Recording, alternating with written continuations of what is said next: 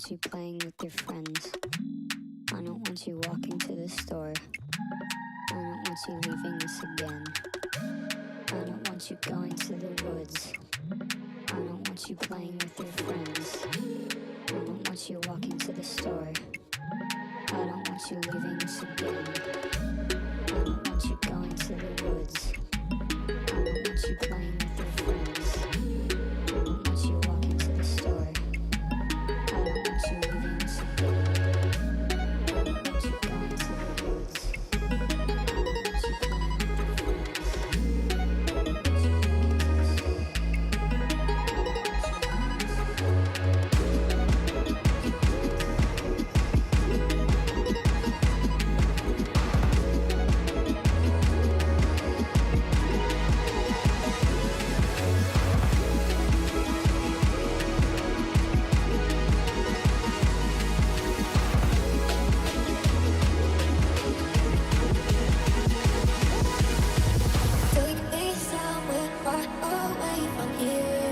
you going to the Take me somewhere far away from here. I'm here. All I want is you. All I want is you. All I take me somewhere far away from here. I'm here. All I want is you. All I want is you. All I take me somewhere far away from here. I'm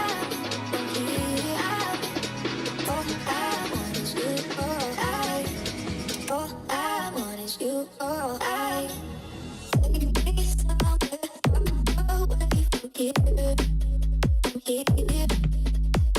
All I want is you. All I want is you. All I take me somewhere far away from here. I'm here. All I want is you.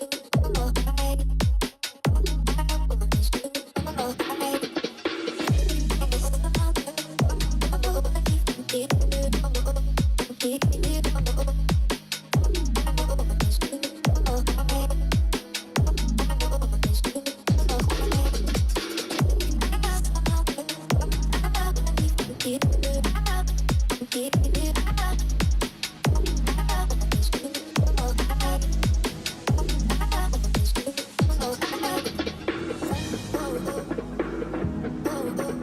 All I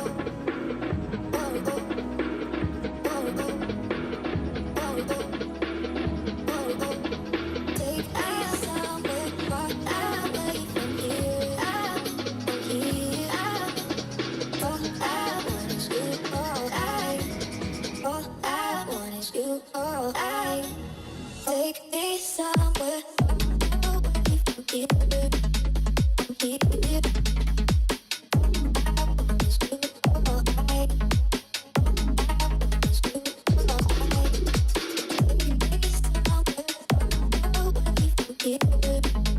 I'm here.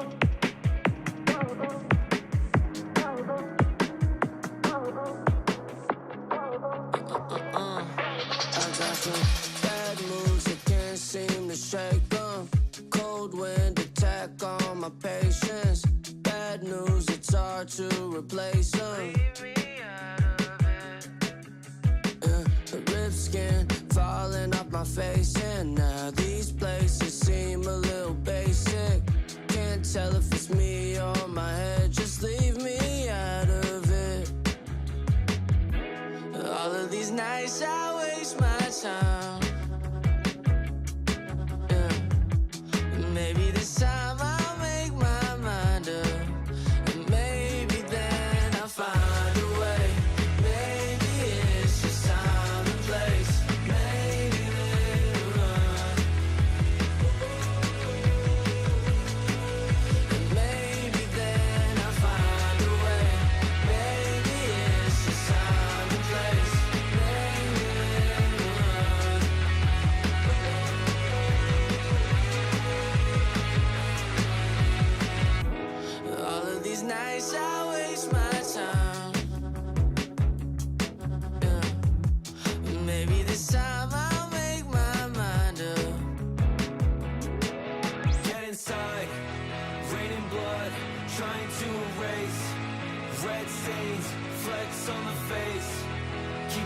pace up, keep the pace, keep the pace up, keep the pace, keep the pace up, keep the pace, keep the pace up, keep the pace. Maybe then I'll find a way. Maybe it's just time and place. Maybe then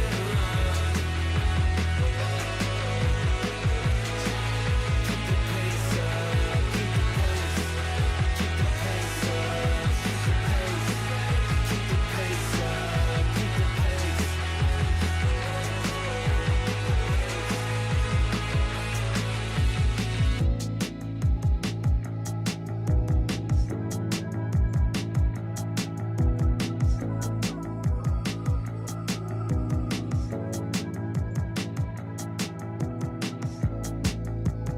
Never feel closer than this. Things that we regret. Haven't been there yet. It goes on again.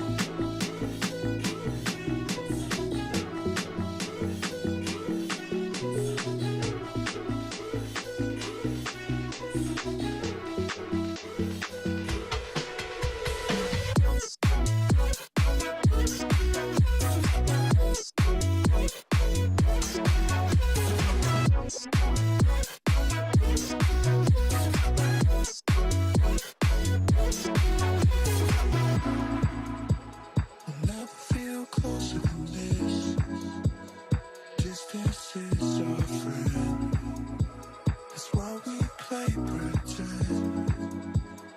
It goes on again.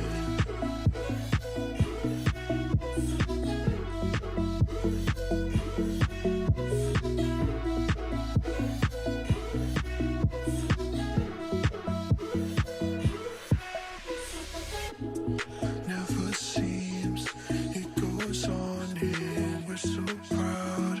We keep calling in the end. Sick of all this pretend.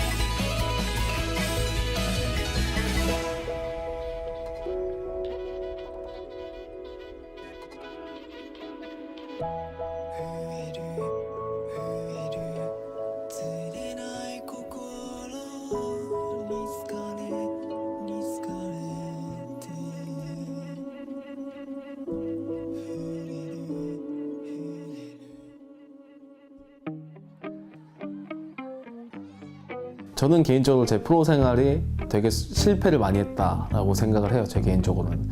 오버워치 데뷔는 이제 라이노스 게이밍이라는 지금은 해체되고 없어요. 사실 서울 다이너스티를 입단하고 초반에는 아 내가 진짜 못하는 선수였구나. 그 전에는 절대 그런 생각을 안 했었거든요. 그냥 내가 못하는 게 아니고 그냥 아쉽게 된 거다 이렇게 생각을 했었는데 조금 더 커지고 판이 선수들이 많아지다 보니까 제가 그 안에서 엄청 언더 있는 거예요. 밑에. 그때부터 저만의 철학이 생기기 시작했고 공부라는 걸 시작했죠. 크레이지 라쿤이라는 일본 팀에서 활동을 하면서 2년 전에 입단해서 1년 반 정도 있었어요. 되게 많은 포지션 변경을 했었어요. 뭐 처음에는 센티넬로 입단을 했었고요. 플렉스 포지션. 그 다음이 마지막으로 듀얼리스트. 사실 듀얼리스트를 할 때는 우승을 한 적이 없거든요. 그러면은 제가 못했나? 약간 이런 생각도 드네요. 저 있을 때랑 지금 일본 팀이 정말 많이 바뀌었어요. 수준급이 된 것 같아요. 제가 느끼기에는. 일본은 계속해서 성장해 나가고 있고 경험이 부족한 거지 이 일본은 지금 계속해서 잘해줄 수밖에 없는 지역인 것 같아요. 저는 개인적으로 제 프로 생활이 되게 실패를 많이 했다라고 생각을 해요. 제 개인적으로는. 이런 생각을 했어요. 4년 5년 때도 스크림 때는 항상 좋은 모습을 보여줄 때가 되게 많은데 대회 때는 항상 성적을 못 냈거든요. 그게 제 어떻게 보면 선수로서의 발목을 좀 잡고 있었지 않나 싶어요. 그래서 정말 시즌 중반에는 진짜 굉장히 힘들었어요. 성과도 되게 잘 안 나왔고 그리고 제 개인 퍼포먼스도 되게 안 나왔었기 때문에 나는 정말 안 되는 선수인가? 어떻게 보면 프로게이머도 오래 했었기 때문에 그런 생각으로 되게 은퇴 생각도 되게 많이 했었는데 제가 또 극티거든요. 개인만의 객관화를 많이 하는 것 같아요. 게임이 안 풀리면은 너가 진짜 열심히 노력을 했는가? 좀 더 노력을 해볼 수 있었지 않는가? 약간 이런 생각을 되게 많이 하다 보니까 이렇게까지는 안 해봤던 것 같은데 이렇게까지 한번 해볼까? 혼자 은퇴 생각하고 혼자 결론 내고 근데 이 T1에 들어와서는 정말 진짜 마지막이다라는 생각을 많이 했었어요. 진짜 군대를 갈 때가 왔구나. 내 프로게임에서 좀 쉴 때가 왔구나. 약간 이런 생각들을 했기 때문에 정말 이번 연도는 제가 선수로서 달라지겠다고 마음가짐을 먹었고 저는 그게 어느 정도는 실현되고 있다. 이제 드디어 좀 그렇게 생각도 하고 있는 것 같아요. 저만 그런 게 아니고 이제 다들 올해 내년이 마지막이다라는 생각을 하고 있었기 때문에 정말 후회 없는 시즌을 준비하고 후회 없는 경기를 하려고 항상 매 순간 노력을 했었고 만약에 제가 군대를 이제 가야 돼서 시즌을 종료하게 된다면 팬들한테는 약간 좀 그렇게 남았으면 좋겠어요. 군대 때문에 아쉽게 된 케이스. 이 선수가 군대를 안 갔더라면 예를 들어서 뭐 한국 발로란트 씬이 좀 더 좋은 성과를 낼 수 있었을 거다. 이런 선수로 남으면은 저도 만족할 수 있지 않을까요? 제가 발로란트를 한 지 거의 2년이 넘었잖아요. 그러니까 세계대회를 딱 몇 번 왔는데 진짜 많이 졌거든요. 스크림도 그렇고 대회도 그렇고. 그래서 꼭 그냥 이 세계대회에 와서 스크림이 됐든 대회가 됐든 꼭 이기고 싶다. 지금 도쿄 와서 스크림을 하면서 제가 느끼는 건 아 진짜 우리 팀이 이제 경쟁력 있는 팀이 됐구나. 이제 다른 팀들도 우리를 무서워할 수밖에 없는 팀이 됐구나. 이런 생각을 할 수 있다는 것 자체만으로도 저는 너무 행복합니다. 저는 정말 세계대회나 이렇게 큰 대회에서 경쟁력이 있는 팀으로 남고 싶고 스크림을 이 팀 저 팀 해보면서 스크림을 저희가 꼭 이기고 싶어요. 꼭 이겨서 그 선수들이 느끼기에 아 T1 잘하는 팀이구나. T1이랑 연습하면 도움이 되는구나. T1이랑 연습 더 하고 싶다. 약간 이런 목표를 좀 잡고 있어요. 그리고 우승까지도 감히 한번 넘보고 싶은 사실 간절함은 뭐 모든 선수들이 다 똑같겠지만 저는 다른 친구들과 차원이 다릅니다. 제 간절함. 정우 같은 경우는 북미 엄청 1티어 신인데 거기서 우승도 한번 해봤었고 서도영 같은 경우는 본선 진출도 해봤었고 그리고 재혁이도 뭐 오버워치에서 막 결승전 2등 가고 막 되게 많이 했단 말이죠. 근데 사실 저는 진짜 없어요. 그래서 저는 그 간절함이 저 다른 친구들과는 차원이 달라요. 일단은 너무 좋은 점은 저희가 또 플레이오프 때 막 4일차 경기를 할 정도로 막 재밌는 경기를 많이 만들어 드렸지 않습니까? 그렇다 보니까 팬분들이 정말 많이 생기는 것 같아서 일단 기분이 너무 좋고요. 저희가 정말 성장하는 팀이고 그런 것들을 보시면서 좀 더 응원하실 마음이 생기셨으면 좋겠네요. 저희 팀 많이 응원 부탁드리고요. 뭐 이번 연도 마스터즈든 챔피언스든 재밌는 경기 할 수 있도록 열심히 하겠습니다.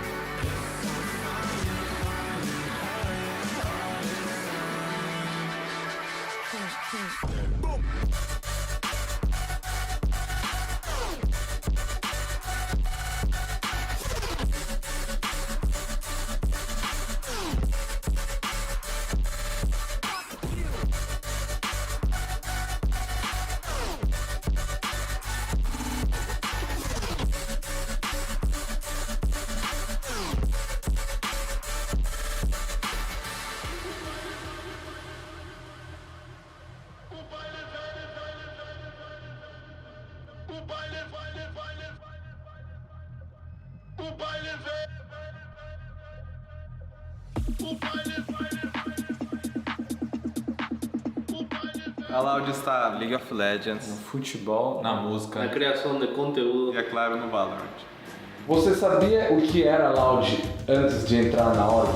Sim, eu conheci a Loud antes de entrar na organização. Eu acompanhava bastante o Playhard quando ele jogava Clash of Clans. Eu só conhecia Loud assim quando eles entraram na franquia do League of Legends. E por que você acabou escolhendo jogar na Loud quando você teve várias propostas? Pensei, pô, com essa line aqui eu posso até ser campeão mundial. São os melhores jogadores em cada função. Eu tinha certeza e dava segurança que eu ia ter o melhor para ser o campeão e o melhor para Por que ganhar. você acha que eles te convidaram a entrar na Loud? Eu acho que a Loud me escolheu porque eu fazia parte do time que eles estavam querendo.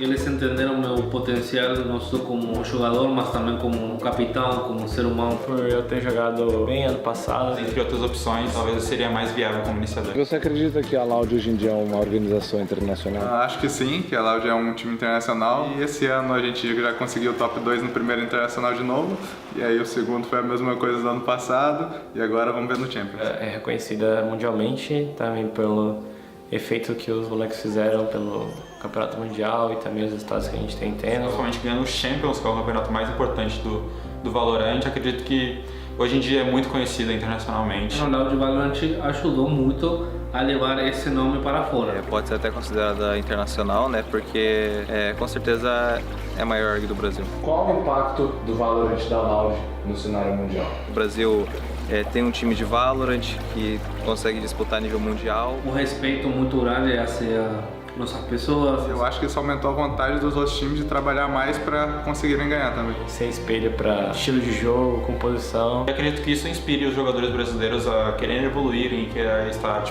no nosso lugar ou batalhando lado a lado com a gente. Acho que é isso.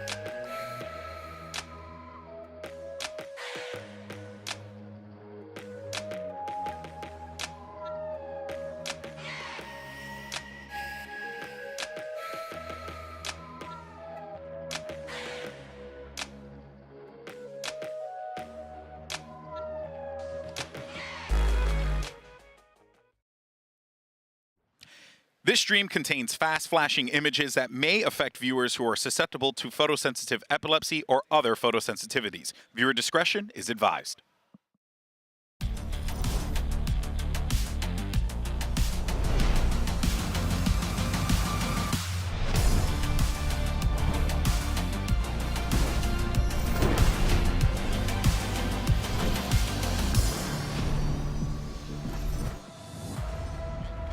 Today, 4 squads are facing an early elimination, and one of them is the team that won it all last year. Hello, and welcome to Day 5 of VALORANT Champions, coming to you live from the Shrine Expo Hall in Los Angeles, California. I'm Mimi, and joining me at the desk today, I've got Sean from Team Plechat Premier. Yes, that's me. That's what I'm most of. Your noted achievement, and of course, Valen from the Guard, maybe a little bit more prestigious. I'm back, yeah. And I'm a Premier player too. Really? What team do you play for? Me, Tex, Ethan, Trent. We could take them. I think we clear. We clear. Division 18, Facts. best in the league already. Welcome, guys, and Sean, can we give it up for Valen here? This guy just made it into the International League. Americas. What's up, guys? And now you're here at Champions. Welcome. But we've had a great tournament thus far, and let's take a little peek at our Champions bracket and how it's all played out thus far. And Valen, we've already gotten a lot of surprises, but some more exciting matches today. We've got our first elimination game between Team Liquid and Loud, our 2022 champs. Then we've got FPX taking on T1, followed by our Group D winners, PRX versus EDG. What game are you most excited for? Honestly, the first one, Loud versus Liquid. I think first day of elimination, as a player, that is a lot of pressure, especially at Champions. You want to make a deep run, you want to get into the playoffs, and now we're going to see teams kind of sweating and grinding all these rounds out, playing for their life at stake here. Those are the games that I love to watch the most, to be honest. I'm not gonna lie, the elimination games do excite me, but that PRX EDG matchup to close out the day, that is fire. Honestly, I was hoping we would get it. I was hoping that the stars would align, and we finally get to see it. The firepower in that server is going to be clearly grand finals worthy. Yeah, I think Something versus Kung Kung might be the matchup that I've been most excited to watch, and getting it already in the group stage is going to be massive. But earlier, Sideshow brought together Loud Sadak and DRX's stacks for a meeting of the minds, and as well, a bit of a language exchange. Let's take a look. How's it going? I am joined here by the brains behind Loud and DRX, but it's not for their Valorant knowledge that I've gathered Sadak and Stacks here today. It is instead to have a bit of a language exchange, because I've heard from our wonderful translator Arthur at the end there, who speaks more languages than I even could name, I think, that Sadak, you've been looking to try and learn some Korean recently. Yes. Okay. Yes, I haven't started yet. I'm doing it after champs because I don't have the time, but yes. Okay. And Stacks, I've heard you vamosing with the best of them. My best word. So I wanted to give you guys an opportunity, because I just think it would be fun too, to kind of exchange some like phrases or bits of words that are used in slang or in the gaming culture surrounding the Brazilian and Korean kind of Valorant spheres. So I wanted to start actually with you, Sadak, which, you know, even though you speak Portuguese and Spanish, so you can go in any direction you like, but do you have a piece there that's like particularly good? Yeah, for sure. Okay. Are you ready? Are you ready? Maybe, yes, Okay. I'm ready. I'm gonna do the phrase with my. I'm gonna do the phrase with my face. Okay. Okay. I'm watching someone play. Pino.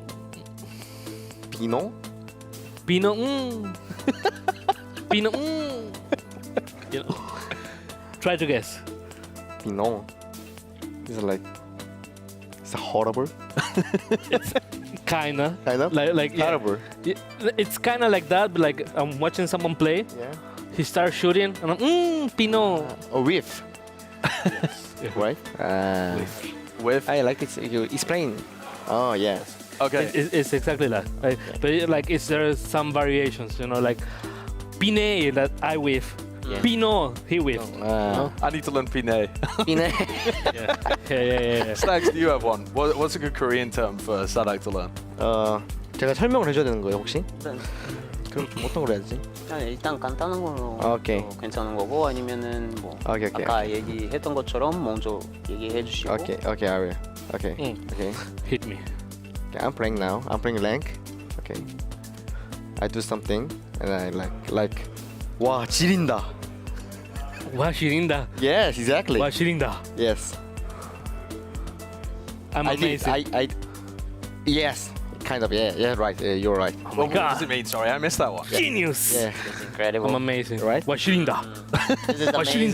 This is incredible. Nah, it's me. Why is me? Nah. Nah. Nah, it's me. Na. Chirinda. Shirinda. Na. Chirinda. Yes. Na Chirinda. Yo. Sou incrível, é. Na Chirinda. So what I am would you say if it was your teammate that did something amazing? Like It's the same. The same thing? No chirinda. It's no is chirinda. you. Ah. Yeah, it's kind of easy, right? Do Chirinda. Yeah, thank you. No chirinda. No. Yeah. Do Chirinda. Have you got any other ones? Are there other fantastic ones? From I like the one you said earlier to me. Uh-huh. Okay. This is when you see your teammate, like he's kind of like sad, you know? He's not doing his best. So, ponete las pilas. Ponete la pila. Ponete las pilas. Ponete las pilas. Ponete las pilas. Perfect. Ponete las pilas. You see your teammate down and say, ponete las pilas, dale. Ponete las pilas. That's in Spanish. It's kind of like, it looks like, sounds like energy or something. Yes. Right? Yeah, exactly that. You need some energy. Very good. You need to... Yeah, it's kind of like, okay, guys, let's get some energy and let's do it. It's exactly that. Get some energy and let's do it. 이미 에너지 다운 들어가 있는 거잖아요. Yeah. 그래서 그 배터리 있는 거죠. Yeah, 그래서 it's 배터리 battery. 넣을 수 있게 넣으라고 그냥 좀 cheer up 같은 거. Okay. We're going to see Stax doing that during one of his timeouts at this point. Stax, do you have one more? Ponete las pilas. Stax, do you have one 얘들아, more? ponete la pila. Ponete la pila. What? Ponete las pilas. Ponete las pilas. Perfect. Ponete las pilas. Vamos. Vamos, ponete la pila. All right. What's a good one for Sadak to learn as we end this then? 땡땡. Wait. 마지막으로 어떻게 할까? When I'm playing. I call it to my teammates. Okay. 들어가자. Okay, 들어가자. Kind of like, shut up. No. Language. Yeah, Stax isn't toxic and What? Let me think. I'm not. Do it I'm not again. toxic. Okay. 자, 들어가자. Oh my god, it's so hard. I'm dead. No, it's not. It's totally different. Why don't you try saying it? Maybe it'll come to you. Come to me? No, to me. no, Please say it again. Yes. 들어가자. Degaja. 들어가자. Oh my god, it's hard. Okay. What is it? Okay. You want to know? Yes. Definitely. This means let's go. Oh my god, that's the same thing. Okay. 자, 들어가자. Okay, 들어가자. Let's go. Execute. Ah, it's kind of like, okay guys, rush. Oh, okay, guys. Lush. Yeah. 들어가자. Yes. Degaja. 들어가자. I want to say that to my guys. Degaja, guys. Degaja. Come on. It's like vamos. It's like, oh, I see. Vamos, galera. Vamos. Degaja. Both of your teams. Vamos. But do you like yell it outside like Degaja? No, Like that? like 들어가자. Like some like smooth, you know. Oh, like you gotta be calm with it. Yeah, You gotta be calm. calm. Yeah. Neither of your teams are going to have a clue what you're telling them to do. Degaja, guys. You're going to be communicating in Yeah. completely different languages. Thank you both, though. I'm sure I've learned absolutely nothing, but I'm sure that both of you have.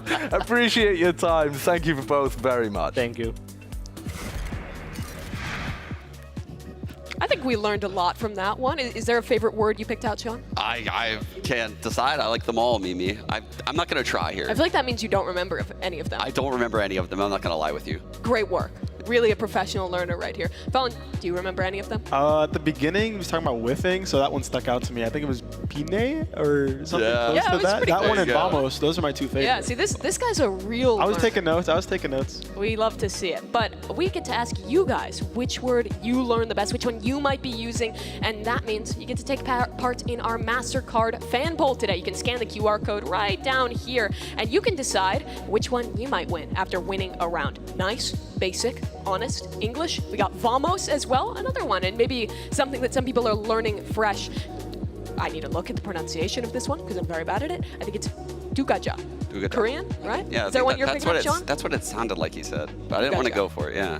Yeah. Do you have any fun words that your team uses, even just in English, that are like specific comms? Because I feel like despite the different languages, all teams have like their own little comms as well. We have pineapple. Yeah. What does that mean? Pineapple. Pineapple is like everyone stop moving, don't go for plays like you're developing a flank, or like a big play's about to happen, Sure, like sure. chill, you know, I think chill. Fnatic says DRX for that one as well. Yeah. Sean, did you have any on 100 Thieves?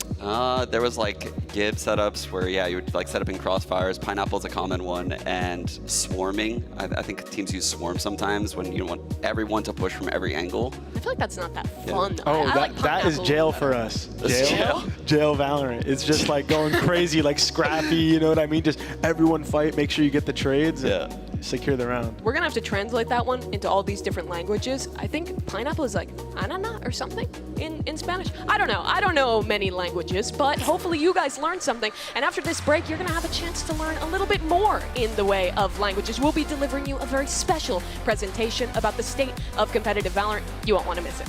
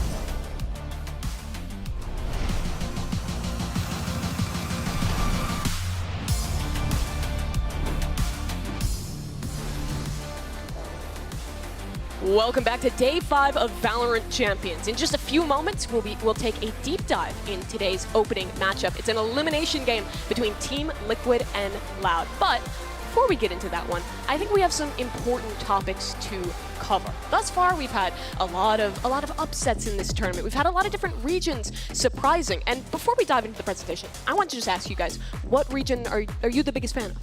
I think I'm following APAC right now. Okay. Yeah, it seems like a no-brainer, right, with PRX, DRX? So you're just a turncoat. You'll just go to whoever's winning? You know, for the right price and the right entertainment, I'll do that, Mimi. Easily bought? Yeah, apparently. What about for you, Val? America's always at heart. In the league now, gotta represent. America's all the way. We're gonna win champions. Okay, I love to see that. I love to see that. How about you guys in the crowd here? Are you a fan of the Americas League? Pretty good, pretty good. How about China? All right, we can get some more of that, and that brings us straight to our presentation here. I've put together a presentation that I think can help us learn something or other. It's gonna be a bit of a prediction here. And let's pull up our first slide. The thesis of this presentation will be what Boostio got wrong, and why Americas is a fraudulent region, and we should all learn Mandarin. Mimi, why are you doing this to us? Are you on board for this? Do you believe yet?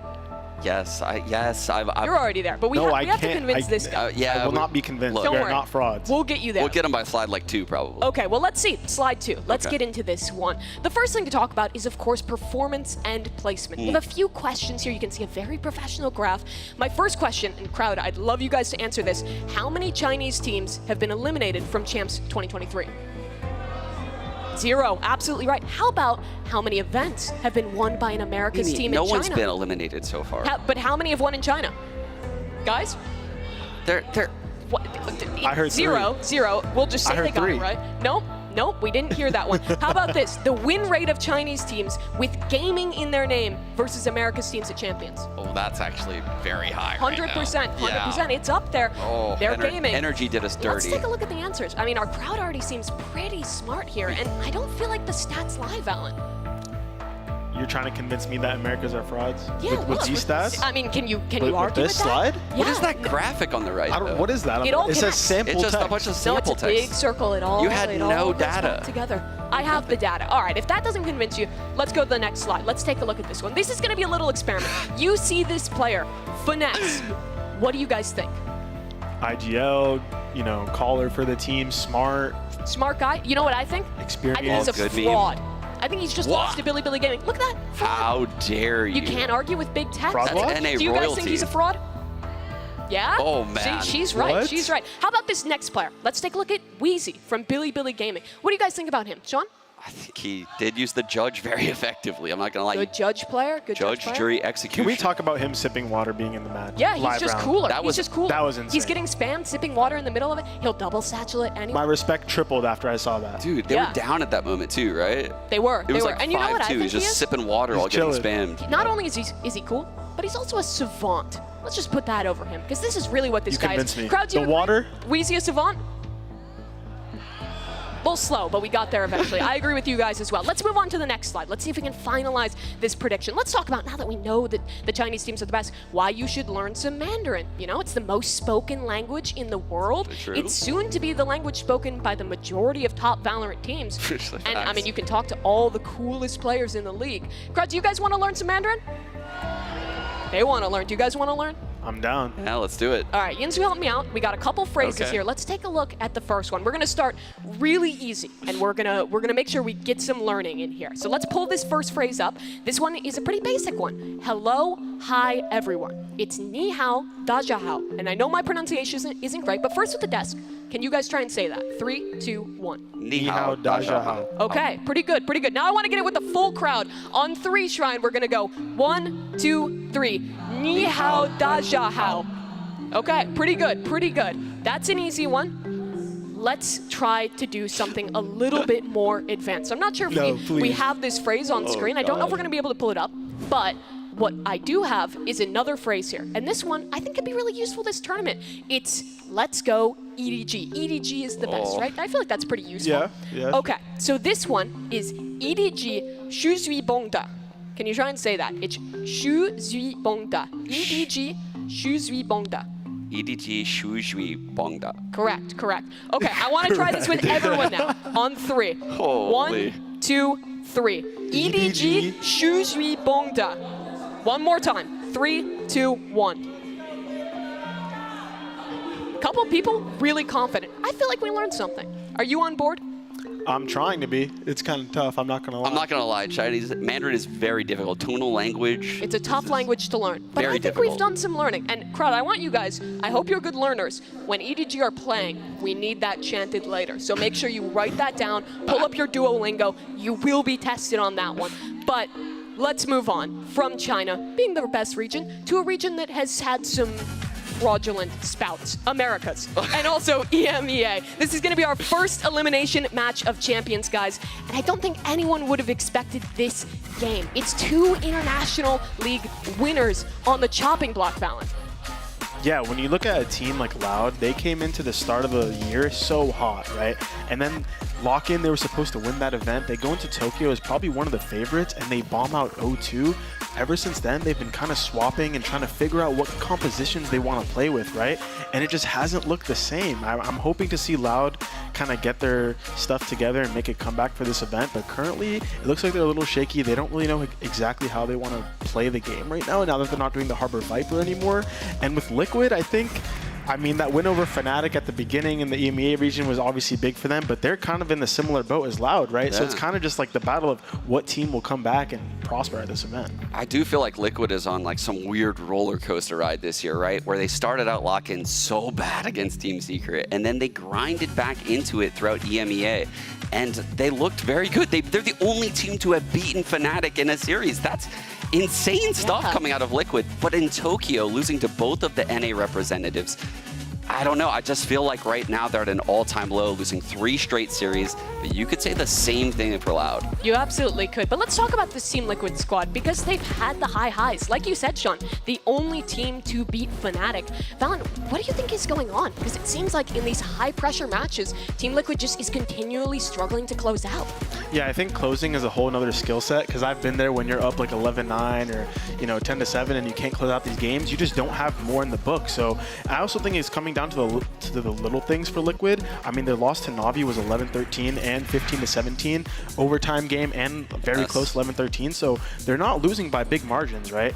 I think they just need to fix the small mistakes that they're causing, like maybe folding under pressure late game. They're not taking as much risks as a team. Once they can kind of calm down and fix those mistakes, they'll be a top team, I think, for this event. And honestly, going right into that, I was listening to their post-game press conference, and Solkis agreed with everything you just said, right? It's the little details that they're messing up in the late game. Yep. And when you look at the Fracture map in particular, the mistakes Redgar made specifically in the second half on the Sova, opping on the key gun round of the entire half, getting locked down. That was painful to see as someone rooting for Liquid. And if they want to make a run in the tournament, they need to step up in those moments. And that's honestly not an easy thing to fix. It's going to be hard to rally back, but this is the matchup that matters most for Team Liquid. And to get their thoughts ahead of this match, we have Doug standing by with Emil. Emil, very quick question for you before you go in. You guys are coming, you have bodyguards. I'm so much more intimidated now that I'm going to ask you this question. You're coming off of an 0-2 loss against Na'Vi. What needs to look different today for you to take down Loud? We just need to be more proactive. Against Na'Vi, we weren't doing enough plays, talking with each other enough. So today, hopefully, we're going to be a little bit more dynamic, more plays mid-round, and probably that's going to work. Do you agree, Nats? Yeah, we have. Yampi, do you agree? Go time. Good luck, fellas. Those are some scary bodyguards that Emil got there. That's just like, yeah, I agree, man. Did you see what I was doing out there? I can do whatever I want. I'm going to be top frag in this game no matter what. He's like the 3rd highest ACS player in this tournament, despite being 0-2. Yeah, and they'll have to continue that kind of form if they want to win today, because they are facing off against Loud. Of course, the winners of the Americas League, the reigning champion from Champs 2022. To see them on this 3-game loss streak, Valen, would have been unthinkable at the beginning of the year. Definitely unthinkable considering the form of these players. I mean, back in America, Sadhawk was the MVP. When you have players like Aspas and Les on your team, he's the one MVPing the grand finals. So that kind of puts it in perspective of how good the form is of these players. Not only do they have insane mechanical talent, but also as a team, cohesion, they play so well together. And I'm very surprised to see them go on this 0-3 loss streak. I couldn't agree more. It breaks my heart, actually, to see Loud struggle so much. They were my favorite team to watch throughout all of Americas. The structure, the rigidity with the calling, but then freedom to just let the players pop off in random moments. The 13-0 against EG on Pearl really resonates with me when I think of the freedom that Les had in that game. And then to see what they've become since Tokyo with these neon comps, and then now using the breach fade on Ascent. I just hope they can make all the things click that we saw in VCT Americas, but it seems like now that the Harbor Viper meta is gone, so is Loud. And Valen, it seems like kind of what we talk about a lot, where it's so hard to stay on top. It's so hard to adapt between metas. This team was on the forefront of Harbor Viper, but they're really struggling to find their identity now. No, definitely, especially when you're a team at the top, everyone's watching you. The eyes are on you to beat, right? They're watching how you play, what kind of strats you run, how you are creating these comps, and they're mimicking and also making it better, right? So you have to catch up to that. I would say that on the topic of Sean talking about the Harbor Viper comps, that style allows you to play very loose. The Harbor and the Viper get you a lot of map control up front with the Cascades, with the High Tide, which gets you so much map control. And from there, all it takes is a couple pieces of Sky utility to really get you into the bomb site. So it allows for players like Les, like you were talking about, to just take these aggressive fights up in the mids, or take aggressive timings on the outsides of the map while you're causing so much pressure with the Harbor Viper. And I think now that they're swapping to more breach, like on Sadhawk, it's a little bit more confined, right? It's not as loose of a playstyle. The breach is setting up your team, and they haven't looked like they've been, very well prepped on that. Well, we'll have to see if they can fix some of those issues heading into the match today. But we do have Doug standing by for a quick word with Loud's IGL, Sadhawk. Hey, Sadhawk. quick question for you, man. You guys have lost 3 series in a row. You're on the verge of back-to-back tournament eliminations without winning a series. That's a pretty gruesome picture I've just painted. What needs to look different today? I think our minds are better. I think we prepare a lot better for this encounter. So yeah, we're gonna give it our all and have fun. Best of luck to you today, man. Thank you.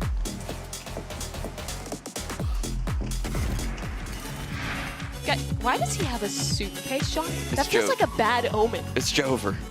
It's Jover. Surely he's not prepared to go home already. Surely he's not prepared to go straight to LAX. That's got to just be like everyone's keyboard and mouse or something. Hopefully some extras, you know, you never know what's going to happen on stage. He's got all the extras in there. He's like bringing all the snacks, a true IGL, getting his team ready Yeah. to go. Hopefully Yeah. it's that option instead. But outside of the IGLs of this team, I think we need to talk about 2 of the players in the server that were at one time considered the absolute best in their role in the entire world. It's of course Nats and Les, the 2 Sentinel players / Viper players on this team, Valorant. And I know at times you've played some of those roles, and these guys are kind of the players to look up to. Yeah, definitely. I mean, both of these players have a pretty aggressive playstyle, but also they're just so mechanically talented on a role like Sentinel, where you're taking a lot of these aggressive fights, lurking or anchoring bomb sites, and they have the mechanics and the star capability to pull it all off. You see multiple, like Nats is probably the best site anchor we have at Champions right now, pulling out 3Ks and 4Ks in unthinkable moments. And Les as well. He's a player on Sentinel that is kind of like re-innovating the playstyle, I would say. He's very aggressive up front. He takes a lot of early engagements on you, but he's so good that he always wins them, getting key 5v4s for the team, and both incredible players, really. I feel like Nats is a little bit of a different player, though, because he plays a lot more Cypher, and when I watch him play Viper, he's way more util-oriented than when I watch someone like Les play, where when I see him, he's just a mechanical god. He feels like a turret when he plays Killjoy. He's like the second turret. Yep, except the Vandals, the bullets. Yeah, exactly. A little bit stronger than the normal Killjoy turret there. And it is insane to think that for 2 of those players that have been the best at one time, that one of these teams is guaranteed to be the first team going home from Champions. It feels unbelievable, but for 2 teams that won their respective international leagues, Sean, this now brings the question of what would this mean for these teams' legacies, for both these squads, if they were to be the first out of champs? I think it's frightening for Liquid specifically. Obviously, Loud has super high expectations, having been the previous Champions winner and how they've played leading up into Tokyo. But Liquid, on the other hand, they're going to reflect back on the year and think, whoa, was EMEA playoffs just a fluke? Because that's definitely what the audience will think. That's what literally the only highlight of their entire year would be. At very least, Loud carried something through for the bulk of the year, and then they just kind of fell off of a cliff. Right. You know, so either way, though, the amount of disappointment leaving the stage today is going to be unreal.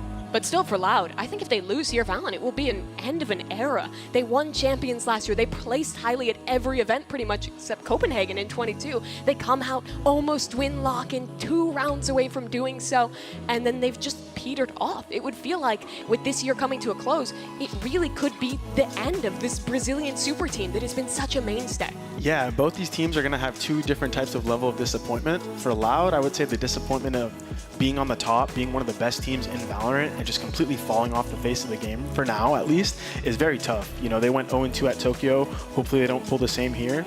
And for Liquid, I would say it's a different type of disappointment of you're right there. You finally got your breakthrough. You beat Fnatic, you won the playoffs in EMEA, but now you go back to the international events and you fall short again for the year. You know, you never really were at the top, kind of like Loud, but it's tough for both teams. You know, it's very saddening, actually, to see both their stories kind of end right here. Yeah. It's guaranteed, too, which is so insane that one of these teams has that run going to a close. But before we get the game started, that does bring us to our MasterCard fan poll. Earlier, we asked you guys what you'd like to yell after winning some rounds. And for these 2 teams that have been struggling, I'm sure getting some excitement in there is going to be important. Probably a lot of nice on the stage.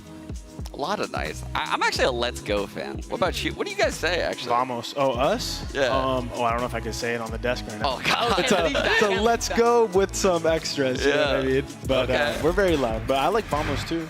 Yeah, it's a good one. It's a good Almost one. is a good one. But we'll get that from Loud. But we have only a few more minutes before this match gets started. And I want to ask you, what's your prediction? Who's winning this, Sean? I have to stay true to VCT Americas. I know I said I was a traitor earlier, but Loud has been my favorite team to watch all year long. It broke my heart to see Aspas on Neon and what they looked like in Tokyo. I thought they looked a lot better on day one. It's just DRX playing insanely well. They won the opening duels throughout that series, even though they lost. I gotta go Loud.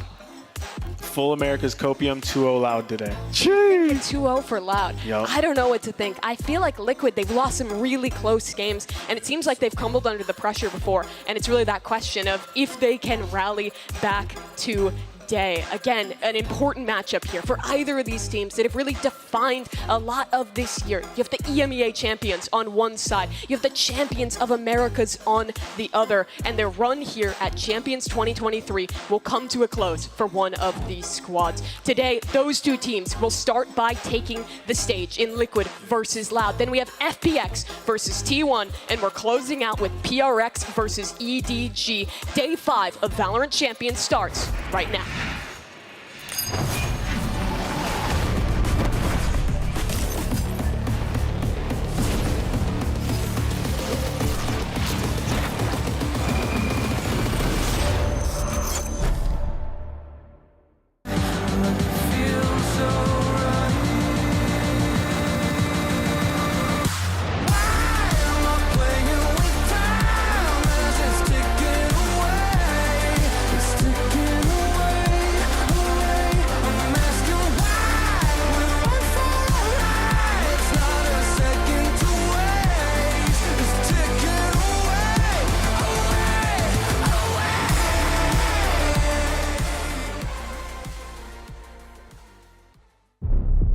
Something versus Kangkang. I mean, everyone would love to see it, you know. I think just gonna be a like bloodbath.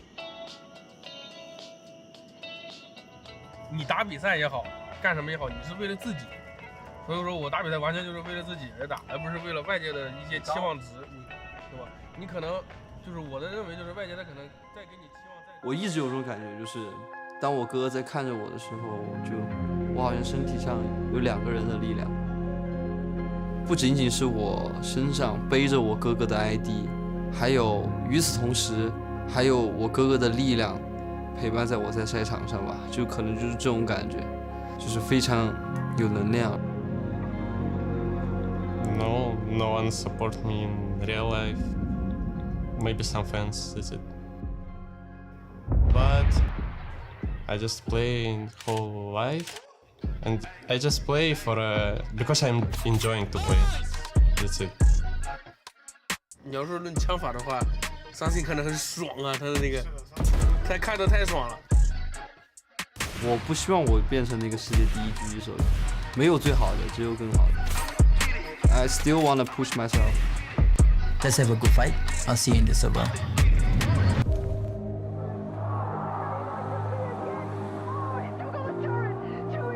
Eu lembro quando você era simples rato de ranked, estar desse lado, você passou por... Antes você tinha que aprender muita coisa, agora teve que ensinar pouco mais.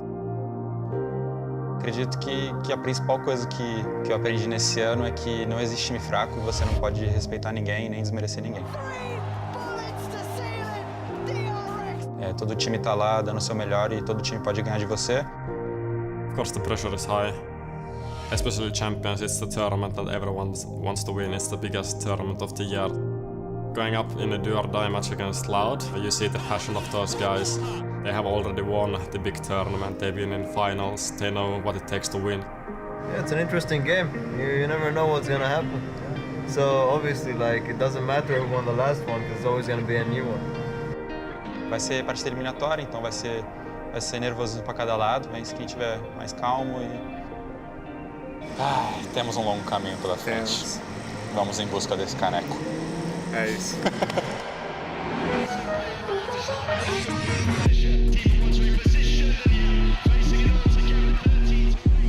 想过我自己变成一个非常厉害的选手，但我觉得我现在的国际赛事的经验不太多，然后也打了很少。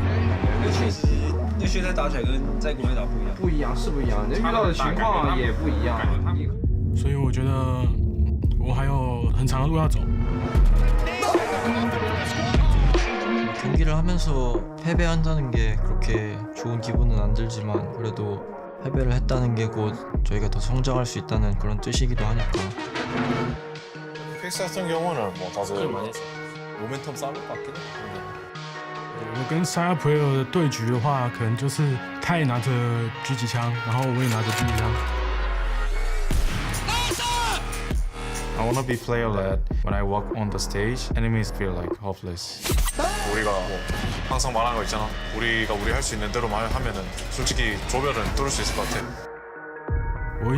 我自己私心的话，我一直想要成为一个就是超级巨星吧。但是我现在一样还有很多路要走，所以我会加油。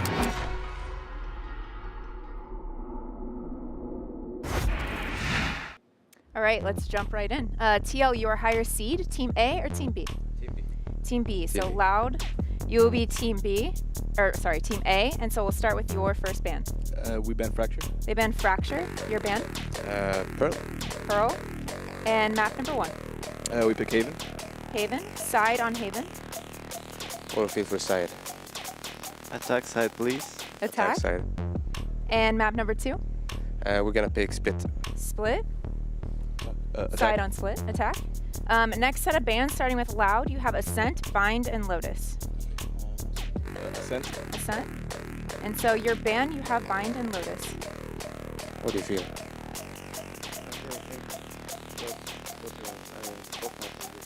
I think we'll play this. So ban this. Okay, we ban Bind. Ban Bind. So map number 3 will be Lotus. Side on Lotus. Lotus attack. Attack. Okay, I'm going to run through this, make sure we are all set to go. First set of bans, we have Loud with Fracture, TL with Pearl. Map number 1 is Haven with TL on Attack. Map number 2 is Split with Loud on Attack. Next set of bans are Ascent and Bind. So map 3 decider, there we go, will be Lotus with Loud on Attack. Sounds good? All right, good luck to you both today. Good luck. Good luck.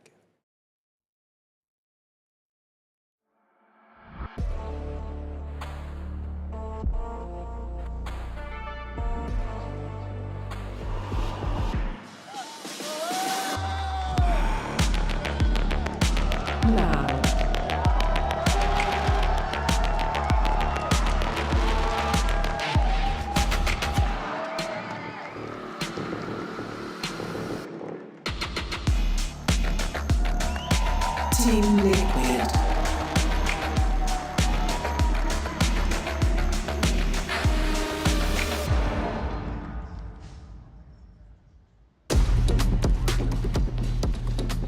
It's the upstarts of EMEA, the only team to beat Fnatic this year, facing off against the reigning champions, the best of Brazil. But both these teams have struggled, a 3-match losing streak for each. And for one of these two squads, despite their prior achievements, despite the high expectations, that comes to an end here. And Valen, you've been on a stage like this before, in an elimination match. What is the pressure like for those players right now?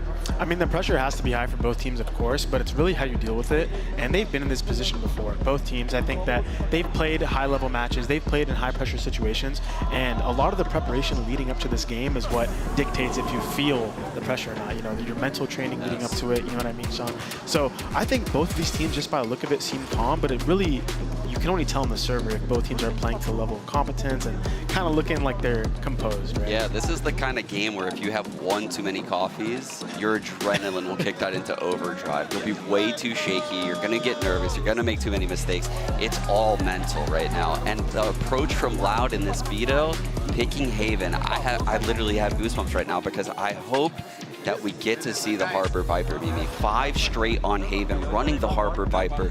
It's what got them here today. It's what made them so successful in our region. So if they're gonna go out, they should go out swinging. And remember, Loud has not really played any Harbor Viper at Tokyo, nor here at Champions. They've stayed away from their strengths. But Valen, in this map pool, it honestly seems pretty good for Loud. We'll actually likely get 2 Aspas Jet maps, which I think the comp changes were one of the big issues we were citing with Loud. Yeah, you definitely want to have your star player like Aspas comfortable on the Jet, of course. I mean, he's pretty flexible, I would say. He can play the Neon and the Raze, but nothing beats his Jet, right? One of the best ops, best rifles, getting those you know, aggressive picks, being able to dash away is really big for them and for him and the team.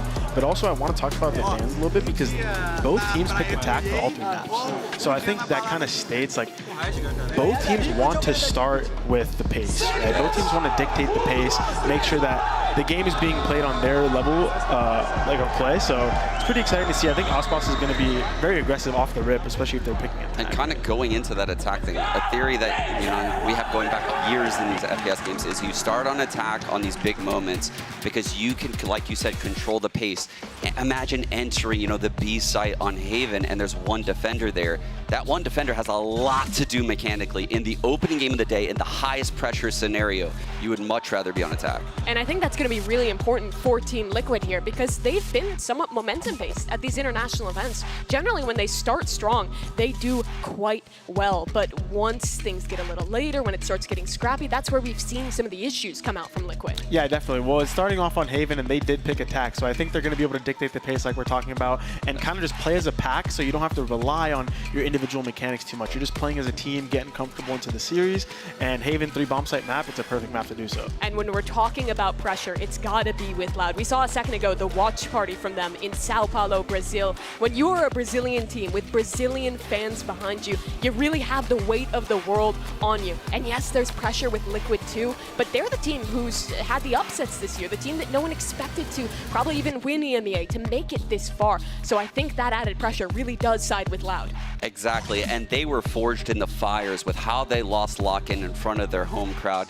You see Ospas during these tech timeouts, he takes deep breaths, even tech timeouts, he relaxes in his chair. The mental side definitely, in my eyes, goes with Loud, and we get it. Finally, Mimi, the Harbor Viper coming in for Loud. Yeah, prime gaming agent select here, and it's what I think all the Loud fans wanted to see. But Valen, talk me through how this comp from Team Liquid will play into the Harbor Viper. Yeah, so they do have a jet, so you're going to be able to kind of get past the Harbor and the Viper utility if you want to take that risk. But also the Breach is not the best counter. I actually like KO in this comp. I do like the Sky, though. I do like the Sky. Gets tons of info behind the Harbor Cascades and the High Tides. If that was a Sova, I would say, oh, Liquid's done here. Yep. Not many teams have done a Sky Breach combo on Haven against Loud. It seems like they have the right idea here for Team Liquid. They won EMEA, but they're on a 3-match loss streak. So is Loud. Someone will have to break the expectations, and someone is headed home. The first match of Champions 2023 for elimination is starting right now. So Shrine, give it up for your casters, Doug and Bala. Thank you so much, Mimi. Bala, it's game time. For these two teams, you see them historically come from the top of their region to find themselves potentially going out. 0-2 in a situation like this is just wild. In particular for Loud, right? These are champions from last year, at least some of the core on this team. And then they've also done great things in the Americas League. On the other side, I think for Liquid, it's been kind of a slow but kind of steady rise. Maybe Tokyo was a little bit of a blip, and now they're here facing elimination. We're sending home one champion of the International League splits. That's just crazy to me that after 2 matches, that's where we're ending up.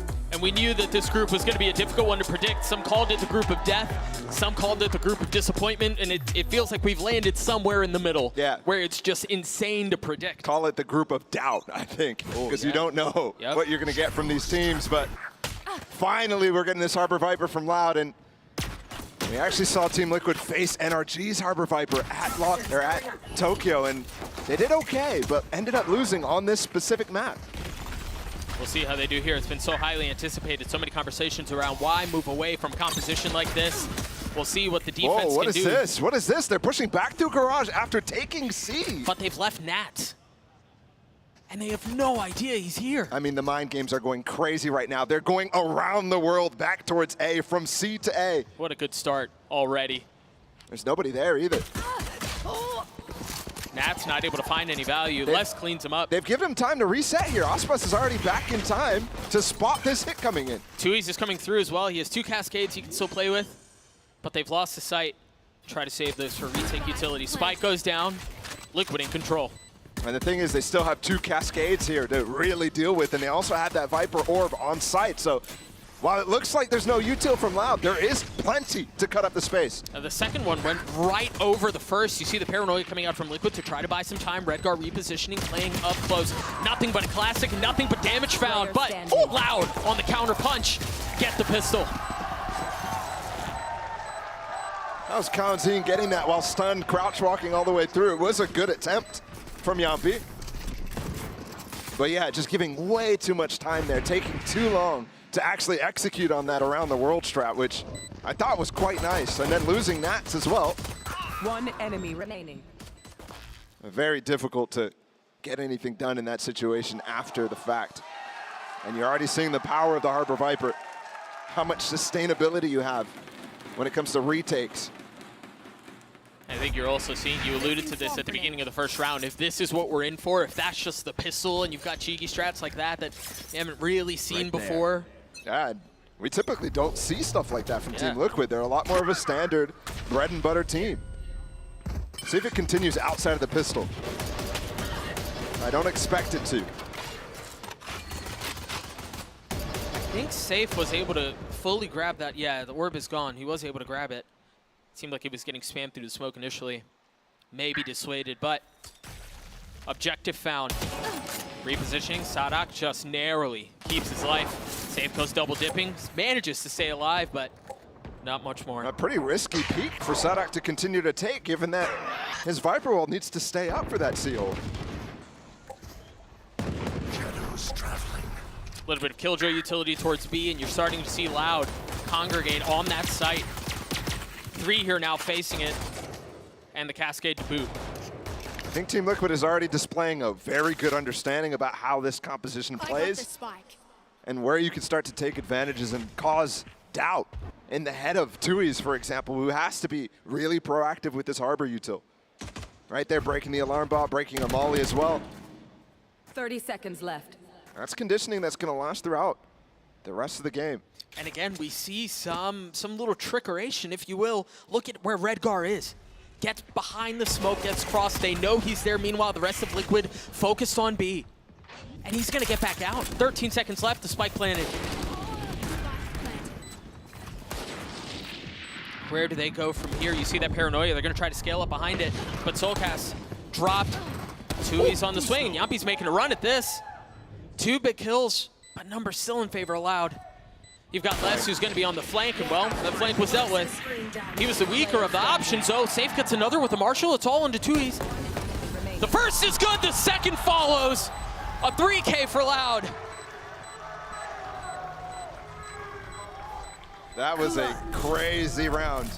So many duels happened until that 20-second mark when they finally hit that B site, and everybody was damaged up. For it to last until the entire spike duration as well is crazy. I think Safe did a fantastic job getting this round into a winnable spot, but ends up over fighting to get Redgar some help. And that's gonna hurt because you definitely thought there was an opportunity, but they do a lot of damage to Loud. So overall should feel like a successful eco round from Liquid. Yeah, 1000%. You see it on your screen, a Vandal for Les, a Guardian for Sadak, and that's it. A little bit of a different Viper Wall coming out here from Sadak on defense. Goes all the way in towards B rather than covering the front of Garage, but kind of does the same thing for C. This is because they have their Killjoy playing in front, trying to get all that information. Really nice timing on the wall from Tui's too. Yeah, you can tell they're really interested on denying that KJ util from going down. You saw Safe be really interested on trying to take down that turret. You saw on the eco round them breaking the util on B. I mean, even now, Safe is looking for that alarm bot. The ping is there. Sadak's going to be, once again, the first to try to keep them back from clearing that utility. Oh, and Sadak does go down too, so that Viper Wall's gone, and the alarm bot, that spreads less really, really thinly. Yeah, he went down to Yampi too, in a position where Safe was clearing out the alarm bot. That angle's insane. I wonder. That Viper Wall's giving so much room for Safe to actually break that. Yeah. Let's see if we take a look at it in the replay. Look at the stack, though, from Loud. They're still making the right call. Despite losing all of that, Les is just re-peeking B right now, getting a lot of information. Left. Now that they hear the Trailblazer, there's a double stack up short. That wall's going to give a little bit of space for them to come out. Safe goes up top, but Tui's takes him right back down. And look at this ball. This is crazy. How do you go through now? Well, no I mean, more flashes. You have a little bit of space to play it, but they've invested the secrets. There's the flash, and there's the pounce. Ducking in and out from front and behind the wall. Just a few seconds left now, and the spike is not in hand. The members of Liquid are weak. But Soulcast is making a run at it. Les is left alone. The flash is there. The second, but Les with the 3K. And Soulcast with a perhaps ill-advised peek. He's fumbling his keyboard there. He pulled out the flash, pulled out his gun, pulled out his flash. I'm baffled by that decision. He also had 2 flashes while that wall I was talking about. I looked at Yampi's flashes and thought they had no way through. But it took so long for Soulcast to actually get involved there. And now that hurts because they did so much damage on that eco round. They should have had, you know, 80% chance of winning that anti-bonus. Now they've allowed the streak from Loud to come through. Still a dangerous one though. Knives out for safe. And there's Guardians bought up. This is a force up from Team Liquid right now. 3 pushing towards A and just 2 from the defensive side. Trying to keep them back. That flash not getting a ton of info. A major risk for Liquid to go for this purchase. But you've seen them work with the low econ in the prior eco round that they had. This one, full force up, is not something Loud might be expecting. Maybe with just the safe knives. Well, we didn't really touch on this. Aspas has an hop. And there you see, I mean, you look at it on the minimap right now, you see how dynamic these harbor walls can be, but they're already ahead of it. Aspas is going to get challenged. Opshot misses. Fault line at his feet. He has to dash away. Paranoia is not going to help, but Safe has already gotten backside. He's already gotten down into hell, and he's hunting for more. It was just Kawanzin who was still on the site. How do you funnel back into this? I don't think a flood is an option. You still have an op in hand. Yeah, if you want to flood, you need that Tui's Harbor to be up at this point. That's just not the case. So Loud go fishing, maybe gifted a free one. But there's just no entry. There's no way through. Liquid have drawn a line from this site. And between the flashes, you see the mollies, you see the fault line. The dump of utility keeps Loud back. I was surprised they stayed for as long as they did. They really wanted to do some econ damage here. Because Team Liquid has just found them way back. Here comes Les, hold on. This is kind of a spammable wall. He's not going to go for anything. Just looking for somebody to overstay, overpush, something like that. But that risk from Team Liquid paying off in huge numbers. I mean, that's a perfect scenario for them, really. They managed to not lose any weapons, get the spike down, win the round. That's perfect. Yep. And Soulcast with 2 kills. I mean, redemption after that last round. 2 kills through the smoke. Yep. And the key ones, too. They needed to get those 2 players who got flashed by Redgar down on the site. If they didn't manage to do that, all of a sudden we have an entrenched position that Aspas can re-peek into. Operator still in the hands of Star for Loud. There's a little challenge, but not much more. Meanwhile, you look at the other side of the map, and Sadak has already taken so much space down too long. Redgar's there on the challenge, and he wins that duel out. And that's 2 very storied and accomplished IGLs going after each other, whereas individually at Tokyo, both of them had some very rough performances. So to see them taking the duel at each other, it's very interesting. I wonder how much here Liquid assumed that there's nothing else behind this push from Sadak. It seems like they're convinced in their ability to get through. Les is close by. Kawanzin is too. Safe pushing forward out onto the side by himself. The Paranoia towards Garage as Safe has gotten back sight. Loud seemed to wait. You've got the Reckoning to play around in the flash from up top. The dash out from Aspas still has an op in hand. How does he find any value? Kawanzin peeking from behind the walls. Redgar's already gotten 3. Tui's on the swing, on the kill for Edgar, looking for the second. He's patient, he's calm with it. Great movement there from Tui's.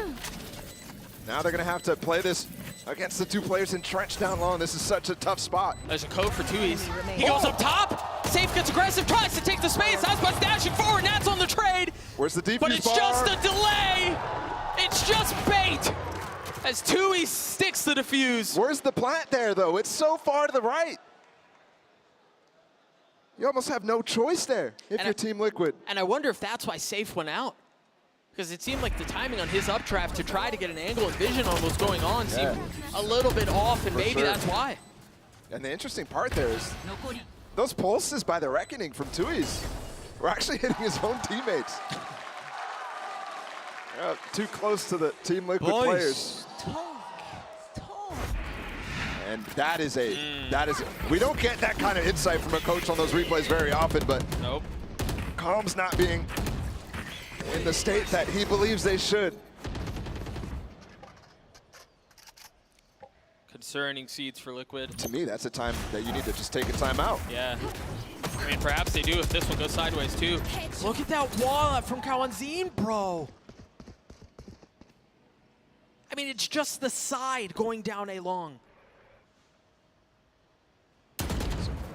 Really good reclear. It's Tui's, excuse me, but less getting the kill onto Yampi. Went up a Spike little bit down too mid. far. Yeah, they're starting to win their way as well with all this control that they've been doing a great job at. Dude, that smoke is crazy. But Aspas goes up top, cleans up red guard, the spike fully under control by Loud. Just that A reclear allowed Sadak and Les to get in such deep positions.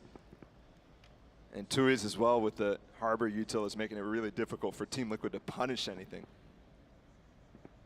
It's not often you give space to the Harbor Viper to actually go for extra control, but when you do, it's a dangerous prospect. Yeah.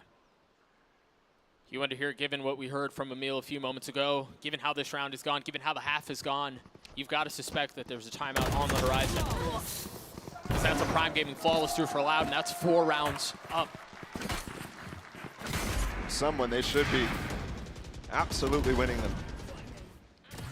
They took a big risk early in the half and it paid off, but not able to capitalize on that is when things get really, really tough to reconcile with. And still, Doug, no timeout called. And they're forcing up again. The only thing I can think of is you go back to the opening of the half, and it seemed like they were hanging with Loud. It was just a couple of things going the wrong way, but since then it has felt very different. But maybe this is where things change. You've got the Rolling Thunder, you have the ult for Red Guard too, and it seems like they want to go towards A. You can tell Loud wants to duel at A early on in this round to try to get some of the util out. And Sadak's coming over too, which is very odd to me, because I was expecting them to act like the strong side was on A and then end up leaving it so they could play retake, but it's full retake for C that they're intending. Do they take any space? Yeah, you see it right there, that high tide. Just a little bit short, intended to cover the same space that the Viper wall had. But ultimately pops back up. Red Guard doesn't take any space behind it. Oh, I'd be very confused if I'm Team Liquid, not seeing anybody jump spot on this angle.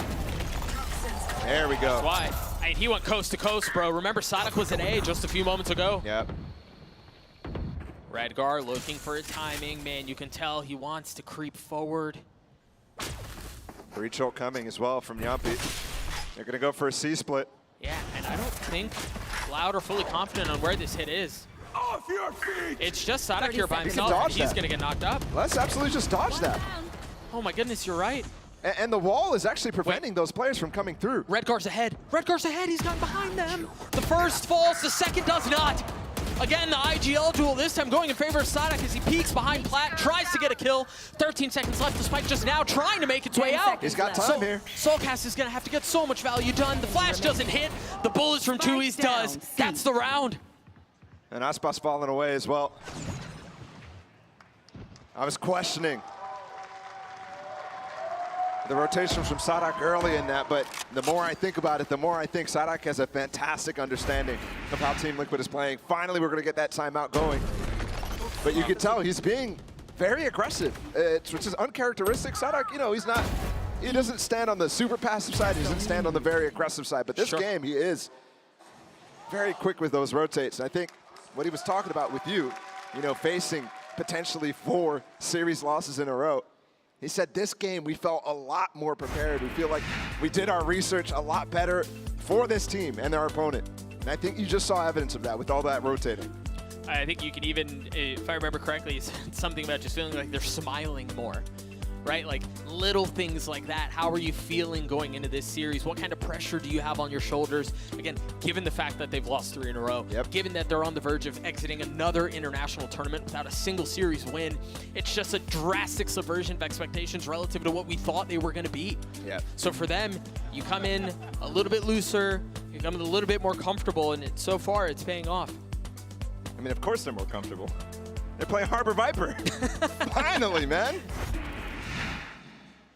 And finally, speaking of which, Liquid call a timeout.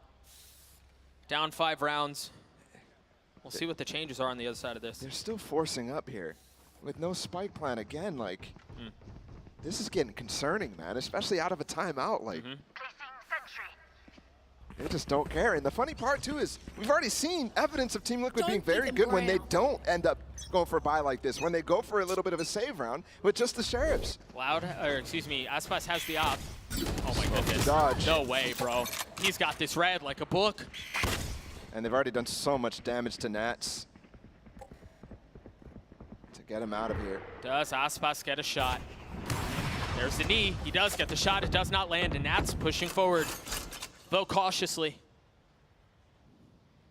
I don't think Nats realized how close Aspas was. I think he maybe could have gone for a punish there, but opts not to.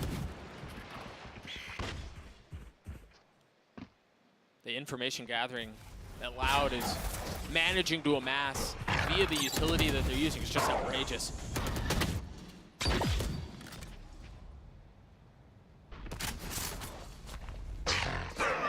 They're just so methodical with it. Again, both sides are really trying to do the same thing, right? Sure.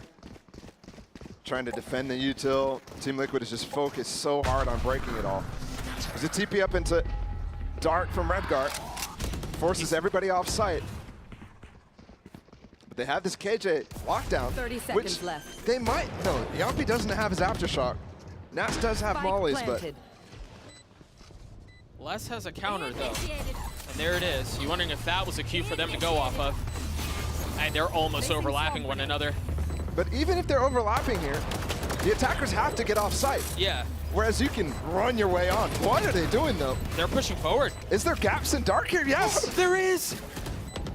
And yeah, one's been detained, but Tuiz is still alive. 38 HP, though. He doesn't have very much to work with. Nats drops him. See one player down in hell. Sadak now.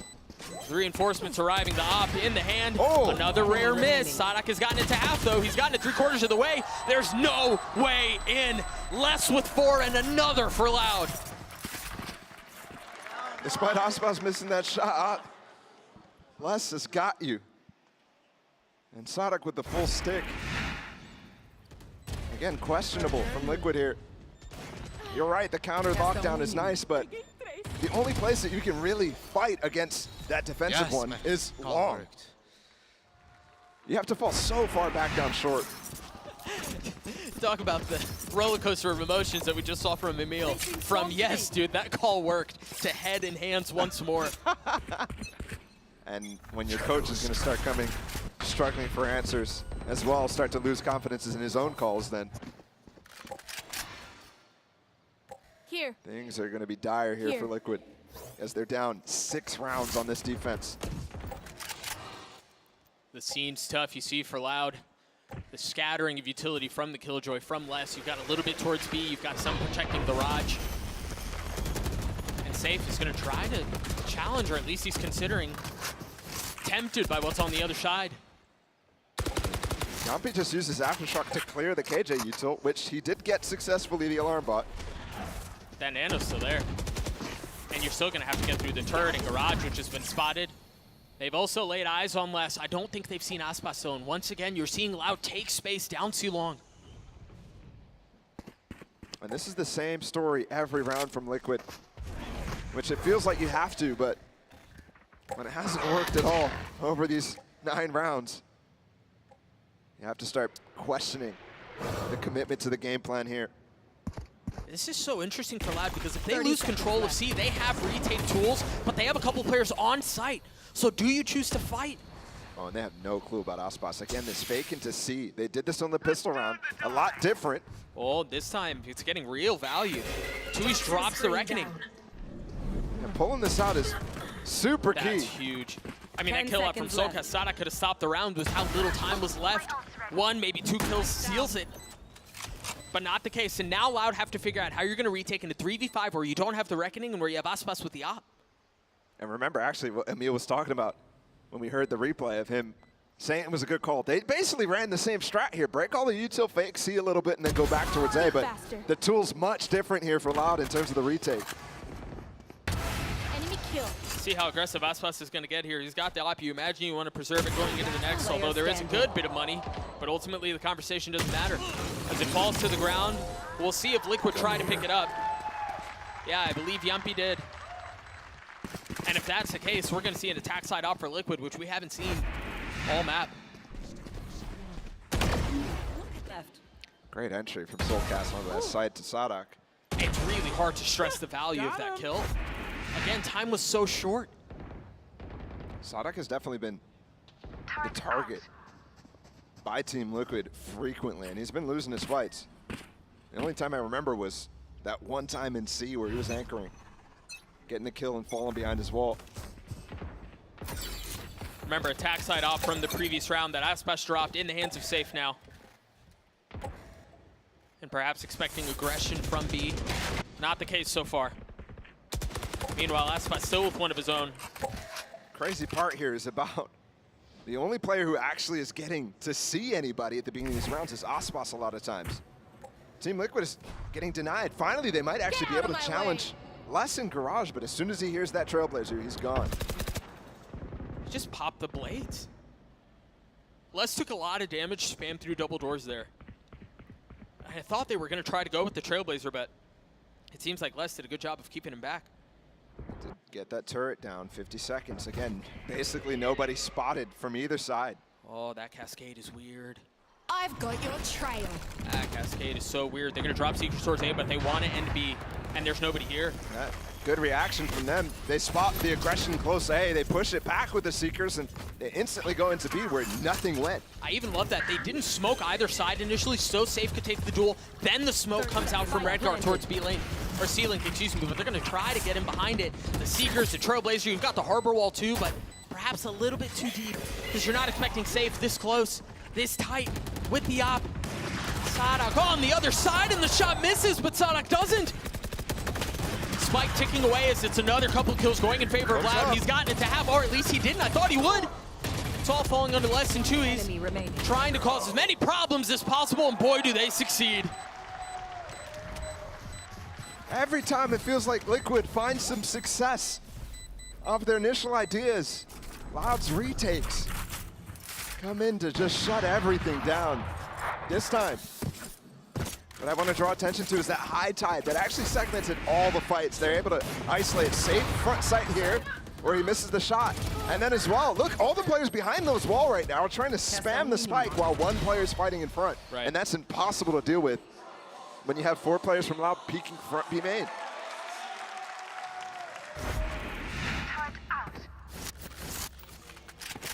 See what the buy is for Liquid. Again, it's forced. Stinger for Redgar. I mean, outside of that second round, it doesn't feel like Liquid is saved ever in this game. Think they have. Sadak again playing a tight angle. He has spotted one. They now know where he is. If they dump a lot of utility here, he could be in trouble, but Les is here to help. Man, and that's just enough. Look at that. Team Liquid is having such trouble today against this Harbor Viper, and it's no surprise. Loud is the masters of this comp. That's why there were so many questions about why they dipped away from it on so many maps. Why they weren't favoring maps like Pearl, like Haven, where it looked impossible to get through for so long. And you're seeing again that same influence here. There's not been a single time Liquid is full sent on a site.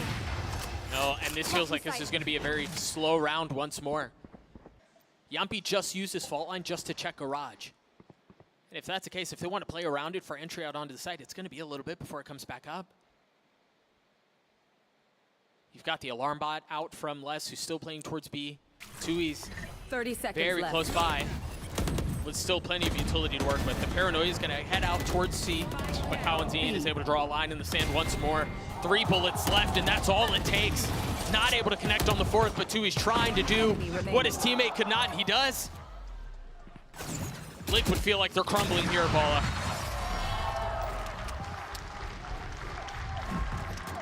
I couldn't agree more, Doug. That dash by Safe, desperation. This to me feels very familiar from many games I've watched of Redgar's calling, where it just starts to stagnate, where it's the same idea, committing to the game plan, never changing. And we're in the final round of the half, and Team Liquid have called their final timeout of the game. Opting to go without it the rest of the map.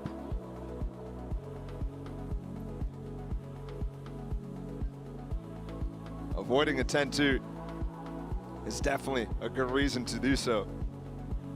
But I mean, this team needs a full reset right now. And I wouldn't say this is, you know, the same performance that we saw on the debut stage for them back at Lock-In, where everybody stocks dropped dramatically for this Team Liquid squad. And I respect, honestly, I do respect the commitment to what is technically an okay game plan against the Harbor Viper on this attack side, to try to break down the util, to try to make it really uncertain on which site they're going to hit. But the timings that they're getting, the execution, it's just not fast enough. It's always coming with these 20-second hits. And in that last round too, they're even going into the KJ util without breaking it.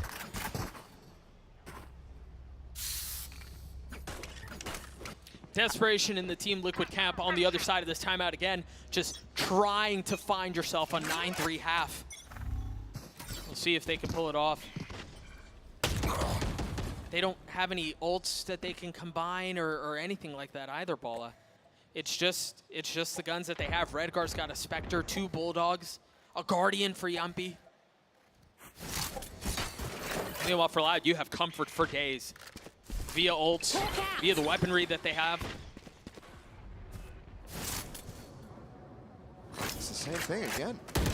Just listening to where it is, and Cowanzine's already, I think maybe he might have spotted a gun barrel through that high tide that he gets the dink off on. Yeah, maybe. But either way, it's still such good awareness of what Team Liquid has been doing every round. Yeah. It's been every round. And at this point, you've grown to expect it. I mean, Liquid have done such a good job of meticulously dissecting the utility that Loud put before them, but the problem is when you get to the final cut, the one that matters, the stop was blunted. There's nothing else there. They're going to drop the Seekers, and it seems like they want to go fast towards C. The Paranoia right into the lap of Sada. Can he reposition and stay alive? He's gotten onto the Molly. Redgar's taking so much damage, 31 HP. 30 seconds left. And that flash from on high, the peek out from Sada, nothing found. Liquid have not gotten backside yet. They're trying to stay forward. Sada gets 2. That's the spike. It's another disaster for Liquid.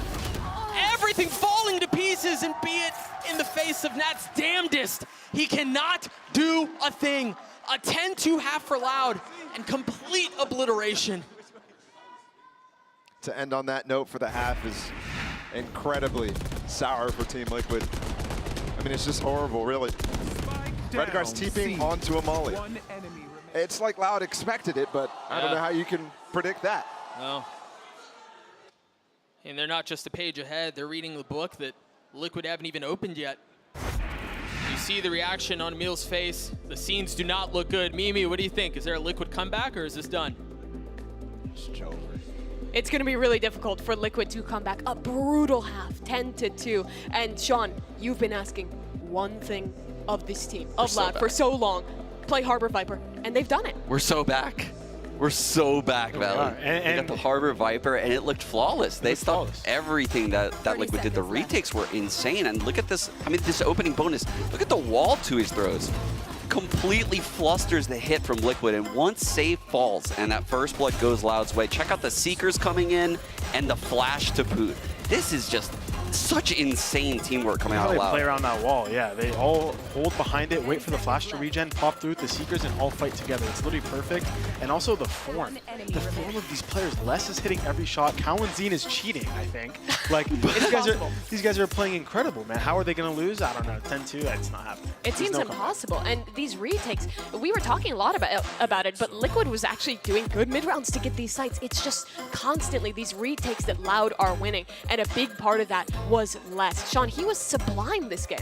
He was doing what we saw him do all VCT Americas, which is take these individual duels across the map. And man, his first bullet accuracy with the Vandal, he has to be so high. He has to have such a high headshot percentage right now. It's just he's just playing so well. And Sean, not only his aim, but he's giving no free map control. I'm watching him hold down Garage, eat up all the util like he's Chamber, and then run away. It's causing so much pressure for Liquid, and they have to deal with him first. 10-2 here, Team Liquid on the ropes in map number 1. It's gonna have to be a pistol round to try and come back into this one, but even that is going to be difficult. We'll find out if Loud can close as we head back to the casters. Doug and Balla for the second half. Thank you so much, Mimi. Yeah, the pistol just feels like a drop in an otherwise ocean of momentum that Liquid need in order to get back into this, because down 10-2, you're going to the defensive side now where you'd expect to have a little bit more advantage on the other side, Balla. Yeah, remember, they did come in with some very creative pistol round on that first half. Yeah. Let's see if they can do the same thing. Already using the stun, though. I expect, especially against this wall that they see, to layer those two up. Dude, they just paranoid as well. They just paranoid, convinced that there was going to be a fight towards A main. It just, again, Loud's already here. They already covered everything. Yeah.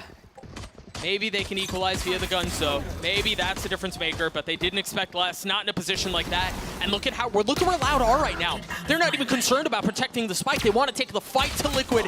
They're going for the jugular. Can they put them away? Your fault. They've dealt with what's happening in spawn, but two slip behind them. It's quite perfect here from Loud, everything considered. Nothing left to chance.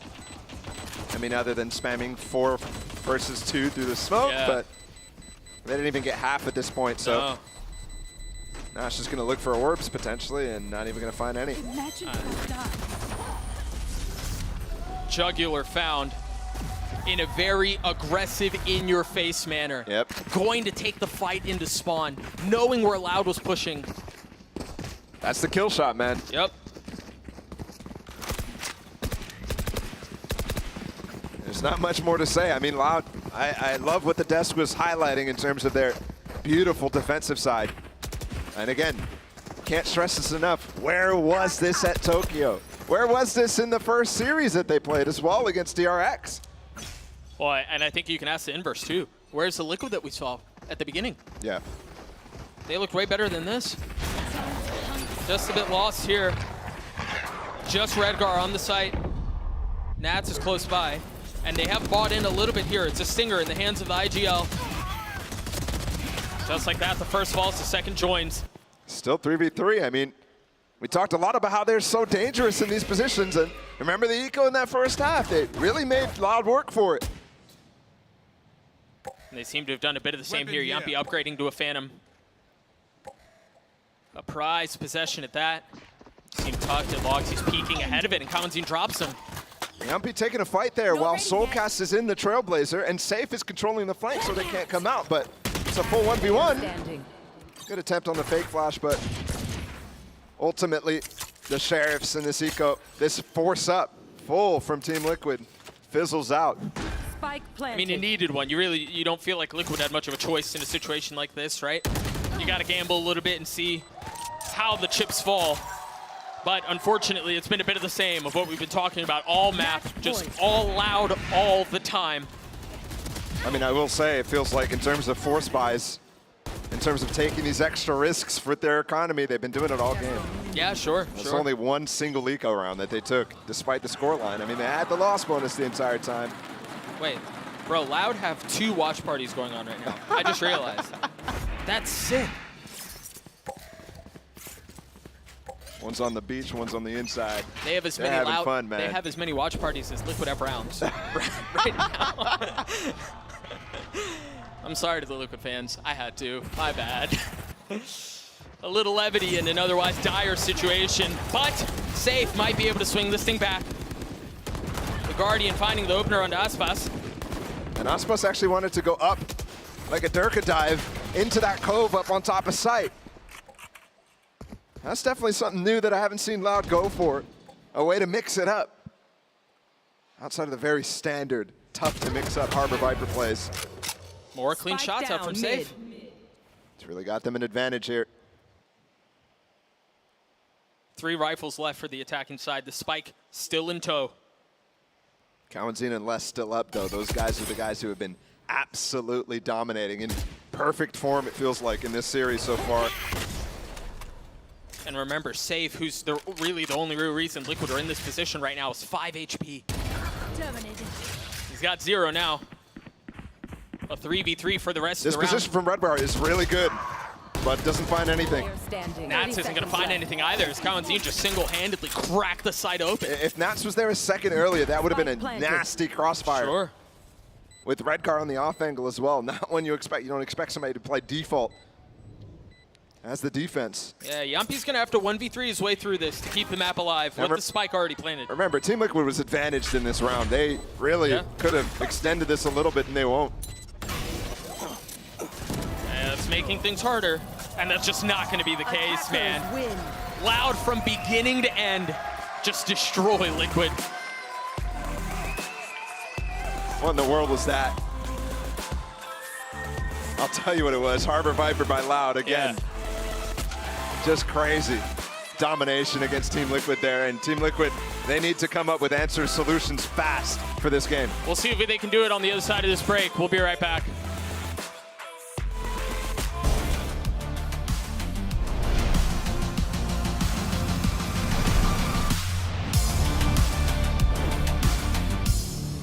When you play an actual ranked game, it's 50 minutes, but how much are you actually shooting? With Aim Labs, you can compete in over 1,000 tasks that will prepare you for any scenario in any game. For the new ranked season, you play, you get points, you can compare yourself to your friends. With Aim Labs' new one-to-one Valorant maps, you get instant feedback on how to get better crosshair placement, better peak efficiency. You can also instantly modify existing tasks with Discovery. Get started today by downloading Aim Labs for free and join millions of other satisfied players.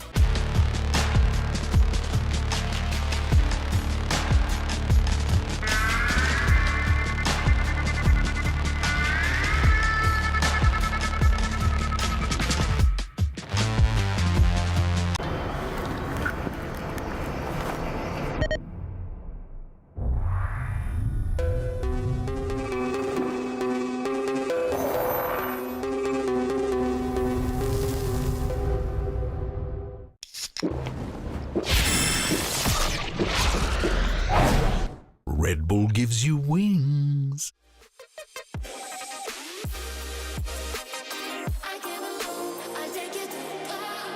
You got me so captivated.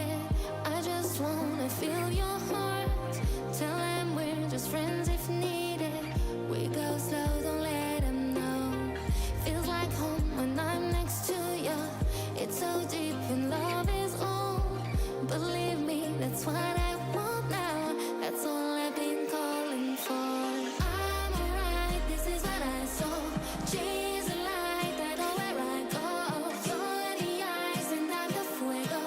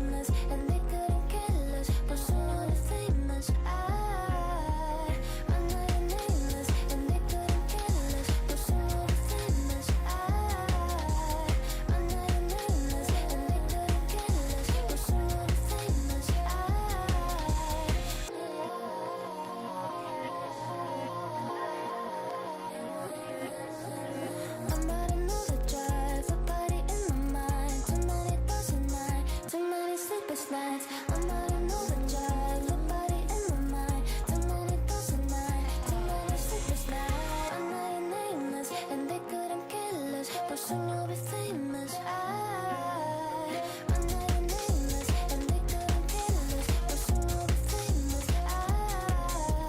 Tell me when it feels right to let go of your fear.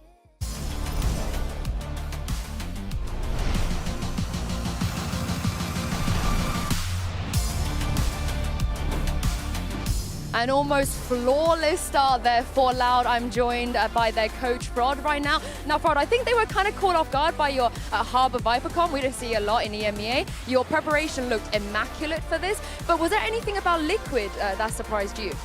Not too much. I mean, we did our study on them and we had a read on kind of the style of play that they have. So we figured that the way that we play, as long as we're playing discipline, holding on to utility, things like that, just some concepts that we talk about against teams that, default and play a little bit slow. They're still an amazing team, so, job's not finished, but we have to make sure that we can close this one out. You guys looked very dominant. I look forward to seeing map 2. Good luck. Everyone expected Loud to be good when they switched to Harbor Viper, but I think them winning this dominantly against Liquid might still be a bit of a surprise. Welcome back to Day 5 of VALORANT Champions. I'm Mimi, joined by Sean and the guards Valen on the desk yet again. And guys, we should just jump straight into this one with the Verizon high-speed moment. It's of course less, because this guy, who's always been one of the best, but was struggling in this team's slump, Valen, looked impeccable this map. Yeah, he was definitely the big-time player for this, and even on this retake, getting these 2 kills out long was insane, right? His mechanics are super flashy, of course, as we know, but also I want to highlight just the way he was playing the game.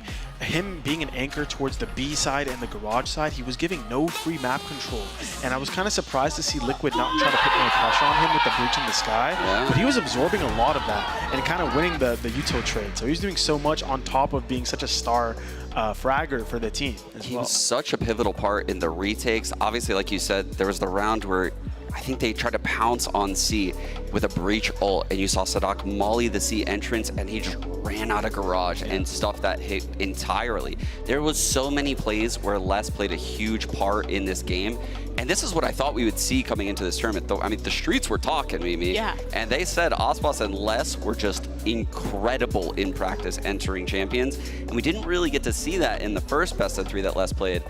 This is kind of what I was expecting, and this is a terrifying Loud going up against Liquid. He may have been the star of the show, but all of these Loud players were really stepping up. They looked impeccable with this Harbor Viper composition. Valen, I think in particular, that first half, it doesn't seem like they ever lost a retake.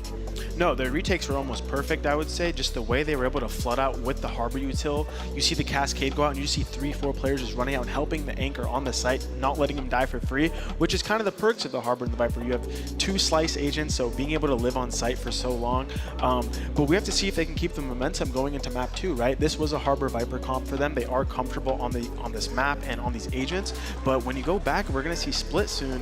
We have to see if they're going to be able to keep up the same level of discipline and like micro play together on a different.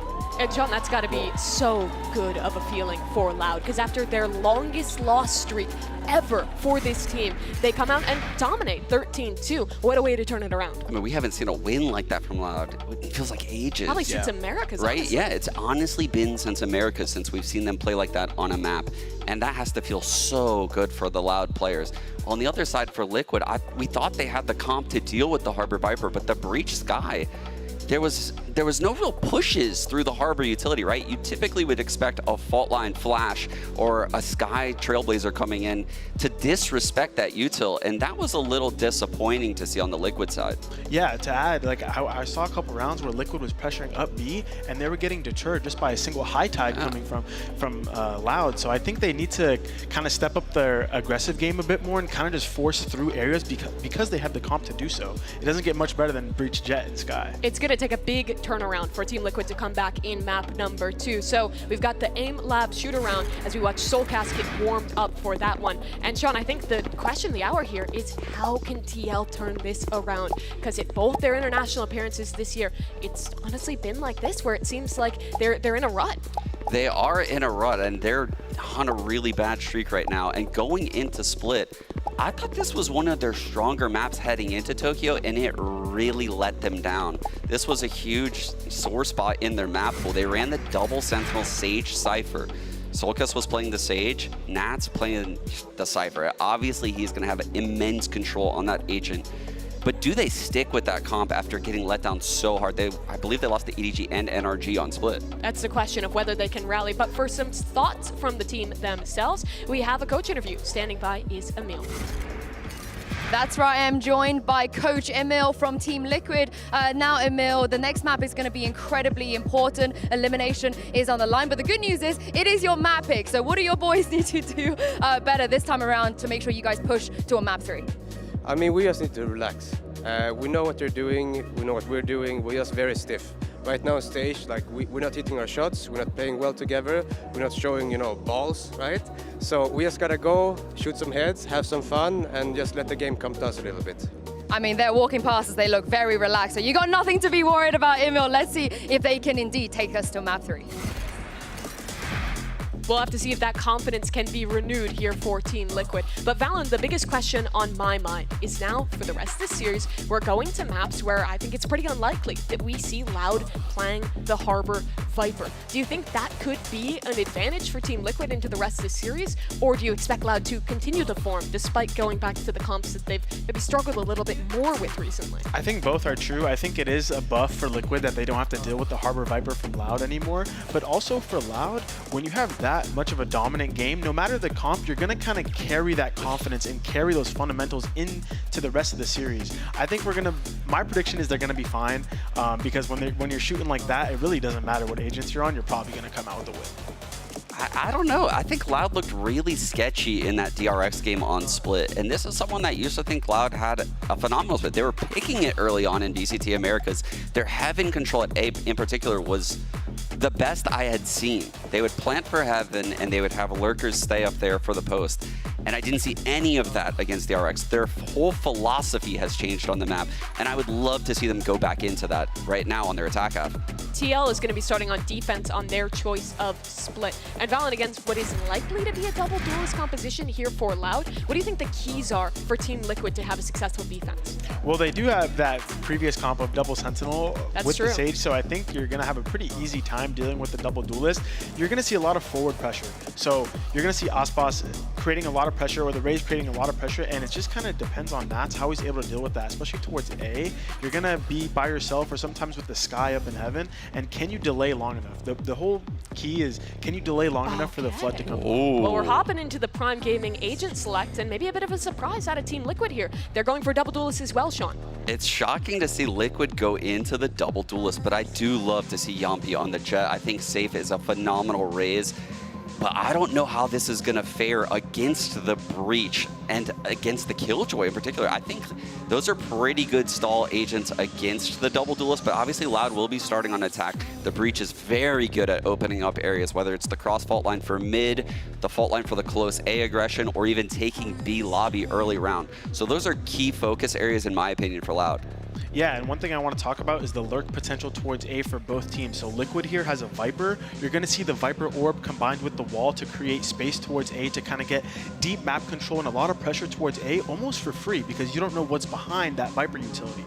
But for Loud, they don't have a Cypher or a Viper. You're going to see the Astro utility combined with the Sky to put pressure up ramp. So it's kind of two different styles, and I think that's a key portion of the map control-wise, and it's going to be exciting to see the differences. Map number 1 was dominant for Loud, and the question now is whether they can make a comeback happen here in Champions, or if the EMEA champs can return in the series and avoid elimination. Let's get ready to head into map number 2. It's split with Doug and Bala.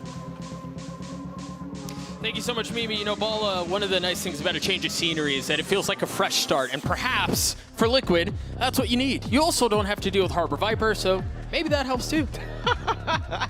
You think I'm reaching? I just love the sign that pops up as you cope as hard as possible. I'm out here trying to give you guys some hope, and I'm seeing it's Jover signs in the crowd. No, but I think you're right, and I think this is the first time we're going to see this comp from Team Liquid. So talk about fresh starts. It's huge. The funny part is this is the comp that really took the split meta by storm. Yeah. And Loud's the one that started it. Naturally. In a place that you really didn't expect them to have a second duelist to be able to match up. And I think that's why you're seeing them as well reach for something different here with the Breach. Often trendsetters. See how they can do on the receiving side of what they've created. Loud on the attack. The single duelist comp from Aspas. From Loud, starting to prod towards A. A little bit of damage onto Sadak. I think the one note as well on this comp as we get into this pistol round, it's a slow default for Loud, is I think Team Liquid are going to be able to play a lot more fluid, which they needed. I mean, they were way too structured on that Haven attack side. Yeah, 1000%. I think they may have gotten a little bit of info on the Trailblazer. Safe is going to have a lot to do here. Pushed back by the Roomba. That nade will dissuade just for a moment. They're starting to push forward, though. Safe is going to get cleaned up. That frenzy from Kalanzine, too much. What does Redgar do here? I mean, he's going to get challenged. Yeah, but this also could be an overplay here. By Redgar? Redgar? Yeah, because Soulcast is really relying on holding B main down. If he dies, then you lose that. If he gets traded at all, you lose that. I mean, maybe a frenzy, but a ghost here. They're going to walk forward by themselves. A peek on the second. Perhaps no real idea of what's on the other side. Tui's wins it out. And he gets a second on a Soulcast. What? Are you kidding me there? What is that? The bravado. Spike planted. Yampi trying to make a play. Two members on the other side of the smoke. Starting to see some of the taps come through. That cloud burst to provide some cover. Tui's with the third. Nats having to do it by himself. See if Nats can do anything about it. 65 HP. He's getting flashy. Drops down from heaven right into the next round. Kawanzin cleans him up. Another pistol for Loud. Just ridiculous there. I mean, especially Tui's walking through that smoke and trading Redgar and then getting the second kill. His first one here. Kind of expected, the second one not. And Redgar's smoke there actually was quite good. It was what the grab well was actually supposed to be. He kind of bailed himself out with that and gave Soulcast an out. Between all the pressure I was talking about prior to that moment, but that definitely lost him so much control. Liquid heavy lean towards A. Both duelists that way. Soulcast joining them, but Loud once again intent on going towards B. They found so much success here in the previous round. Well, why not hit it again? Or, but for Aspas, a little bit closer to having that showstopper. Love that from Team Liquid there, though. Just trying to spam and get some damage done from Redgar, and you do see the purchase from them. It's a bunch of ghosts. This is kind of the classic mix of weaponry you see from those ecos, and it's not a full force like we saw a lot of desperation on that first map. I do like what Loud did there, too. As soon as Aspas is on the tap, you heard spamming from Loud from their ghosts. It's coming back from Tui's as well. Yeah. Yampi. He's got a Sheriff. Crosshair trained. Man, that's really difficult to deal with, man. Yeah, that Phantom just better. Yep. And Loud's gotten the right read. I mean, they pulled all the rotates over from Team Liquid. And it's the wrong stack. They were relying on Yampi's information there. But it's just not deep enough, really, to call the rotate in time. It's now 3 of 8 for the duelist for Loud. And he's looking for more. He's still healthy. He's still got a nade. Perched up on top and safe. Cleans him up. Stave starting to look really crispy. And remember, you were talking about it, Ball, in the previous map, how good Liquid are in situations like this. They've done well to get Aspas down, but it does not look like they're interested in going for much more. And again, that's why I was so confused by the amount. Oh, this Molly's trying to actually intend to keep Sadak on site, so he dies to the spike. He's full healthy, though, so he can run through anyways. The nade, though, the combination. Hurt. And that's the Phantom, Doug. Can he get out? Oh, no. Oh, dear. Wow. A little bit of a slip there. Yeah, but he managed to get out. The reaction there from Sadak is, I mean, incredibly good. Most players of all levels are not reacting that way. They're running into that nade, not expecting it. And he just sees the molly. He's like, okay, I got time. And how does he keep that clock in his head? A good idea from Liquid, though. I love that. Back to the point I was making about ecos. Haven, they forced almost every round.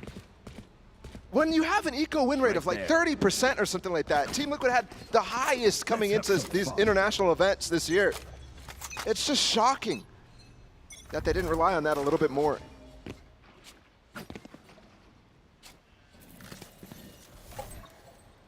If they were to win this round, it wouldn't be the eco way this time. You see, they've got guns. They've got a Bulldog for Nats. Phantoms and Vandals the rest of the way. Got really far up. Killjoy utility, too, from Loud. I mean, this turret, you've got a star set up, too.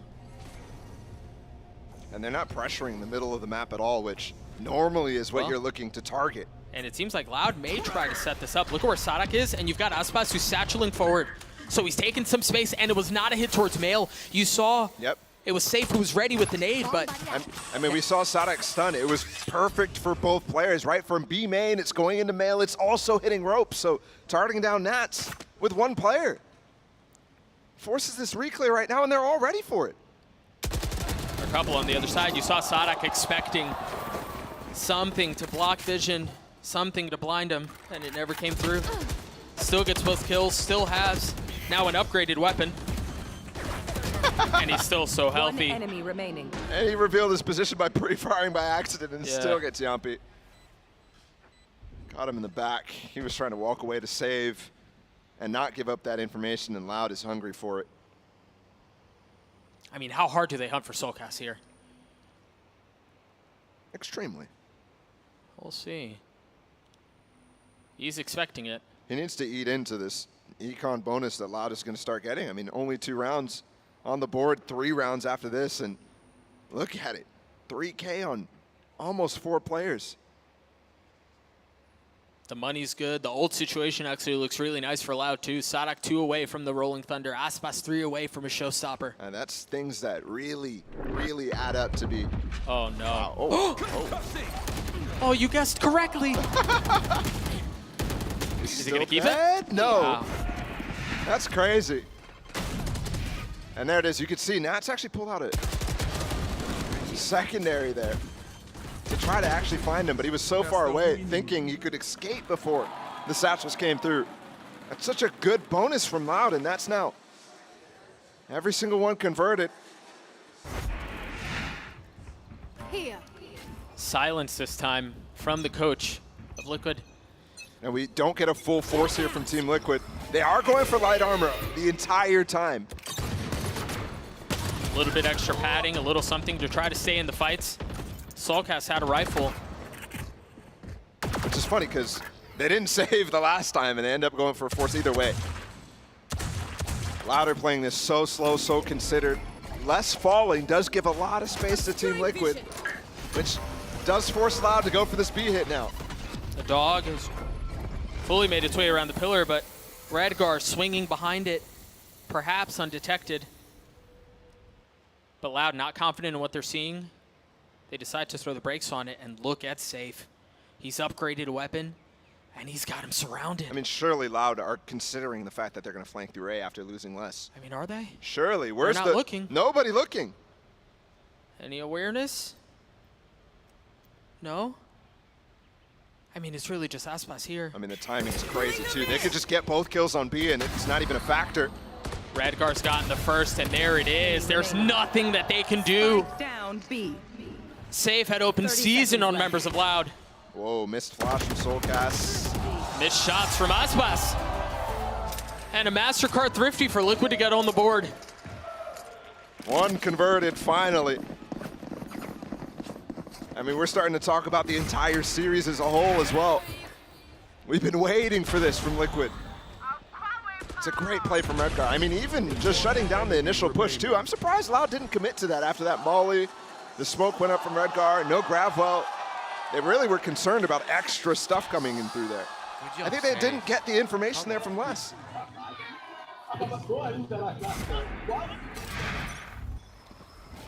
Back into the action, rifles for both. Sadak with the Rolling Thunder and off in the hands of Yampi, currently unchallenged towards B. The nade from Safe should cause some trouble though and deal some damage. Look at Aspas. Gonna have to get healed up, no armor left. Sadak has no armor left, but they invest the Rolling Thunder. Nats avoided it, tries to peek out from behind the smoke, and Cummins cleans him up, but no. Safe once more. The discipline box goes unchecked yet again. Hold. Looking for more value. The spike well out of reach. One enemy remaining. And this looks like another round for Liquid. 2 instances now, back-to-back baller, where it feels like Loud, these little mistakes are costing them everything. It was the same story against PRX too. It was very minor mistakes, over peaks, not synced together. And they won the first map there. Despite it being all the way in OT, but you're right, that is That's a mistake Fraud is going to be reeling at. I mean, we've been watching a meal cam the entire time. Yeah, I want to see the Danny cam after that one. Because again, that's 2. Yeah, he was stunned up too, remember, at the beginning of that. That's something that not only should you have seen him go up when he got breach ulted, but on top of that, you just check. They're really expecting the crossfire while after chasing down that kill where Nats was trying to save him, by the way. Why is he peeking? Those types of questions are not getting answered. Meanwhile, for Liquid, a really comfortable position. The op wasn't dropped, so Yampi still has his. There's so much money in the hands of Safe, in the hands of Soulcast. They're set up really well to go on a run here. Nice Trailblazer, he's stunned up. Still gets away though. Really nice movement. Meanwhile, Yampi not moving at all. Still holding it up, and Tuiz is on the other side of it. What a shot! Tuiz is incredibly good when he's on shots like that. Yeah. He's an inconsistent player though. And I know a lot of people were starting to doubt his transition from the duelist on his prior teams to the main controller here for Loud. But dog, when he's on, he's on. How much more can they find? Nats doing well to keep them back. And Aspas following up too with this showstopper. Gonna clear out a lot more space. Hold that space as well for them to recover the spike. Still, there are retake tools here. Yeah, that's one of them. That Cosmic Divide, currently used by 2Es, but Redgar has his. Do they invest? Boy, all he had was a pixel. A slow pixel at that. Yeah. And they won't end up using anything as Redgar goes down. It also looked kind of like Safe and Soulcast were already deciding to save there, which is surprising. Either way. It's actually really surprising. Again, look at the money they have. Yeah, those 2 rounds in a row, I mean, you really boost the economy when you're going full light armor. Just a couple of rounds won and you could start buying like they were on Haven, for example. Either way, Loud Clap back after 2, I mean, pretty poor rounds, definitely have to say, with not checking. It's just those types of things, little mistakes that cost you everything. I think this is also, you know, I go back to the pistol round, I think about 2Es, his 2 entries onto B. Yeah. I think about 2Es on this round too. Yep. He's heating up, he's looking good, and you mentioned it, he can be inconsistent, but boy, when he's on, he's on. 6 and 2 currently, sitting at the top of the scoreboard for Loud.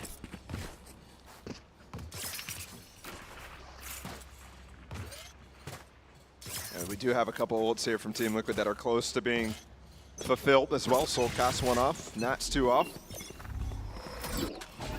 Which means if they end up winning this round, that's a crucial round that they'll have those 2 up as well. Blinded. Here. I wonder if that early flash out from Soulcast forces Yampi to reposition a little bit, or if he wants to take some of that space. Yeah, he's creeping up right now with the op. Meanwhile, there's a lot of action towards mid. I mean, both Razors are just separated by a nebulous purple blob. That flash from up top, Nats having to turn. No challenge yet. Remember, he got punished in a prior round. The breach is set up to play anti-flash and also potentially reactive off of Aspas's information. He's got nade, 2 satchels. Fault line just came back up. They just spotted Nats. Save. Tagged a little, and they actually fault line to push Nats off the angle. And they're falling off mid. They've gotten both sides, both ropes. Oh, hold on. 2Es creeping very close there. Wow. It looks like Team Liquid has the idea to re-clear B as well. Loud are so quiet about this. They've lost Heaven. Oh, Safe. He's gotten a little bit ahead of it. Both satchels, but he's dropped on the way out. Exit not found. Redgar trying to do some damage, and he can between him and Nats. They drop 3, but Loud punch back. They're planning for spawn right now. Very risky decision, and 2Es. Dude, again, He's ice answering. cold. Yeah, answering the call for Loud. That's a momentum buster again. Especially after Nats and Redgar do so well to actually keep them in that round, because I think Loud was playing that mid round perfectly. And Team Liquid making some risks, making some signs of indecision too. Yet they still dominated that B Heaven hold.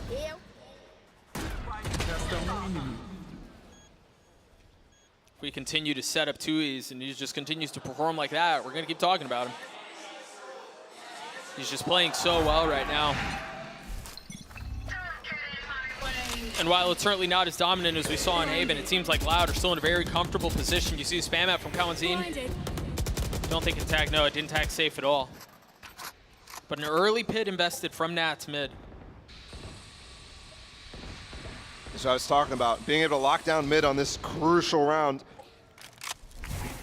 is very important. Before Loud gets their cycle up, try to stem their economy a little bit. Could be massive. Yeah, B. There's the first challenge. There's not a flash. It's going to be dry. The second flash come through, and Safe picked up, or excuse me, Aspas picked up the spike, and I thought he was going to satchel into heaven. Yeah, he was definitely intending to. That was the path on that execute, but as Sadak falls, he has to pivot off, and thankfully there's nobody on the site. Well, unfortunately for him, he didn't fully commit to it. I wonder if that was just like an accident. As he was satcheling forward with Sadak in front of him, he just picked it up via his pathing. So Disaster perhaps avoided Loud getting the spike down, and look at how far up they are in spawn. Well, Redgar's expecting this, though. I love this. Playing deep. Now the Seekers are going to come in, and 2 go to spawn, so Redgar knows what's happening. They've got a star behind him, too, and it turns into the gravity wall. They're keeping the fight in front of him. Redgar gets both. Player standing. Redgar gets all 3. What a play. I thought 2Es again would have been able to get some success there, but no. It's the IGL for Team Liquid. As soon as the Seekers confirmed where they were, the star behind them, and the star behind them, excuse me, and the gravity wall to keep them in front, very nicely done. Yumpy with his first kill here, huge. I mean, you talked about how that pivoted Aspas, but then Redgar's read is perfect too.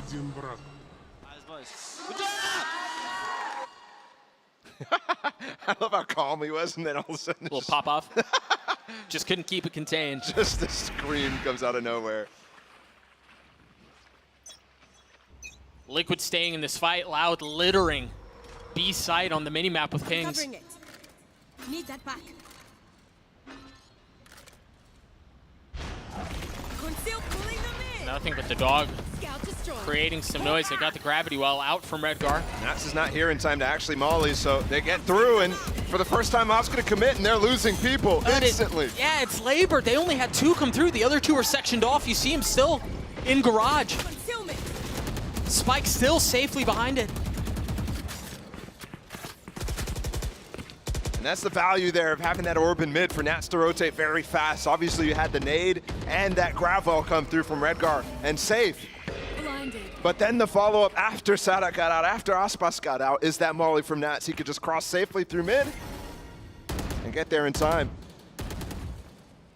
Team Liquid finally, that game plan, finally this strategy that they're choosing to go for really working. And Loud is struggling really hard to get out on the first set of util, Obscuring vision. which is kind of what we were seeing on Haven, if you remember back to that. Team Liquid constantly just breaking the util, trying not to go, never having an actual pounce, never having faith that they could. Here, Loud's showing the same propensity, but they do attempt that push through, now twice actually, on the A side and the B side. Whereas prior rounds, they just throw out, you know, the fault line, a nade, maybe a boombot, something like that, a flash as well. Yeah, some and work. then they just sit behind the smoke. Right, yeah, some work across mid, get Aspas into a position where he can maybe get an opener. And you're right, that just hasn't been the case. So the round will end with Liquid saving every single weapon, Op still in hand. And they draw within 1. Still crazy to me that it's an elimination game. Yeah. I mean, up to this point, it hasn't felt like it. Obviously, we had that crazy stomp on the first map. Loud hungry to make a statement. And now it feels like both sides still hesitant as we get this timeout coming in from Loud. I mean, with tournament life on the line, I get it. I have to go back to the year that these two teams have had, and maybe expectations a little bit different, but I don't know that even in the face of Group D, for these two teams to be the first ones who are fighting off elimination is just wild. And the crazy thing is, Liquid, in the eyes of many, Liquid were the safe ones. Oh, for sure. They were the ones who were supposed to be on the way out. There were question marks around the other 3. Yeah. But they were the ones who we thought were going to get out, who I thought was going to get out. And for both of them, again, topping their region. Now, here, fighting each other just to stay alive. It's just wild. It's crazy. I mean, this tournament is called Champions. These two teams are champions. Yet, they're leaving first, potentially.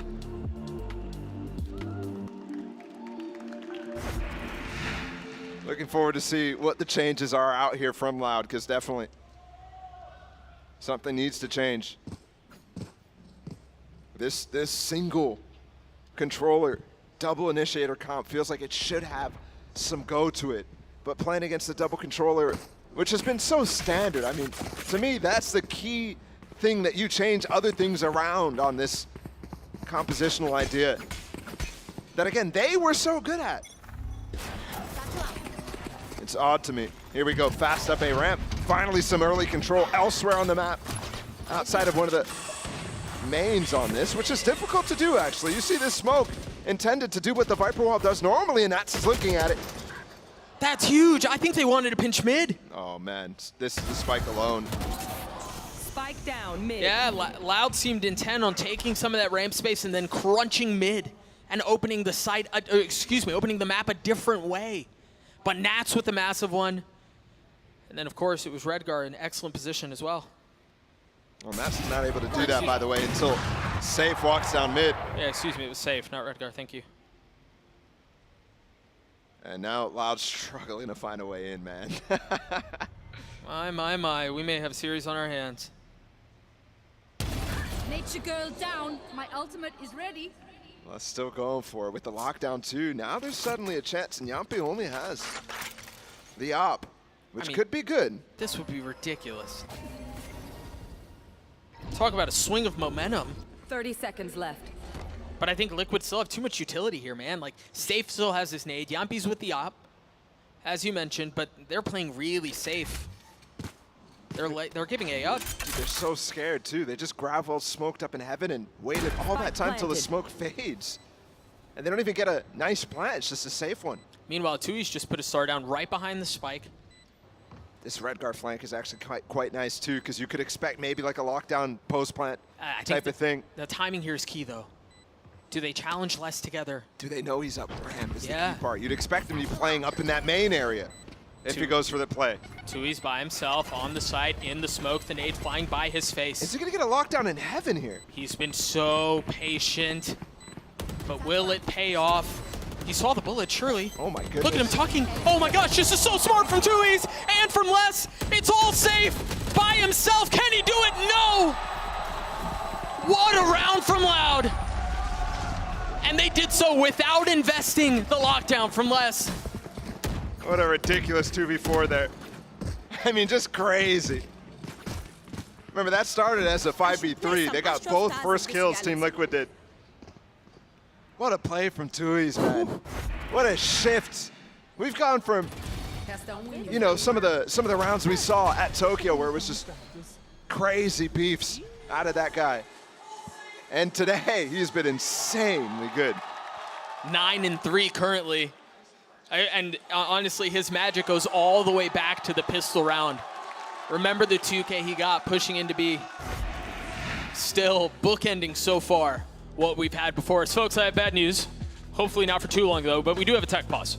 As soon as we get info, we'll figure out what's going on. We'll get you all back into the action. Well, that doesn't seem quite right, does it? There's a player missing on stage. Yeah. Again, as soon as we get info, we'll tell you guys what's going on. But for now, a momentary pause, a momentary delay, albeit an involuntary one, but one nonetheless. I think what we've seen in the last two rounds is Loud really trying to take it to them in terms of controlling the map better. They have such little tools to be able to do that because normally it's split up by the two controllers on the map. Sure. And that's what they've been used to playing with so much. Here it's just the single Astra, so you don't really have that much staying power. And when they're trying to elapse time for so long, when they're trying to get through all the util that Team Liquid can dump in their way, it's so difficult. They've certainly pushed Loud in that regard. There's no denying that. Much more competitive than what we saw in Haven. It felt at times that we might flip and just go for Team Liquid just dominating in this case, but thankfully that clutch injected some life into this game. Yeah.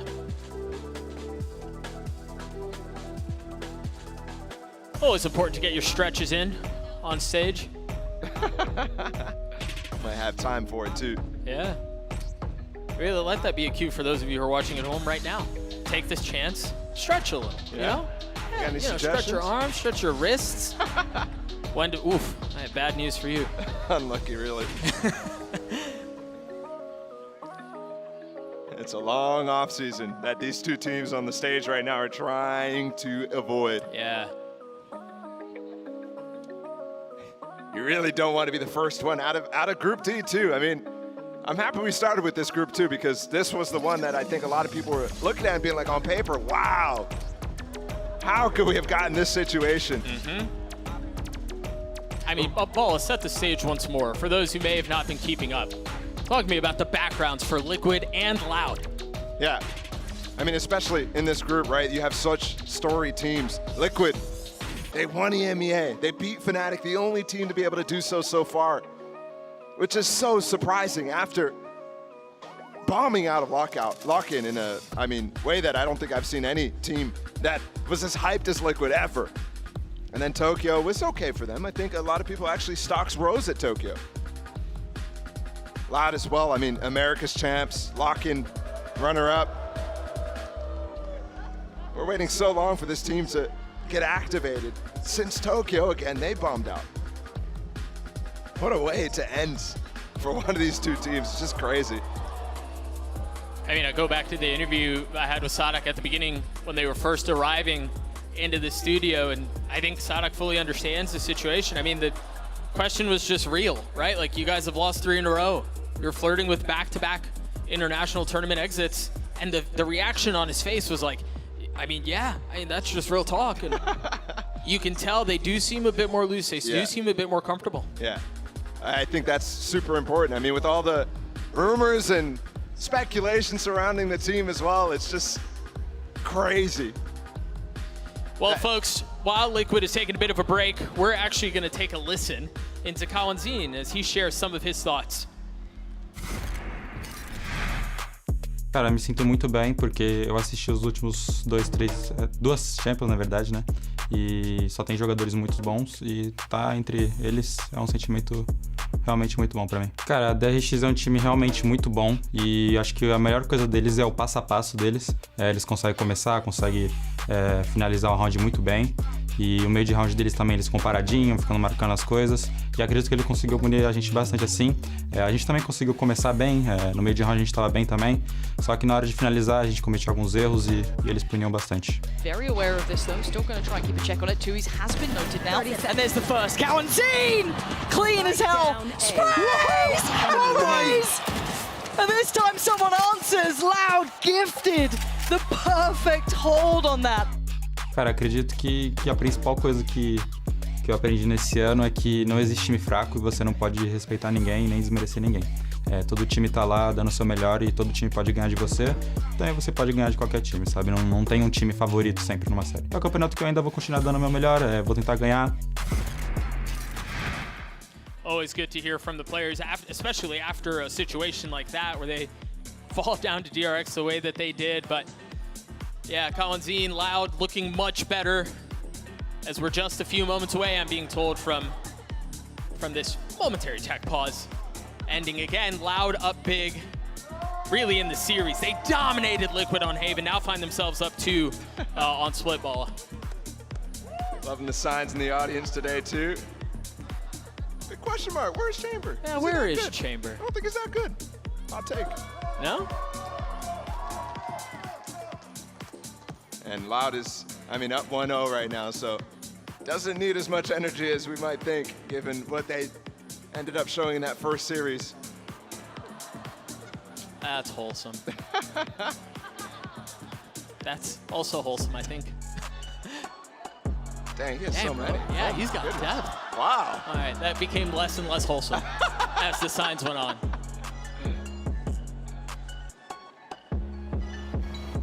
But again, I am being told that we should be ending this very shortly, as you all could very obviously deduce. Safe was not in his chair, but he's on his way back, and we'll be getting back into the action as soon as possible. Oh. Well. Who knocked your teeth out, bro? What's going on here? What is going on? I didn't realize. And he's back on stage. Welcome back. I also very quickly didn't realize how talented Emil was. Yeah, he can dude. draw, Yeah, too. he can draw. That's That crazy. guy's got it all. So just a few moments for him to get ears back in and back into the action. Again, Loud up 2 on the attacking side. We'll take a few moments here to refocus. Refocus, recenter on what's going on before us. Because it's been, well, as you're mentioning, it's been a bit difficult. It's been a bit labored for Loud as they've tried to get past this defensive pausing of utility that Liquid have thrown in their lap. Yep. I think it's been a much more difficult game here, and I think it's because of the compositional choice that they've gone for. I think Team Liquid shifting up and has, you know, you kind of expect Loud to have real good prep against the regular double duelist that everybody is playing. That's kind of the thing that you're probably going to get the most practice on against. And we'll see if it can keep up what has been a good half so far, despite looking like, you know, there's struggles here and there. Back into it, though. A little short one. Op still in the hands of Yumpy. The ult for Redgar. While Loud have 2 key ones to work with, too. And it seems like for Loud, you know, we were talking about this prior to the timeout, and really both rounds now we've seen, it was a bit different in the previous round, but there is more of an intent on focusing mid. Scout destroyed. I'm surprised they haven't gone back for that same punish that they did on to Nats early in this game. Yeah, with the stun from Sadak, yeah. They are set up in a similar way, the duel coming in towards B main. Oh, Nats is isolated right now. They could get into this. He's alone. Aspas punishes Redgar, though. Perhaps off of the fault line, but Kawanzine is going to get one on the Nats too. You were right, he was isolated. He gets cleaned up. The timing on this is good from Soulcast as he gets both. I mean, finding just the right moment to strike. But Kawanzine not interested in playing this map much longer. That's now 3 on the round for him. Yampi with a nice snap, a 1v2, he dashes forward, the spike has been planted, spam onto 2, he's not fully connecting, but damage has been dealt, he's gotten it down to 1, 2, he's weak, he's been good, but has he been this good? No! Yampi with 3 as Liquid get the round. And some fire from Yampi on stage too. Trying to even this out before we close out the half. A 1v3. Soulcast contributing too, I mean, swinging like that is just... with speed. Enemy remaining. And getting 2 in that. And that's massive. 1 great, but the second on the exit Yes! nuts. Yes! Nice! Then to be able to get back in that after the Russian duo fall in mid. Here we go. He's back. Yampi's back, baby. It was missing on stage this entire day so far, and finally, And we talked some energy. We talked about it in Tokyo too, and he said the team felt like it was a curse, and that's why they weren't doing it. Aspas, the Rolling Thunder paves the way for him to move his way forward. The showstopper, he spotted him, but he doesn't get the kill. Safe does. Blades from Yampi, another found. Spike on the pause. Safe tried to find some space. Wasn't able to though. You should run. That's a deep lockdown, bro. That doesn't even clear out the back of sight right here. But they're aware of it. You see the pings on the minimap. I don't even think they're really intending on going that way, But to be what do they honest. even have there to punish? They put a Cosmic Divide to help Soulcast stay alive. Blinded. Flash out on the other side, and that's going to confirm that they do want to hit that way. You don't have to worry about what's happening mid. Meanwhile, Safe creeping his way forward. The flick from Soulcast. I mean, the value these last 2 rounds. Safe bookending it, getting the final round and tying us at 6. The quick thinking from Team Liquid there. Everything hitting together, and it couldn't have come at a better time here as we end the half tied up. What a play from Redgar to give that wall up for Soulcast, and then Soulcast to really capitalize on it, dodging all the util that was available, which wasn't much from Loud. Sure. It's so good. Oh, man. Yeah, the barking's back. Does not feel like a curse anymore. A 6-6 half. We're going to throw it down to Yunsu and the crowd who's standing by with a special guest. Someone who I consider a VALORANT Valorant royalty here with me. It is Pancada. Welcome, Pancada. I might know the answer to this first question, but I think the fans would like to hear it. Who are you rooting for today? Who are you supporting? Então, quem é que você tá torcendo aqui hoje? Loud. Of course, we're not surprised about that one. What have you made about the series so far, Map 1 and Map 2 as well? O que você acha da série até agora, mapa 1, mapa 2? O primeiro mapa foi um jogo fácil para Loud, começaram muito bem. Agora eu acho que a pausa deu uma atrapalhada no segundo mapa, mas eles vão voltar forte pro próximo round. Yeah, the first time was actually like an easy map for Loud, but now with this like pause, like pretty sure that they're gonna come like stronger. Oh, okay, we will see, we will see. Now, before we came live to this interview, you were telling me how you and Tui's, you consider him like your son, your little brother almost. So talk to me what you made of his performance, and do you give him any advice as well in his role and competition in general? Então, antes, ali atrás a gente estava conversando, você falou que você considera o Tui's, Cauãzinho, como se fosse filho de você. E você tem algum conselho para ele, alguma coisa para eles se apegarem durante o campeonato, uma palavra de confiança? Conselho, principalmente, é não ligar para as críticas de fora. Eles sabem que eles são bons, eles não precisam ficar ouvindo isso. E só manter a calma durante o campeonato que vai fluir, com certeza. Like, if I was to say an advice, is just do not care about like critics from outside. Like, they're very good. They have to believe in that and not care about that. Just like believe on that, follow with the flow, and then everything in the championship shall place in the right place. Oh, thank you so much, Pancada, for joining me. And let's see if Tui's is going to follow this advice in the second half.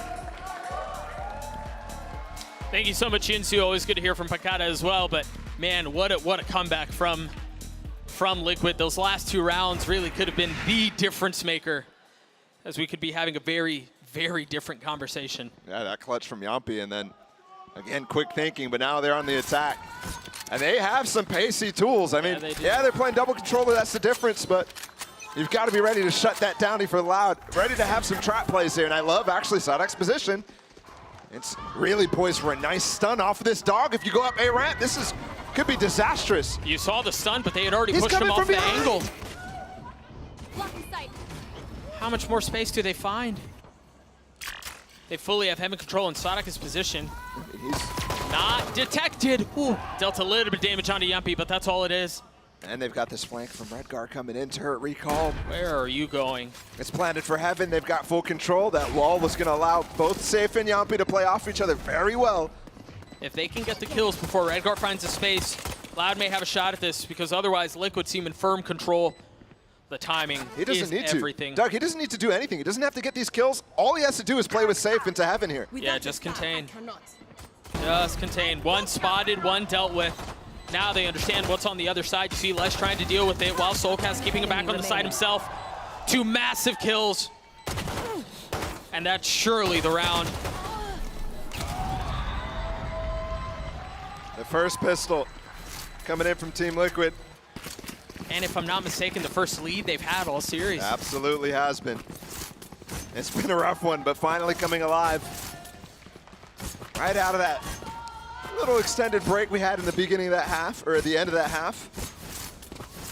Loud going to take their first eco, feels like in a long, long time. Let's see what they've got. Right there. Let's see how Team Liquid can maintain the advantage here that they finally built themselves up. We know that Liquid are good in situations that Loud now find themselves in. Yep. And you're right, because of how the series has played out, we haven't really haven't had to see how Loud handle positions like this.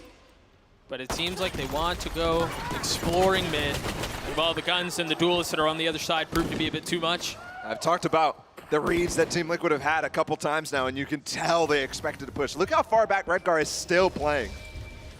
And how the two sides of mid right here, Yampi and the other guys, this is where they were playing. This is where they were holding the line. They knew that push was coming. They walked slowly into it, and they're rewarded. Minus losing Safe. Either way, that gun's not going to be recovered. So still not many chances for Loud to get back in this, unless Sada can get some cheeky flank going.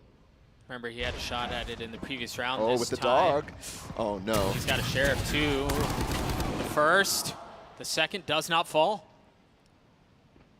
And Aspas is way too far to do anything. What a flash there. I mean, Tui's. That's misinformation, though, because that was coming in from Heaven. He understands the Redgar's behind him. It's just a classic against the Ghost. And that's just not enough. I really love this from Liquid too, man. They're taking their time. They're getting the orbs. They're not just satisfied with getting the kills and getting the spike down. I'm really curious where that flash came from Soulcast, actually. I'm wondering if that was intentionally going through one of the windows on top of B Rafters. Oh, that nade got caught up there, but that's a ding from Aspas with the Spectre up in heaven, now 13 HP. Aspas, I don't think they're coming, man.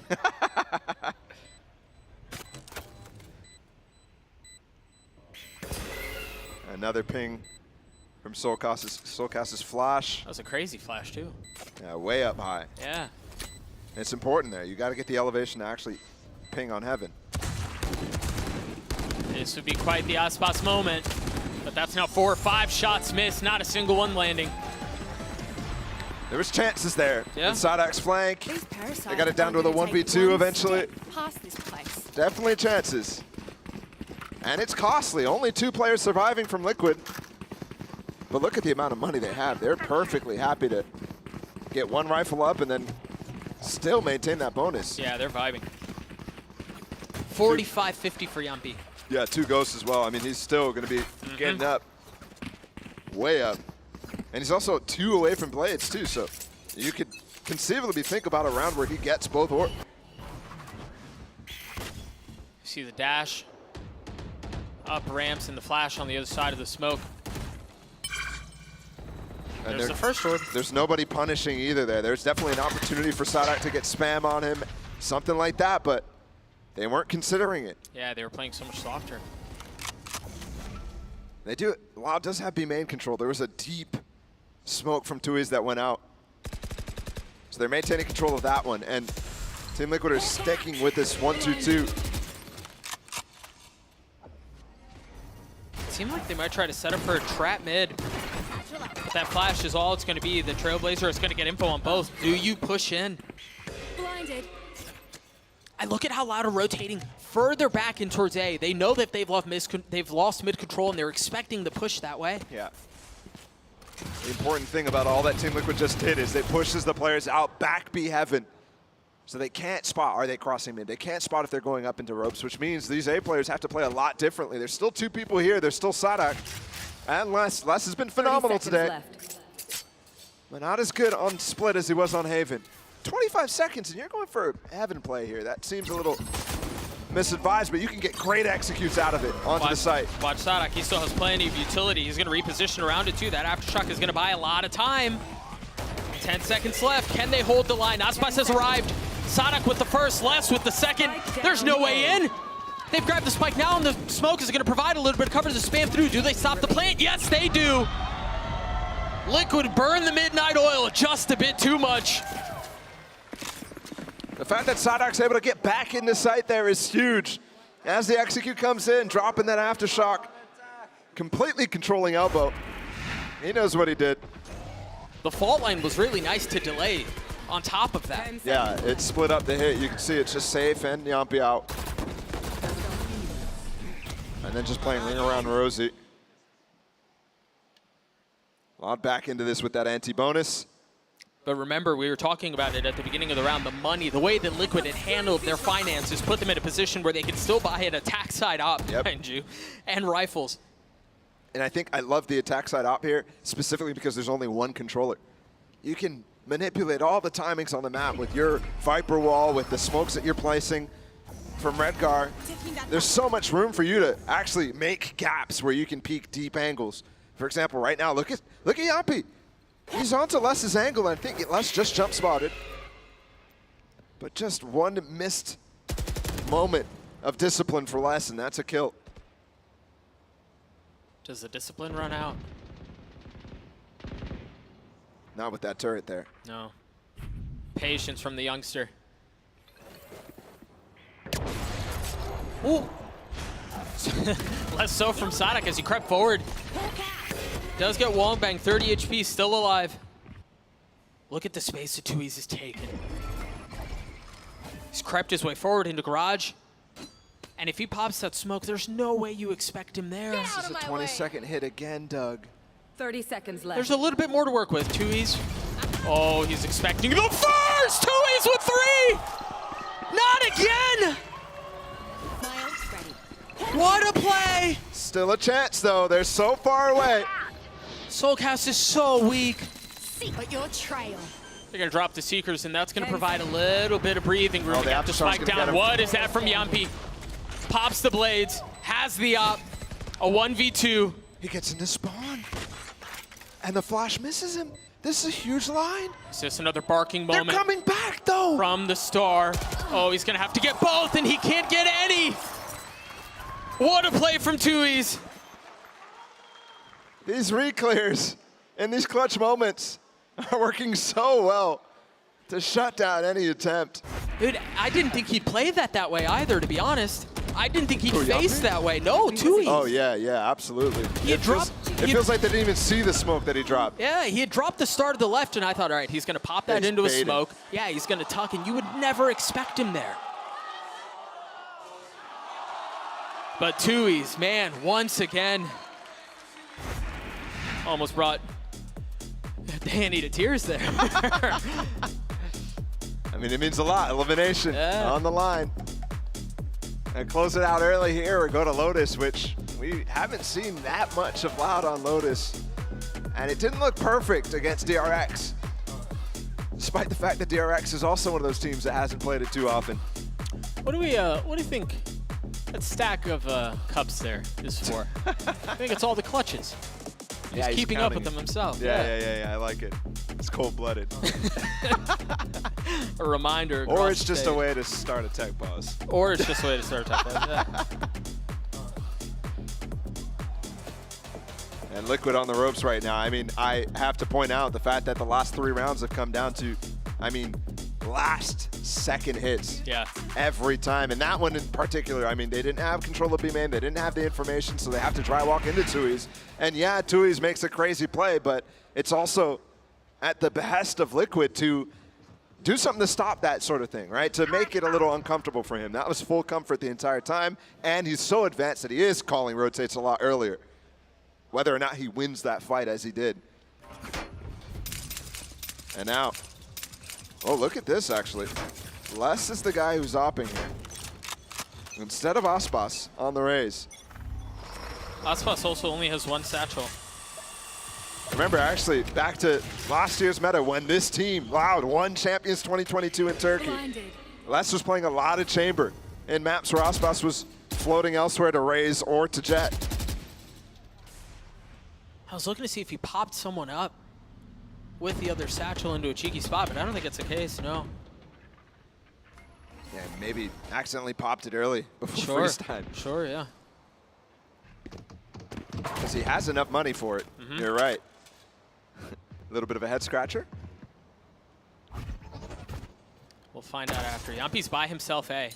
Procs the dash, clears a little bit of Les's util. And it just feels like a reaction game. Look at that deep flash out from Kawanzin all the way into B spawn. Yeah, they're going for a Cosmic Divide fake on this B site. Look at Redguard's position. You can see exactly what they're thinking.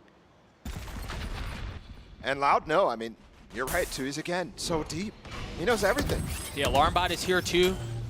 That wall is going to help. It's going to provide some exit for Les to get out. It's 30 seconds again. Remember the Rolling Thunder from Sadak, too. It's just going to push them all back. Oh, it could be disaster. Do they flood behind it? Yeah, Les has already taken the space. Remember, he's got Nop. Aspas has fallen. Kawanzin playing in the smoke. Does he have any more util? No, I don't think he does. Now 13 seconds left, and once again, Liquid may have waited a bit too long. The clock expires, and Safe is on the other side of it. Yeah, he doesn't even have time to recover the spike in time. Look at Tui's, the dude's just chilling.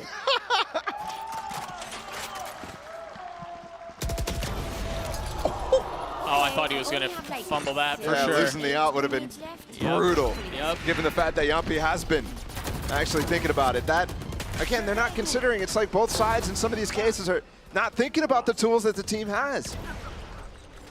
Sadak there has been playing this A site so frequently, and they're just not ready for that. That Rolling Thunder was insane. Breathe deep.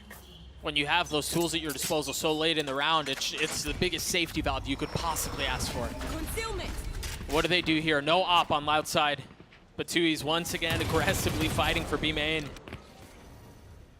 Recalled Star. Op, no longer in the hands of Yumpy. Excuse That's me? from Sadak. Excuse me, Sadak?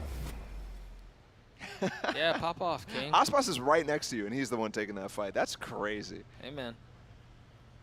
That's been all series, too, from him. Yeah. He's been heavily involved. Safe picked up the op, though, and I mean, Tui's, this is a tough shot to hit. He's done it before. Nice, he saw him. Falls off. Meanwhile, they're dogging towards a main down ramps to confirm that there's nothing outside, and that instantly, Yeah. look at how they're rotating B. Dude, it's always, every time, they get all the information well ahead of the hit. Save has ult, has 2 satchels. Do they go off of that? The timing on the Seekers is unreal. Again, 40 seconds left, and they're still back in spawn. The Seekers getting so much space back. No and way. Aspas is in the smoke. Don't do it. He's got a Vandal. That's going to be tough. Finds nothing. Now the Cosmic Divide, and that's going to buy some space. It's going to force him to go safe with the ult. That's the wrong way. Nothing found. Nothing at all. Tui's backside. Not. Oh, he is able to clean up 1. 7 bullets left. Can he find another? No. This time it may have worked out, but Nats is by himself. 13 seconds left. He's still got to grab the spike. He's got to get the kills if he wants to win the round, and none of them come through. Sadak again with 3 and Loud with another. Such a huge chance! From Nats of all people, you really thought he could do that. Nobody looking. But just the Guardian. And it's just not his day. It's just not his day. For somebody who looked like the only bright spot for Liquid against their opening opponents of Na'Vi, to suddenly not making the big plays when you expect him to. I mean, it was Nats. I thought 100% of the time he's winning that. Either way, finally the pace from Team Liquid. Yeah, but the buy is not great. Aspas has an op. There's so many members here. He's got the ult, he's got the nade, he's got it all. And Liquid are still back in garage.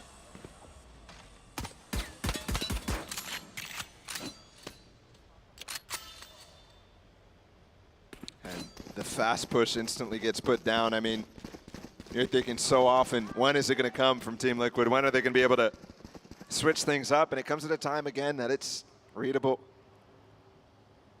When they have a low buy, it's like, okay, they're either forcing or just going for an eco. They're going to try something cheeky, and they do, and it fails. Surprise, surprise. Les holding his tight angle in ramps. He's got util to protect the site. That Vandal, yep. Only 2 though. I thought he was going to get the 3rd. Yeah, 5 HP, he's stunned, he's dead. I mean, he's dead. He was flashed. He had no idea that he was in the line of danger as Loud get to 11. Feels like Sadak's gotten like 3 aftershock kills so far this game. Yeah. I mean, he's top fragging for Loud. Just ridiculous. You know, I wonder too, as I was watching this, what it was that they used to keep that push back, that safe pop. It was the gravity wall and then the op. Yep. Up in heaven. That's what was the initial problem, and that's what really caused Liquid issues in trying to get out. And just a grav well should not be enough to stop the double duelist dive. I mean, it just shouldn't. And yeah, I mean, Yumpy did get out. He got past it, but then you had to do it with the showstopper too. Yep. For what, 4 or 5 rounds in a row for Loud? 5 at this point. 5 in a row. And you remember, Team Liquid took the lead because they won the first pistol, or their only pistol this series here in the second half. Won the anti-eco, but since then it's been all Loud all day. And the crazy part too is it's not even how you really expect this comp to play. There's not any crazy trap plays going out. They're just playing reactively. I think at this point, you know, I was thinking a lot how Loud is playing fantastic on Haven. And I was trying to credit them a lot for that, making it very difficult for Team Liquid to get in the game. But here, I think a lot of it falls on their own responsibility, taking so much time here. Yeah. When you don't have the same, I mean, there's not as much, I say this a lot, the sustain ability of Loud's composition. There's not reusable util outside of the Sky util. Tui's stuff is all going away after he uses it once. Sadak's has a refreshable fault line, but outside of that, you're spending a lot with those flashes. Yeah. Let's see how this plays out, though, finally. What is this setup here? The fault line, and they're going to push in really hard. Yeah, Tui's has been getting this control every time. Yeah, get Sadak the orb, have the Rolling Thunder online.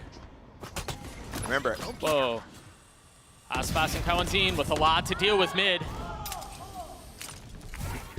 Follow, this does not look good. It's labored, man.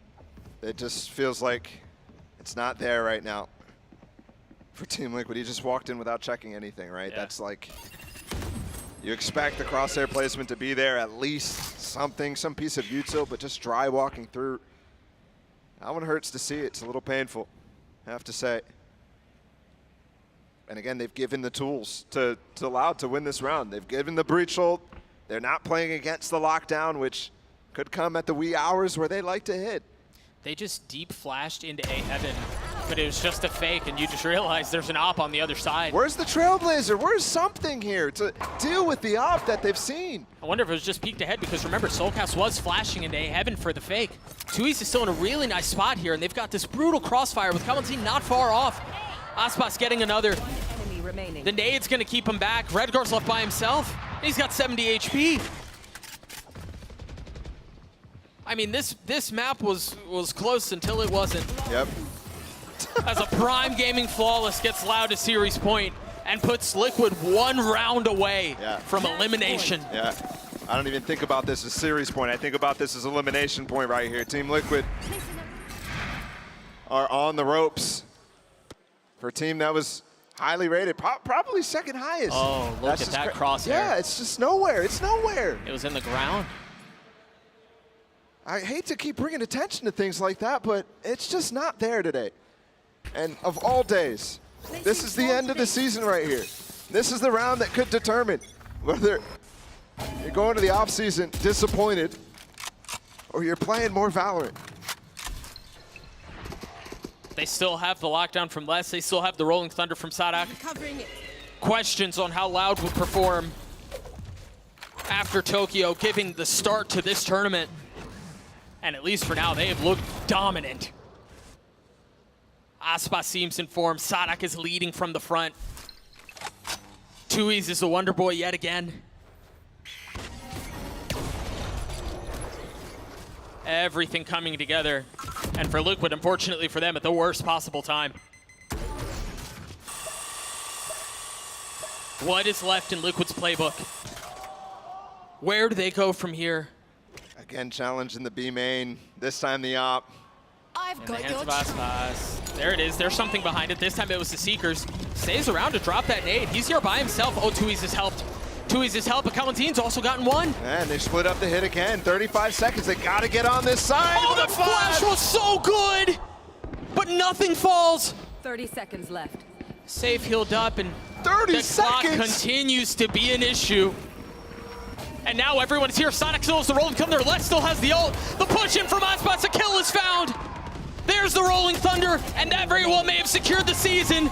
The series done, and it turns out Sonic's suitcase, it was not for him. They send Liquid home.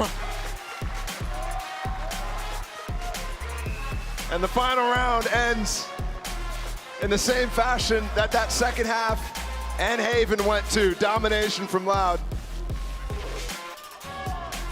It's good to see them back in form. But Liquid being eliminated here, definitely evidence of a poorly positioned and poorly planned project that these guys really put together and made something of it, but it's just not enough at the end of the day. Meanwhile, on the other side, we talk about Lad and we see the promise behind how things are starting to come together. Yep. And again, just one series, right? It's really hard to erase what the last couple of months have looked like for the Brazilian super team. Yeah. But this is a step. A step indeed. Give it up for Liquid here as they take their bow one final time. Our first team eliminated here from Champions. But you're right, with Loud, finally some promise here. We saw a little bit of it in that first series. We definitely were like, okay, hold on, this is not Tokyo. They're gonna turn the page. I'm still not fully convinced, but we'll see.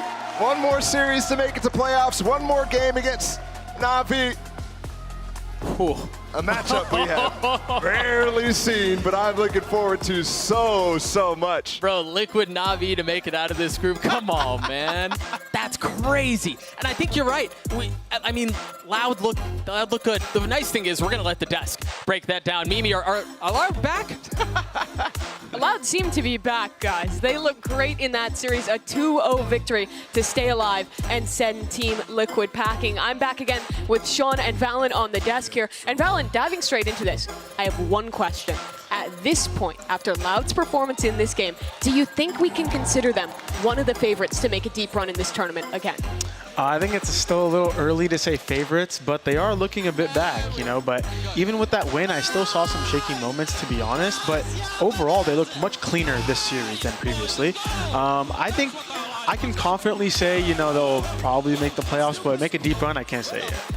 Yeah, I'm actually on the other side of the coin here. I think I'm now willing to say Loud can make a run in this tournament. I favor them going up against Na'Vi, and once they make playoffs in that double elimination bracket, I have a lot of faith in this team. The way they did it today, Mimi, running the Harbor Viper on Haven and then going into the second map and seeing the support players, Tui's, Kawanzin, Sadak, having incredible performances to carry them through. It wasn't the Aspas show today. It was everyone else stepping up. And that's just it, right, Valen? That it's Loud finding their comfort again. It seems like they haven't had an identity for the last 3 matches we've seen from them at the global events. But I think they found it again in this game. Yeah, and to talk about like individual form, like Sean was talking about, these guys have been playing out of their minds this match. Kawanzin especially, I think has been playing phenomenal. The support utility out of him. His trailblazers for information throughout the game were almost perfect. Him re-clearing ramp, re-clearing mid, like such a good player. I think, yeah, Kawanzin on the screen right now, Tui's had so many good support smokes on that A site where Liquid was stalled out for time despite having a double duelist. And that's where I still give credit to Sadak as well, because his fault lines deep into the rounds to stall out these hits against a double duelist comp were insane. Everyone showed up today for Loud, and I think they really needed this to get their confidence back. They absolutely did, and they do look confident out there on the stage. But unfortunately, that does mean we are saying goodbye to Team Liquid, the EMEA champions, the first team eliminated here, Sean. And honestly, it's such a tragedy for them. The only team to beat Fnatic this year, and unfortunately, they head into the offseason disappointed. Yeah, I mean, it turns out that EMEA victory over Fnatic was the peak, right? Some of us bought the peak. I bought the peak. I bought the peak too. I bought the peak. Yeah, they burned me. But I mean, this was a sad year for Liquid overall, if I'm being quite honest. They did win the EMEA region for VCT, but you expected so much more at these big events, particularly Champions, after a disappointing performance in Tokyo, to now have lost 4 straight best-of-3s heading into the offseason. I don't know what's next for the team. Yeah, I'm not sure what's next either, and it makes you kind of question like what is the reason why. I think they looked very well at the beginning of the year, winning EMEA, but like you said, going into the international events, I felt like there was a drop-off in almost every aspect of their play by like little amounts. It wasn't like a night and day difference of the Team Liquid roster, but just like small, minute details of just like coordinating fights together. They took very long time baiting that utility. They're hitting sites at 25 seconds versus a breach. You know, the macro just kind of fell off there, and that's what makes the biggest difference when you're playing against the best teams, right? So they need to kind of step up in the little things, and they'll be back. And that's just it. One of those little things, those little mistakes really do add up. Team Liquid headed home, but Loud are continuing. We'll have to see if the reigning champions can make another run here, as we do have your Verizon post-match interview. It's Yinsu standing by with Aspas. I am now joined by Aspas from Loud for a quick interview. Arthur's going to be translating as well, so thank you very much, you two, for joining me. First of all, congratulations, Aspas. You've broken your loss streak. Your first win on an international stage since lock-in. How does it feel to be able to overcome the challenges you guys have faced? Foi bem complicado. A gente conseguiu se reencontrar. A gente acabou até voltando para a comp antiga, na Heaven. A gente estava treinando com uma outra comp, mas a gente acabou decidindo voltar para ela nos últimos segundos e acabou que deu certo e agora estou me sentindo muito bem.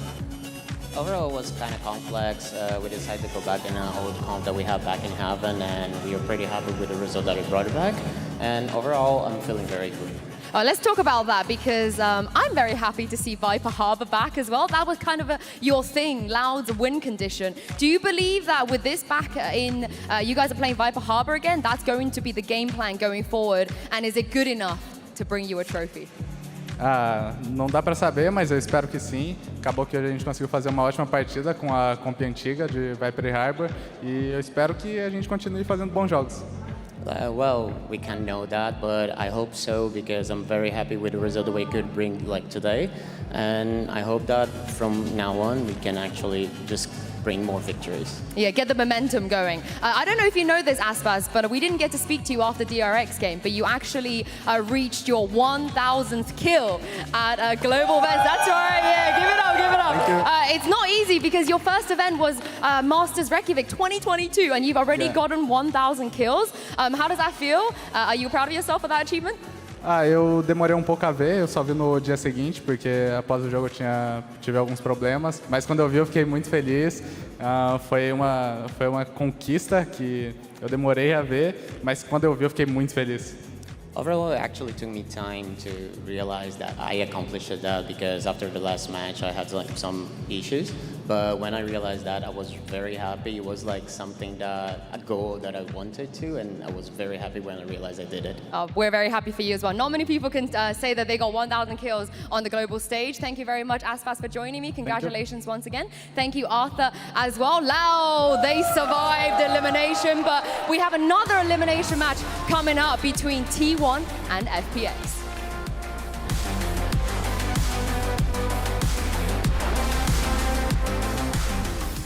It's the upstarts of EMEA, the only team to beat Fnatic this year, facing off against the reigning champions, the best of Brazil. Just a few seconds left now, and the spike is not in hand. The members of Liquid are weak, but Soulcast is making a run at it. Les is left alone. The flash is there. The second, but Les with the 3K. The reinforcements arriving, the op in the hand. Another rare miss. Sadak has gotten it to half, though. He's gotten it 3/4 of the way. Les with 4 and another for Loud. Liquid have not gotten backside yet. They're trying to stay forward. Sadak gets 2. That's the spike. It's another disaster for Liquid. Loud from beginning to end. Just destroy Liquid. Tries to peek out from behind the smoke, and Team cleans him up, and no. Safe once more. The discipline box goes unchecked yet again. Nice, boys. Nice chip. Nice, Tommy. Let's go. Look at him talking. Oh my gosh, this is so smart from Tui's and from Les. It's all safe by himself. Can he do it? No. Tui's. Oh, he's expecting the first. Tui's with 3. Not again. The series done, and it turns out Sadak's suitcase, it was not for him. They send Liquid home.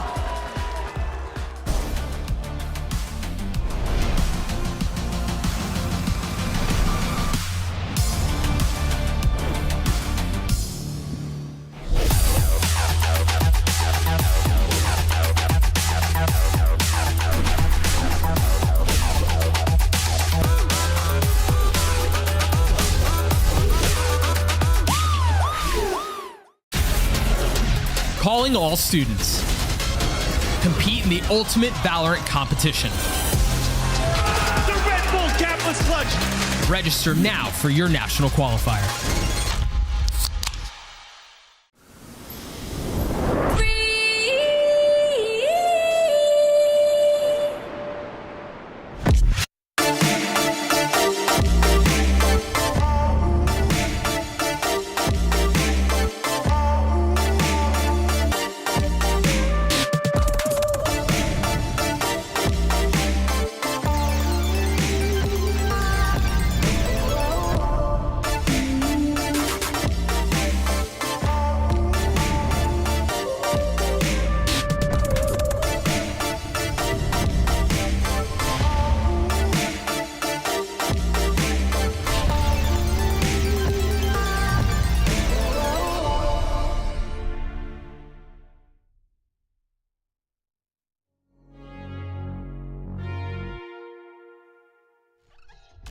So slick, speeding through the surface, like a Formula One driver that's reversing.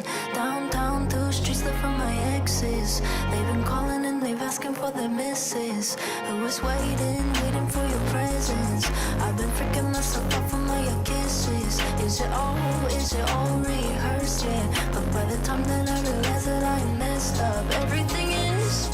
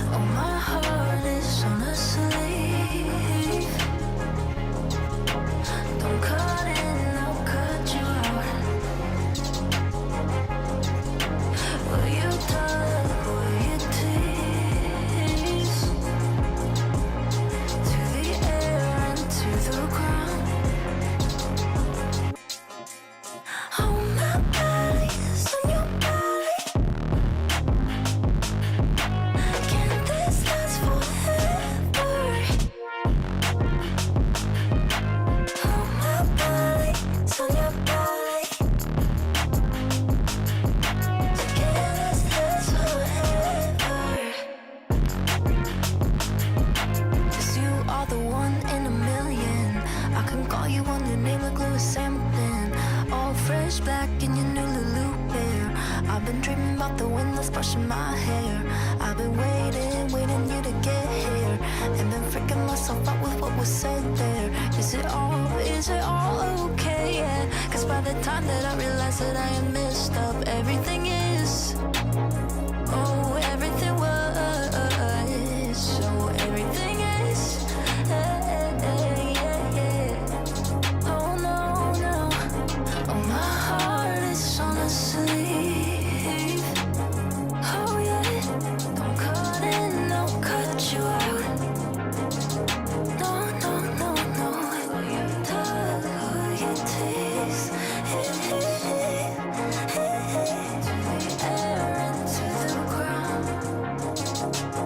'Cause I'm on my body, it's on your body, it's on your body, your body. Can this last forever? Can this last forever? No, my body, it's on your body. Can this last forever? Forever, forever now. Forever now.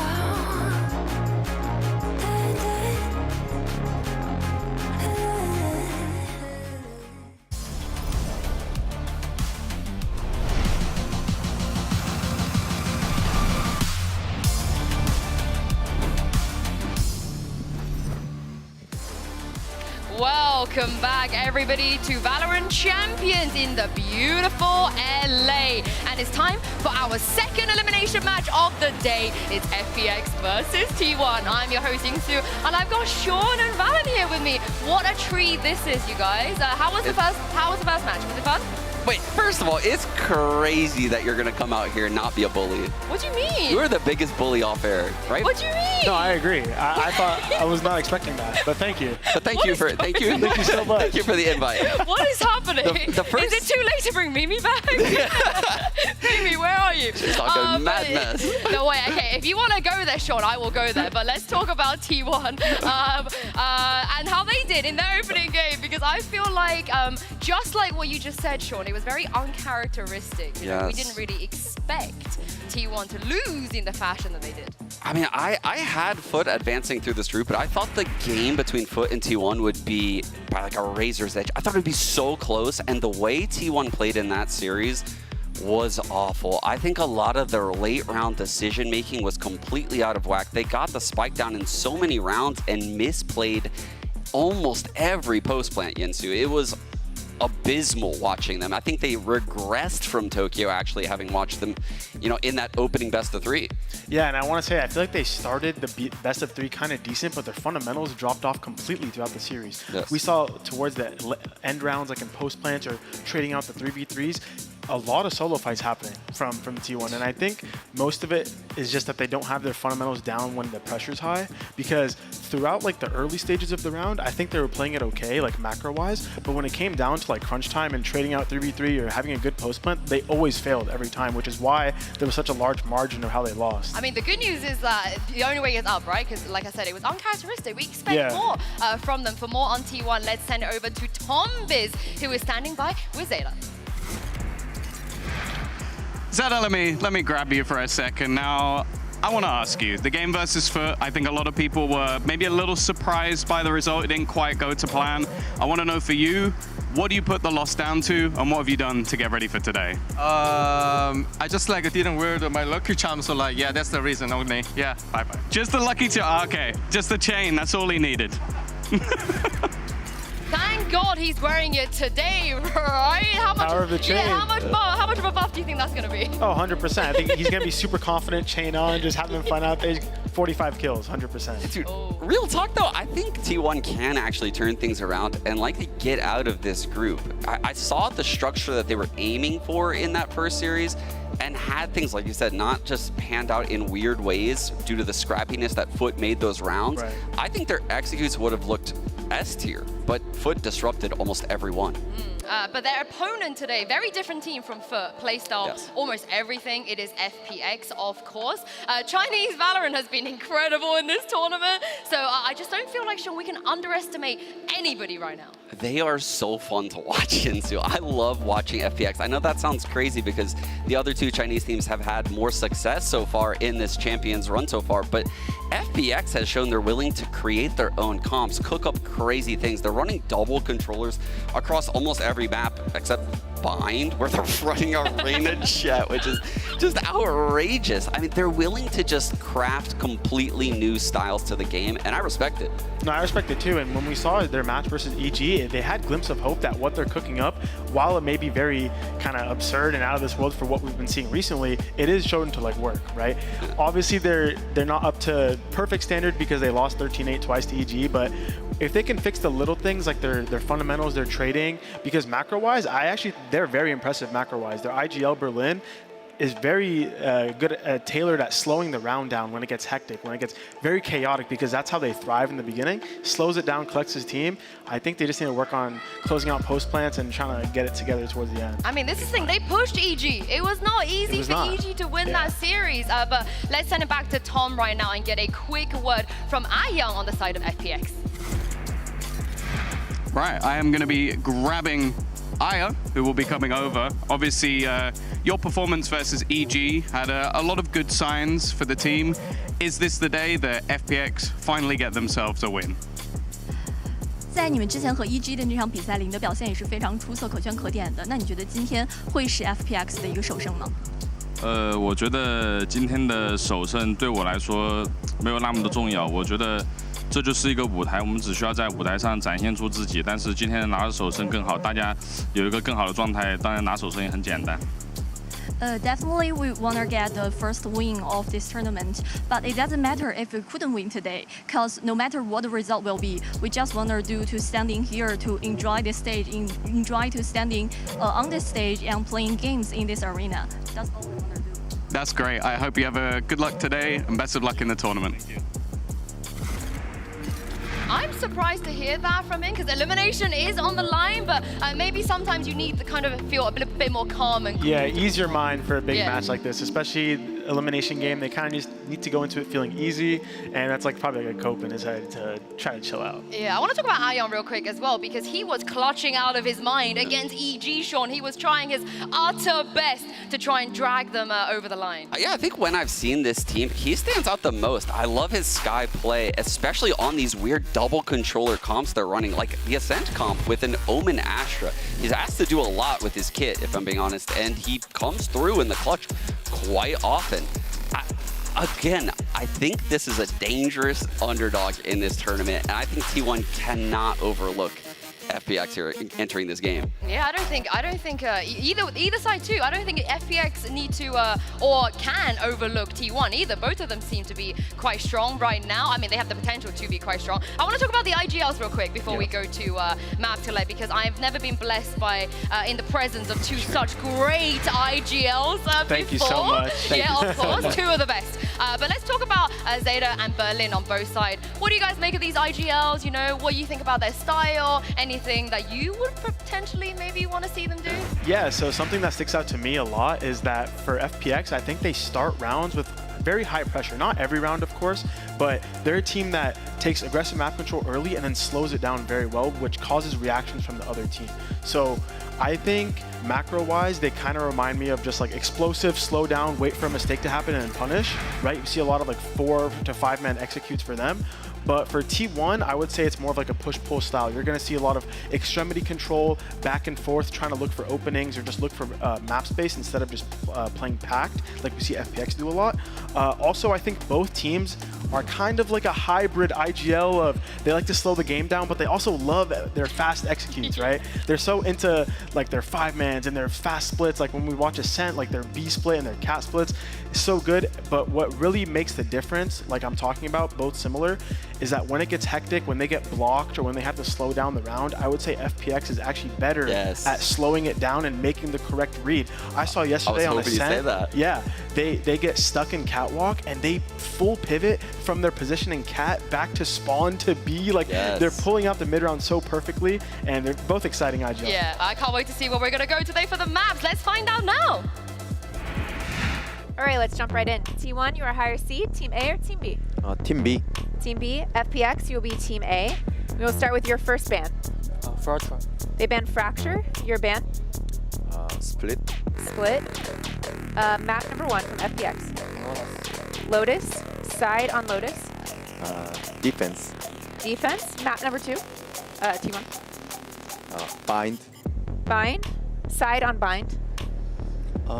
Defense. Defense. Okay, next set of bans starting with FPX. You have Ascent, Haven, and Pearl. We ban Pearl. You ban Pearl. So your ban, you have Ascent and Haven. Van Haven. Van Haven. Map number 3 will be Ascent, FPX, side on Ascent. On attack. Attack? Okay, gonna run through this, make sure we're all set. First set of bans, we have FPX with Fracture, T1 with Split. Map number 1 is Lotus with T1 on defense. Map number 2 is Bind with FPX on defense. Next set of bans are Pearl and Haven. Decider map 3 is Ascent with FPS on attack. Good? All right, good luck to you both.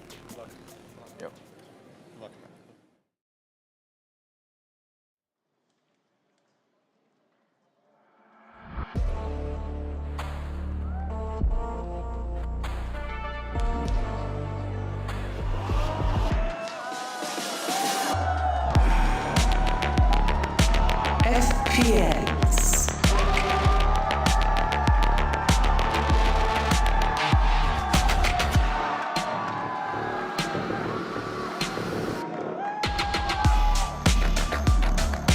T1.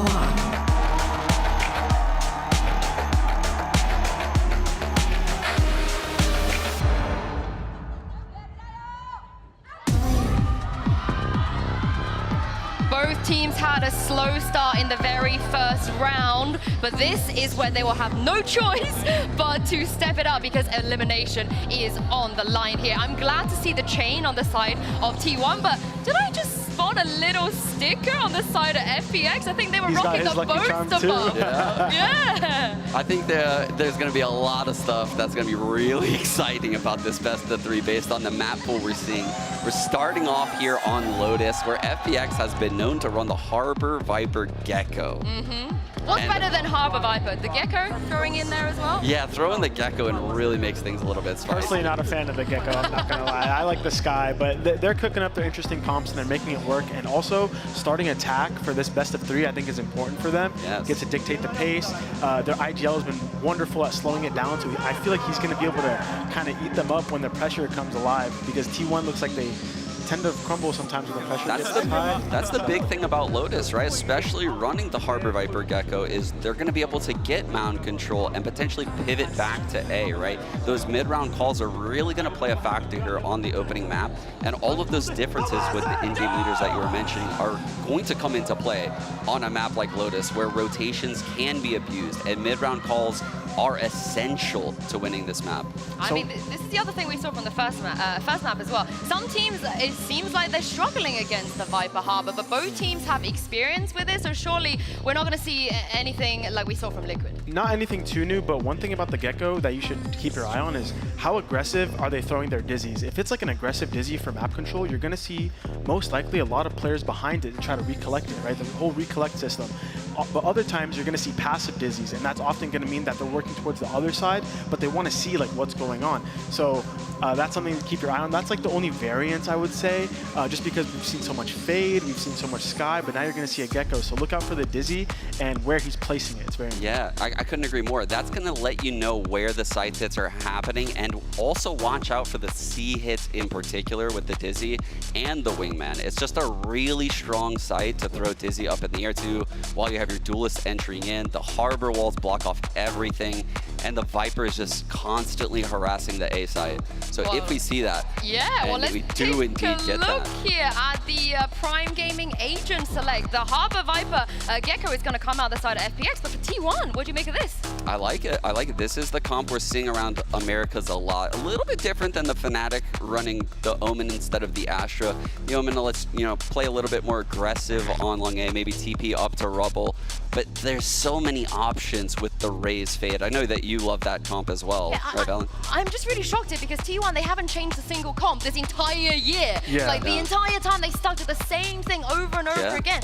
Why this change? Why do you think? He's run them both, I think. I've ran both the Harbor and the Omen. I think the differences are actually quite big. The Omen, you're going to be allowed to kind of take map control at a slower pace, but then kind of explode with the flash. The Harbor gets you so much map control for free. The Cascade at Mound, the Cascade out A, and even the High Tide hits all 3 choke points of B. You have so many options in that comp. It's actually phenomenal to watch. I think T1, they're going to have to kind of slow it down and thrive in the chaos, because you're playing against the Harbor Viper and the Gecko. Slow it down and see if you can thrive in the chaos. Oh, I want the chaos. I cannot wait. Everybody get ready to be entertained here. We got some cool comps, we got a great map, and 2 great casters as well to take us through map 1. Over to you, Mitch and Tom. Thank you so much, Yinsu. Yes, we're ready to kick this matchup off. Tom, I'm excited for this. We know there's some crazy comps around the corner as this series progresses. Yeah, bye. We already have some interesting stuff here on Lotus. Yeah, I haven't seen too much Gecko on this map that has made me really excited, because a lot of the time you're sending little bro in and he doesn't make it. That's all I'm going to say. That seems to happen quite often on this map, so I'm definitely going to be interested to see if FPX have that one down to a T. If they can get everything working in synergy, this comp could be incredible. If it's off by a little bit, I think they're in trouble, but hey, it's going to be exciting nonetheless. It absolutely is. Well, we're getting into the game, as you can see. T1 versus FPX. T1's defense being tested. The barriers are already up and the aggression coming out. Utility thrown, putting pressure on these FPX members. Caught behind the box, they'll try to use their wave to get on out of there. Munchkin's picked up 2 in the meantime and still fighting while his teammates come to support. And that fight is quick and clean for the side of T1. Oh, what an incredible start. They had a game plan from the very beginning, an instant seize nade, something we love to see when there's a fade and a raise on the server. No, we're not calling it that. And yeah, just being able to push them back. They almost had to retreat immediately, but that wasn't just the only part of the plan. They were continuing running it down, putting that pressure onto FPX immediately. And wow, what a start for T1. Pistol on the board, Munchkin off to a flyer. And now we're just going to see, well, I was going to say an investment. Nichao just going to go with light shields. Interesting. It's not an investment you see very often, just light shields and nothing else. But I'm curious, I'll put it that way. I guess if they get a gun, it's being given to him. Well, I suppose that's the assumption. Yeah, 25 extra health. Ooh. Don't worry, Sean will explain this to us when we get back to the desk at the halftime. It's fine. I see him writing notes right now, scribbling frantically. He might even have a Telestrator segment on it. Well, let's see if the success will be found by FPX with this trendy investment. Immediately, you know, they're putting some pressure towards A. They've got their wall there, but T1 know what's going on. They're up close, both on A and on C. You definitely get a sense that this squad likes to get aggressive. The pistol round, I guess, gave it away more than anything. In the end, conventional takeover B. Alarm bot takes contact. Actually, not even. Preemptive strike. And that's caught Berlin. Oh yeah, this is looking like a slaughter already. Lionsor being able to climb 1 somehow. They managed to make this one look a little bit more competitive. They should be able to clear things out. Ban left low and a chance to maybe do some extra damage. The Boombot chasing him at the end. AJ, he's just doing it for entertainment value. Never really in any doubt. Didn't break a sweat whatsoever. Well, look, decent damage, all things considered. FPX get out of that one, smelling the roses. T1 don't have the opportunity to play a nice free round where they've got rifles and their ability to fight. That was so close, can you imagine? No. And that would have taken a Bulldog out. That would have actually been huge. And look at T1's investment. You know, they've got their 2 Bulldogs still, picked up a Vandal on side player, and everyone else taking it pretty light. So there's weaknesses here for FPX to exploit. See if they can reap the rewards, the seeds they planted just moments ago. Yuiko already waiting up top. We're going to try and find a little bit of early aggression. They were wary of it. Like in the prior round, we saw in the pistol how aggressive T1 were willing to be, and that's something that FPX are definitely going to have to think about. For now, though, just patiently taking map control. They have a lot of utility to be able to play with off the back of the harbor to sort of section off portions of the map, and for the defenders, Van has taken a little bit of map control, so they've been able to gamble that little bit more, even pushing up on B as well. They have taken a lot of space. They kind of know at this stage that they almost have to be locked in towards that C side of the map, but they are going to start wrapping back around and pressuring elsewhere. Yeah, I do wonder if they've spotted, you hear that turret when you get a little bit closer, Snakebite comes down. Now you know, first of all, it's a trap play with two incredibly good sight defenders. FPX are making the right call, looking elsewhere. And it's sighted player to be dropped first. That's the big rifle out of the round now for T1. Look back to the Bulldogs on Munchkin, who's already taken a lot of damage. Carpe pushed out of the site. And B is most certainly taken late lurk from Nichao as well. Great potential for this squad, and because it's the wingman planting, when they go through to try and take advantage of the numbers, well, anything but ends up occurring. That's FPX with the first. Oh, really clean take into the site as well. I'm liking how patient they're being, because we sort of set this team up as this like hyper-aggressive, fast-paced. So when we get to bind, that's kind of what I'm expecting, but this was very calm and controlled. They had expectations that their opponent were going to try and take map control against them. They were very methodical to sort of take that space back and end up keeping 4 players alive onto the board. Of course, for the other side of things in T1, they are going to have themselves an investment here. Plenty of rifles on the board, but no ultimates online just yet. Everything fairly level across the board. Yeah, this will be a much more grounded full buy round. The real meat of the game about to come into play. Now, we've seen T1's aggression time and time again. Over on C and A in that second round, even up against the Pistols, they were willing to do it. It's denied by some early utility, and the follow-up. It seems FPX will be gaining control over Mound for now, but they're leaving their options open. A lurk around B, player as well sat on A, waiting for the aggression to come through, and even an alarm bot if they decide to rotate. Plenty of options for them in the late round. Again, just taking their time, collecting those orbs that are about to be under some pressure. The Mosh used to try and clear out some space. Normally there's a bit of an execution off the back of it, though. Turret destroyed for Sire as he looks to get aggressive, but again, just waiting outside this C site. The high tide through to block off a lot of angles, but there's 3 players ready and waiting.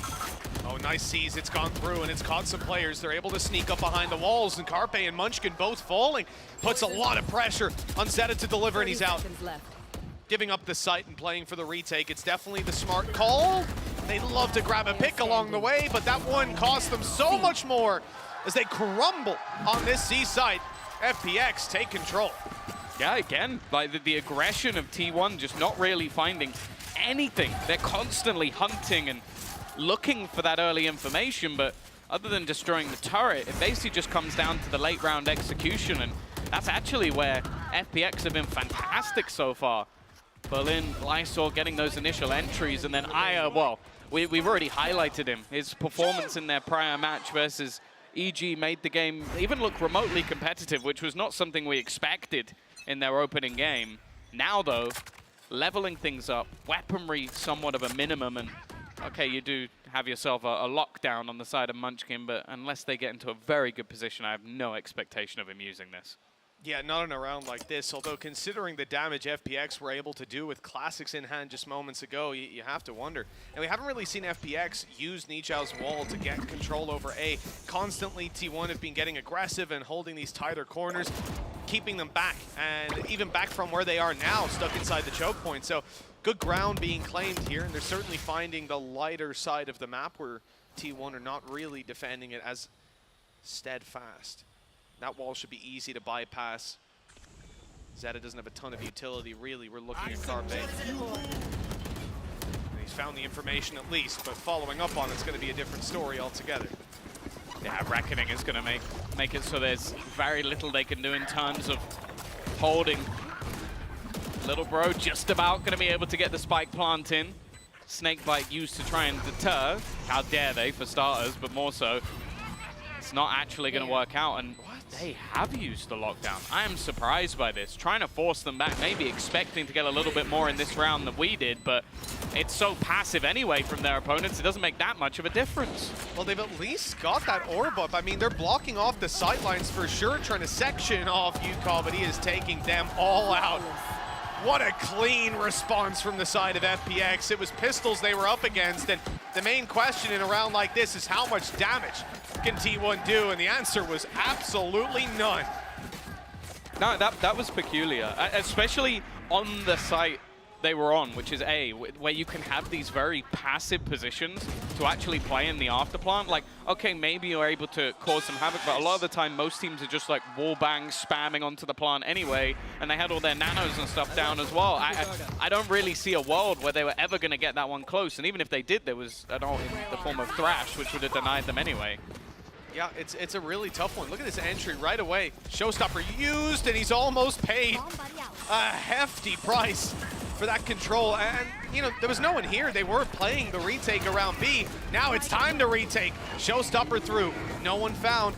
Halfway already, but the blast pack will get him up close. The shot is good. Berlin down, and Aya left on 15 HP. He'll be cleaned up quickly, you'd imagine. Has to be the last man standing, denying that defuse, and not a hope in hell. Right back on the board, our T1.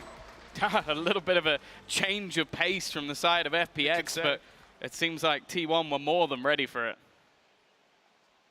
Definitely locked in. Locked and loaded on that one. And I like the more direct approach. When you come in with ultis like that, sometimes it's worth just committing them at the start of the round from the side of FPX. Get the control, maybe pick up a kill, and then play your post plans. But T1 seemed more than ready for that. Maybe that's why they used Munchkin's ult in the last round. He's already got 5 of the orbs back.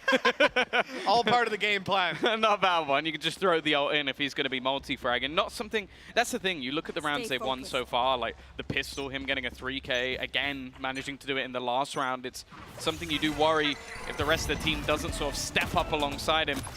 If they can keep that going forward, and no surprise to see back to the slow pace for FPX, but you look at T1, already fully pushed in through C. Now the Boombot, in theory, should give that one away, as they've taken such a ridiculous amount of control, and Lysor is already waiting. The turret with contact should mean that he immediately turns around, and so does the rest of the team. Maybe even tucks into that corner. Oh, there's the smoke up. He knows now. Great position. They're clearing it, but the first player down. Now they can react. Ban on the trade. The rotation seeming to come through from Munchkin. Gonna leave Ban to make this play by himself. Zeta shutting down too. That is absolutely huge. The FPX have stopped completely, and the flank is now coming through. Desperation from Aya as he looks to bring the spike elsewhere and hopefully grab a plant. I don't know how much that's gonna help them. Putting this into a 2v4, but on the B site, a spot that's very difficult to hold from. A little bit of a dicey fight, but it is going to be banned to win it. And now Aya left. I don't think he even knows that Munchkin's about to come around this corner. The drop down spotted, but Munchkin just playing this so safe. He actually goes peeking back out, though, a chance, but not this time. A great round from Zeta, as T1 will convert back into the lead once again. And I'm liking their style of play. Like, normally you see this sort of level of aggression against a team that doesn't have like a lurker or a sentinel. They're doing it against the Killjoy, who's literally waiting for them. But just being able to take away such map control while the rest of FPX is grouping up, I almost assume that they're going to have to go for more of a default round this time out, just to make sure they can't continue to do that. Now, one of the difficulties being now T1 having Zeta pop off like that in the previous round. Viper's Pit locked in, ready to go. That could certainly help them recover from any sort of stumbles they have as the round goes on. FPX calling a timeout. They want to take a moment to gather their thoughts ahead of round number 8. We're coming towards the end of this half. And we're pretty close to neck and neck. Pistol round injection for T1. You know, it's definitely not the doom and gloom for this attacking side. An opportunity to bounce back when they move to their defense as well. Operator in play. That's one thing I'm seeing. We might just get Yuka changing the game completely on this attacking side. That scope weapon, it can turn the tides, but Saya players doing just the same. We're gonna have a battle on our hands.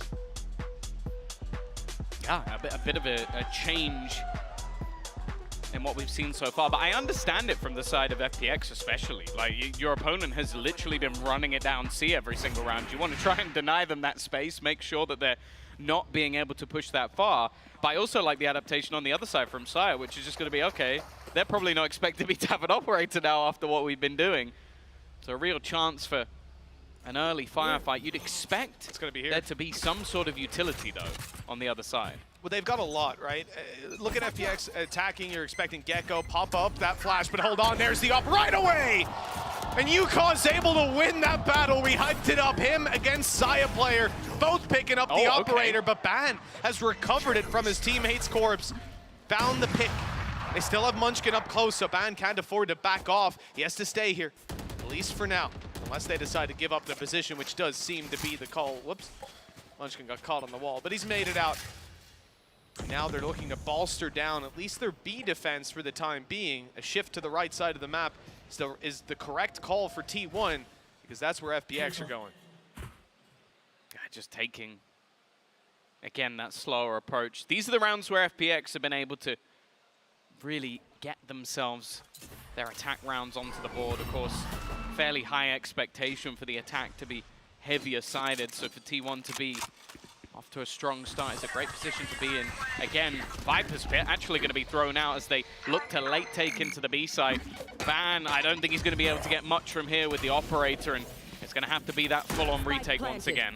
Yukaw's gone hunting as well. Just look at his position, propped up on the boxes. That's a great angle that they're not expecting. And even as Ban tried to clear it, he couldn't quite get there on time. The op certainly being a saving grace for FPX so far. Nichao with a challenge, and it's just about corrected in time. Starting to get scary. That stun couldn't be better. Munchkin's out. Surely not going to commit to this with an operator at his feet. He hopes to save it to the next round, but the spike, although it's ticking fast, there's still some time if they wanted to hunt him down. Aya has popped a flash. That's being heard. Munchkin knows there's someone hunting him, someone coming through the spawn. He could hightail it out of here, move towards the attacker spawn even, but well, he's hunkering down. It looks like they've given up, not wanting to lose any more weapons. Yeah, I think it's actually quite interesting because you look at the way this round actually played out, and I feel like T1 almost, they tried to set a trap on A, pushed them into the B site, and then didn't have anybody there on the B site to actually catch them. It was a bit of a weird round. Like you set up almost, in that scenario, if you have 2 on A, I'd want one of the A site players to rotate away as you put that pit down, so then you have a little bit more bolstering on the B side, whereas FPX just very quick on their mid-round calls. I think Berlin sees that P, he's like, all right, I'm out of there. I'm going straight back in, and that's the thing that really works out on a map like Lotus, is just having those sort of quick, concise calls to get themselves back into position. FPX leveling up once more, and a bit more aggression. That has not gone well. Nichao with a free opener, looking for more. Ban somewhat caught him no man's land, but the paranoia, well, it not only gets him, I was going to say it could have got him out of there, but he doesn't leave. In fact, his opponents completely fall off, and he still holds onto the angle. Yeah, he actually held the angle while setting up that smoke the whole time, just making sure no one snuck out. This is a man confident in holding this spot. We've seen T1 consistently get aggressive around this position, and it's something most teams will do. You always want to compete for rubble. But Ban is taking it to another level, still being here this late into the round, and FPX do intend to take it towards him. Flash is back online for Aya. Have some cascading utility to make their way out, and all that util's falling on nothing because Ban fell back. A great sense of when to give up the control. The question is, will a rotate come in on time? Ban could be under a lot of pressure. And just using the one-way smoke to try and deter players from going back into this A site through the double doors. Zeta realizing he has to try and help out his teammate a little bit, but the Cove is almost going to lock him out completely. And Aya with a solid entry. No chance for Zeta to make a play. You look at the remainder, well, almost just diving in for risky plays on the side of T1, and FPX are more than prepared, just waiting for players to make a mistake. Saya's going to get himself an exit frag at this stage, but well, I don't see him going for this 1v3. I love FPX's ideas late into the round. Like, we've seen these adaptations before, but pumping the brakes, going for some control over A main, and then they acknowledge where both those players are. They're able to isolate the fights. And you saw from both Zeta and Ban just overwhelmed as they peeked out into heavy traffic, 3 targets each. It wasn't easy to clean up. They have managed to carry forward this operator to the next round. Much more passive post plant from FPX, not trying to hunt down again. But it doesn't matter to them by the looks of it. They've allowed the op to be saved a couple of times, and they're avoiding it pretty much every time. Yeah, and one of the things I think is worth highlighting in this matchup, I think Saya player is always a huge call-out because of how good he normally plays in a lot of these matches. But someone you sort of almost highlight on the other side is Yuiko maybe not being such an explosive duelist. So the fact that he seems to be performing to a fantastic standard off the start. We're now going to see if he can keep this up throughout the match. Operator going to be handed over to Berlin. Maybe the expectation there is that Yuiko is going to be taking that entry point. And on the side of T1, they've actually stacked into this A side. Bear in mind, weaponry is weak. They've got that operator and elsewhere just having pistols. We'll see if they can make something work.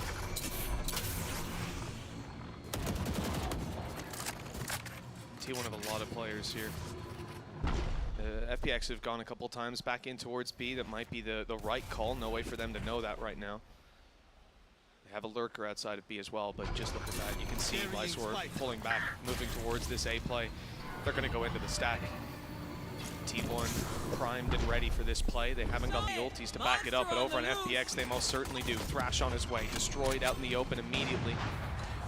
Zeta's position given up. They still want to commit to it. Like, this is where the pistols can be most dangerous already. Yukon is going to be taken down. So too is Wingman, but a good trade as Aya at least keeps this alive on their squad. Nice and comfortable with the plant coming through. And it's a 2 versus 4 that really doesn't look to be going anywhere. Yeah, just farming up some of those eco frags for Aya in the end. I do like the fact that they're using that Reckoning basically in low purchase rounds for their opponents. It severely reduces the risk. Like, even if you know you're walking into a somewhat stacked site, those players are going to be ducking and weaving, and with the sheriffs, it's not going to be the best way that you're going to be playing the game. So just having that easy around, making sure you can convert cleanly. And you look at the finances over on FPX, they are thriving as of right now. And for Sayapla, I'll be honest, he's been out of the game. I haven't seen anything really from him at the moment. It's just holding on to that operator. Jane time coming through once again for him, as he just hasn't really seen any action so far in this half. 6th round locked in for the side of FPX, and this attacking side, like we were saying, you know, at 4-3, T1 had got that pistol round to give them an injection of rounds. They stumbled a little bit afterwards, as is expected. Round 3, the 4th being a close competition, the 5th being a walkover. But then there was a little bit of a resurgence, and you start to feel like we've got a close game on our hands. But this pause coming out of T1 very much signifies the fact that we have ended up spiraling slightly on their side. It's gotten out of control. They're losing their grip on a close half. And there's only 2 rounds left to compete for, hoping to end it neck and neck. This time out, we'll see how much it's going to do for them. Yeah, of course, the scary thing for T1 as well is, as said, the bind they're probably going to be coming up against will be incredibly unorthodox. Last time it was the solo controller, double initiator, double duelist comp that was being run. The time before that, they swapped out a Brimmy and put in a Harbor. There's some very weird stuff coming through on bind, and definitely not the easiest stuff to play up against. Here as well, I don't think you're going to be necessarily used to this combination of the Viper, Harbor, and then, of course, having Little Bro running in every single time. It makes things that little bit more difficult, and I think they have been finding it tough to sort of find the space. The only rounds that have really been working for T1 is aggression, like taking that map control away, fighting them in the early stages of the round, because the actual executes from FPX have been fantastic. Yeah, that's been the real issue. Like, we've seen T1 those first 3 rounds so aggressive, and even with bans sticking around on Rubble for so long, in one of the previous rounds we saw, it's still tapered off slightly. That control is being given to FPX a lot of the time. Now just look at C, a lot of players from T1 here, and the same thing can be said for FPX. There'll be some fake posturing on this A site, and we'll see what the response is. If you're T1, you're seeing this wall come up, you're assuming there's control over Rubble now for FPX, and that they're getting nice and aggressive. With 3 players on C and no contact seen, you do have to rotate eventually. But this is all a bait. Zeta up close. We even have the turret there. They shouldn't expect ban, and the flash has not caught him. This could be huge. The smoke saving his bacon. If they come around this corner, it's very unlikely they decide to check this spot, especially with Zeta popping off, making noise. Although he has just started to fall back. Yeah, the patience might just be rewarded. It almost comes down to how much can they get, and that Dizzy's going to be going through again, this time forced to retreat. So the same as before, like FPX are being methodical in their play. man sent through as well, just to clear any of the close corners, and they're just doing this almost for orb control. Faking out the space. 4 players currently on this side of the map, and the one on the other side, Carpe, has just been decimated by the operator. Now they start hightailing it back towards the A site. The decision's still yet to be made. FPX leaving this one very late and deep, but if they get into a post plant with that Viper's Pit, it's trouble for T1. There's 20 seconds on the clock and they still haven't made their way towards the site, but finally that decision is made. They've baited out the rotates to be controlled this game entirely so far. Like, this round has been theirs used on A. all over. And yeah, they're only realizing now that this is a problem after they burned up their lockdown. FPX are set up with a Viper's Pit with players inside with utility at plenty. Even the snake bite online for Nichao late round, and okay. Nice shot. Yuka is gonna be caught. That's a big pick. Aya, if he overextends there, that angle's being watched, but he'll catch more than enough. 2 quick kills, Berlin following up, even saving an operator for himself. You can start to think this round is over. T1 looking for a save. Nah, the calling again from FPX has just been sublime. The amount of times they have walked into this B site and there has been no one there, just off some fake execution being thrown in towards A. They get the opener, and then every single time you just basically see the Gecko utility just flying through in onto that A site. And even so much so that in the last few seconds of the round, you watch T1 putting a lockdown in on the A site because they've been fooled to such a high degree, and then they get a free post plant. Nobody on the B site, not a single player aware that they could be setting up on this side of the map, and they haven't even come close in the retakes, even using the slight gaps in their own ultimates to just decimate T1. FPX right now, I'll be honest, they look like they're a level above. They absolutely do. Again, the way they're controlling these early rounds is fantastic. Baiting out the C rotations. There were 3 players there, ended up with 1. They still flash it to clear. They move back towards A, sell an A fake perfectly, finish on B that's wide open. There's been next to nothing that T1 could do. They've been trying in the early round, but it's like FPX are reading from the same strat book so far. As we move on in to round number 12, the final one, T1's aggression is going to be displayed yet again on this defensive side. Pushed up on A, 3 players on Roble. They won't give up this control this round. But where do they go from here? They've spotted there's a player behind that wall. They know that. But Nichao is patient, allowing them to make a move while his teammates work out the rest of the map. I like the change from Team Paranoia. Going to play that a little bit more aggressive. The Paranoia is going to do the work, but it's whether or not the rest of the team are going to start making a play on the other side of the map and how much time can actually be bought. Thrash sent through is going to garner them an extra little bit of information, and it's only going to be the 1-for-1 trade. Nichao gone, but again, it's the same. They sell a ruse. The only problem, though, is the spike. The spike's facing back into the spawn. 28 seconds left is dropped on the deck. A mistake made by the side of FPX. They have to go back and retrieve this. And in the meantime, T1 can start re-aggressing. A 1-for-1 trade, 15 seconds. They have to go running into this B site, but they're going to use that showstopper. That will grant them the space that they need to get into this plant. It's something. Operator as well. This could be beautiful for FPX to still manage, even after those fumbles earlier on in the round, to close this out. An 8-4 scoreline would be huge. The timing is key, and Munchkin's won it, leaving just Berlin all alone. He'll use his waves to try and block off their sight lines, but they'll be through that in just a moment's time. Low HP on 1, but neither will fall. Saya player with his 3rd of the round, locking in 5 for T1. Considering how this ended up, I think FPX looked likely to take that to 8-4. T1 can be happy with 5 rounds. Yeah, I think it's purely just the mistake from Aya, like maybe not realizing that they'd given up that much control. If he goes through the doors, they get that plant free, it's a lot easier, but it definitely wasn't good signs in this half for T1. They managed to get things to a respectable scoreline that they can take into the second half, but I think FPX were definitely the better of the 2 teams in the first. I think that's fair to say. An absolute joy to watch this FPX squad work on their attacking side, but now it's T1 who are going to be mounting the attack. FPX on their defense, and we'll see how they feel about their possibilities. Let's hear from Yuka, who we spoke to earlier. 就以打EG 这场而言，我觉得EG队员所说的是事实，我们确实不被大众看好。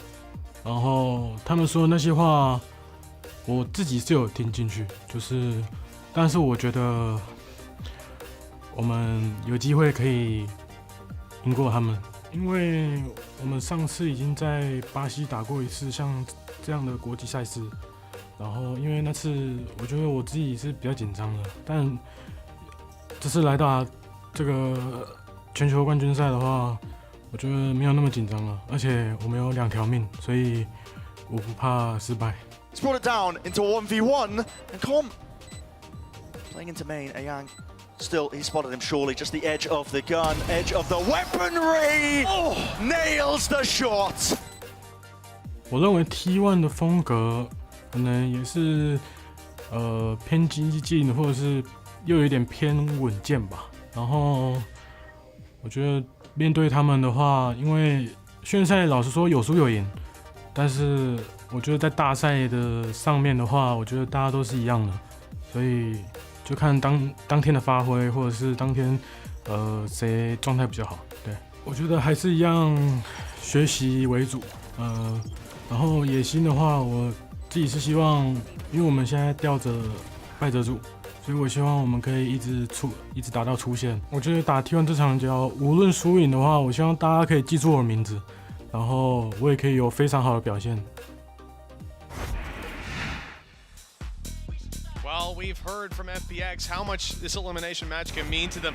Looking at T1 across the stage with an advantage in their back pocket, FPX have to be feeling good on this international stage. Now, the pistol round could really shoot them up into the lead.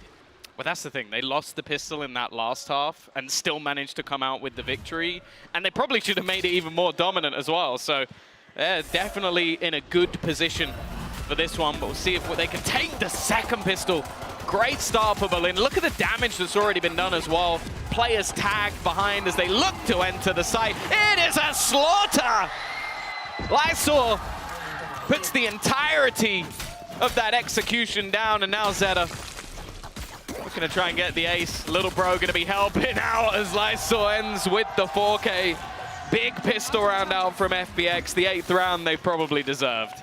Yeah, they were looking forward to close out the previous, but now that probably carries even more weight rather than just a number on the board. Instead, they get to follow up round 2 up against what should be next to nothing. Just look at that. Made it look like a fully automatic weapon. 4 kills for Lysor, and well, fair to say you're gonna have a lockdown online in the near future. Yeah, we saw the same from Munchkin in the last half, and maybe didn't have the impact they would have liked. Decent investment from him as well. Lysor going to go for the rifle in this one, just wanting to make sure there's no real risk of damage being done. Looking like more of the same potentially for the side of T1, but it could just be a goal of farming up some early orbs. You're also seeing the high tide used very deep on the seaside, almost just to shroud out information. Almost make it more awkward for T1 to really find anything. And as expected, a very passive hold coming out from FPX. They don't really want to take any risks in this round, put any map pressure onto their opponents, and with the play through the door, Yuikor is going to have to fall back a little bit here. Just play passive while the orbs are farmed up. Yeah, I mean, if you look at all these positions that FPX are occupying, there's nowhere that they can really be isolated, that T1 can force a 1-versus-1 fight or an XV1 fight without them being able to take that pot shot and then fall right back afterwards. That smoke might complicate things slightly, but T1 are not going towards C, hoping that the utility they put down and the presence made will cause a bit of a panic, a bit of an over-rotation. That has not happened. Nichao, the first sign that this defense is still standing strong on the A site, but he'll fall. Nade is good, forcing Lysor to the back site. Not a great position if those pistols get up close. They're going for the wide shots though, and that is perfect for Lysor. 2 kills, plan to come through. Players here, but denying that's hard through the box. Instead, gonna try to just keep that planter stuck in there. Ban used his teleport to get out of there, but they've spotted him. They know exactly where he is with a bulldog in hand. Nice shot. The first found, dodging the nade now. Paranoia's given him some space. He's walked out, but they've got 2 different angles. Nicely closed out by FPX. Costly, if nothing else. Yeah, it's an expensive round, no doubt, but they'll manage to retrieve the rifle. They're going to find themselves the Bulldog as well, so it's not the most loss, but definitely a little bit more expensive than they probably would have liked. And now with their opponents going to be coming back in with a buy, this is really where you need to see T1 actually stepping up to the plate if they are going to be competitive within this map. At least as of right now, FPX have been firmly within the driver's seat. And I think even maybe considering going for a bit of a heavier investment into this round, trying to break them a little bit earlier. Well, Tom, certainly feels like the stadium here has a favorite for this round. Yeah. FPX chance in full force, but you look at what they've got to work with. There's some weaknesses there. It's an uphill battle for this defensive side. Although not necessarily a round that I would chalk up to just damage. They definitely have the potential to fight for this. 2 Bulldogs, a rifle on Lysor, one away from having their lockdown online as well. But for T1, they're the squad that get a little bit of easier access onto these orbs. Pretty close to a showstopper on Saya player, but probably want to just leverage their weaponry advantage in this round. Bring them down. How passive they are on B. It's looking like a full B retake. Just expecting there to be pressure put elsewhere. Is that to do with the lockdown, maybe? Being taken. Potentially. I don't have it online just yet, but maybe expecting to get a kill on the way. Definitely one of the easiest sites to retake. Nice shot, though, by Munchkin and Saya. Solid start to this round. Nade to deny any further aggression, and the A site completely under their control, managing to avoid any of that initial aggression. And similarly to their opponents, just baiting in those initial takes and then forcing rotations from FPX. Yeah, the sad thing being, you've lost your rifle, your real rifle here. You can see the Bulldogs coming through for a retake. But now the question does turn to damage. How much? How many did they get, Mitch? Go on, call it. I'm going to say 3. Although, I'm looking at T1, very nicely grouped up. Looks like they'll be able to trade almost any kill. There's no one out of position. And 3 is optimistic. I think that might have been Carpe's second kill of the game so far. That was incredibly crispy. Followed through. A Yukov falling, and okay, a bit of panic here. Oh, the showstopper! That's huge. Honestly, you're going to trade a Cove for a showstopper? I'll certainly take that.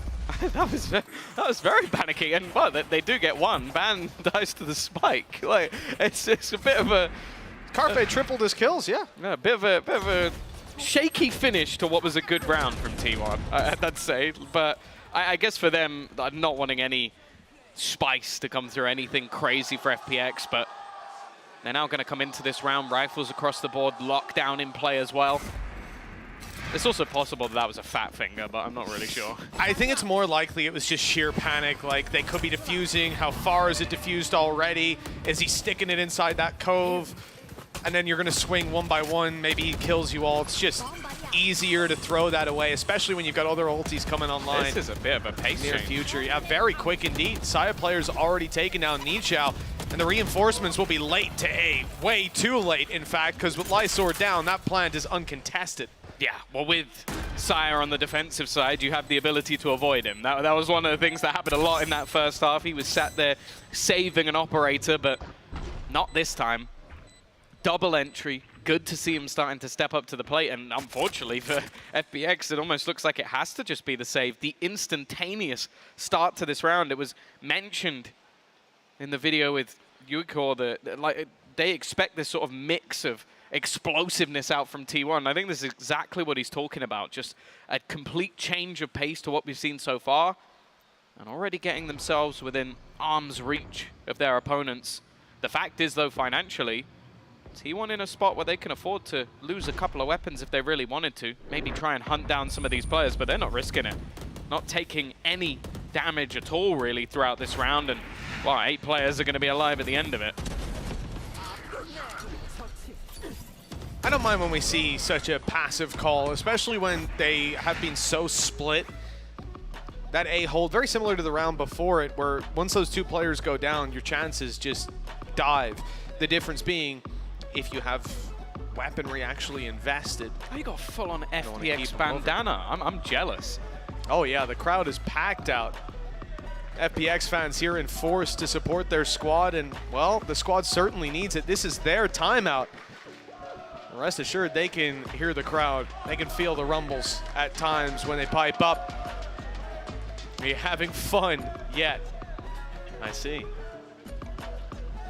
But yeah, 9-7. Not the worst spot for FPX. They're going to take the pause early, give the chance to Nathan to have a little chat with the team, see what he can pull out of the bag. The problem is financially, again, they're not in the greatest of spots to do too much, but it might just mean that they decide to get that little bit more aggressive, try and take some of that space away. If we've seen from both teams, one of the things they're majorly sort of struggling with is that passive hold that's coming through from the attack, not really allowing them to get the same level of control that they would want to. A lot of the time, Killjoy utility just being placed to deny any of that further aggression. For now, though, an early build-up of players in towards that B site, but it does seem like much more of the same. Just going to be some minute investment on the players that didn't have anything to go with. And that's the thing. If they can get something done with these rifles, they still have that lockdown available to them if they want to try and go for the retake. Yeah, the potential is there for late round, and I think so far FPX have been put in those positions of having to retake. T1's aggression being rewarded time and time again. And this time, it's Yuka alongside Aya who are going to be challenged, both on the C side. T1 have well, they do have a bit of control going out there for Zeta. Like, he is swinging around. Rubble, he's got his wall to play around as well. And if he gets enough space, they might start to think about coming back. Even the door opened here, like, there's a ton of presence being feigned. And I don't think they're rotating back to A. I think they're just hiding from utility, knowing that there would be a flash online soon, knowing that FPX would seek them out. And because they've avoided all of that intel gathering utility, they might go for a swing like that, and they've almost lost UCOD to it. That was T1's trigger point. They're rushing the site, and it looks like all control will be theirs, even catching Aya on the way back. Yeah, another Saya player entry, and I believe at least the rifle might be able to be handed over to a teammate, but look at him go. Saya player just starting to take over. Yuiko, though, has just come out of nowhere. The side swipe, not expected. The aggressive position, it's these Razors going head-to-head to try and take over this round. The time, not even that far gone, still an opportunity for him to win this one out. Still going strong, leaving it all onto Zeta. He's playing that post plant, knows exactly where he is. The ace potential, but it's so far back, and Zeta's still just sitting, but he's not landing the shots. It's already being diffused. Just looking to try and get it all the way, but Zeta will hold on. T1 scraped through the round, but FPX was so damn close with Yuiko. Only that he was caught with a knife out. That would have been a different result. So close in the end as well. Yeah. Fair play to Nichao for just sticking it underneath. That's the thing, a Red Bull clutch needed just to get through a round where you already got the entries. Like, you look at that and you go, oh, Saya's got a couple of openers, he's taken over, and then just everybody dies within a matter of seconds. Yeah, that was everyone right there. Everybody's face was the same when he manages to get that quad kill, but luckily, Zeta holds on. And now we have the buy, that's the thing. Yuiko is not going to have the rifle anymore because he's got the operator instead. And look at where he is already, by the way. First 20 seconds of the round, Yuiko is already pushed all the way up on C. Holding that wide angle with an op, but he won't have a chance to use it, at least not on that side of the map. Presence for B, the split is on. Aya just about evading those shots, falling back, but nobody's here to contest. Yet again, a free plant to be found by T1. So good at finding that space.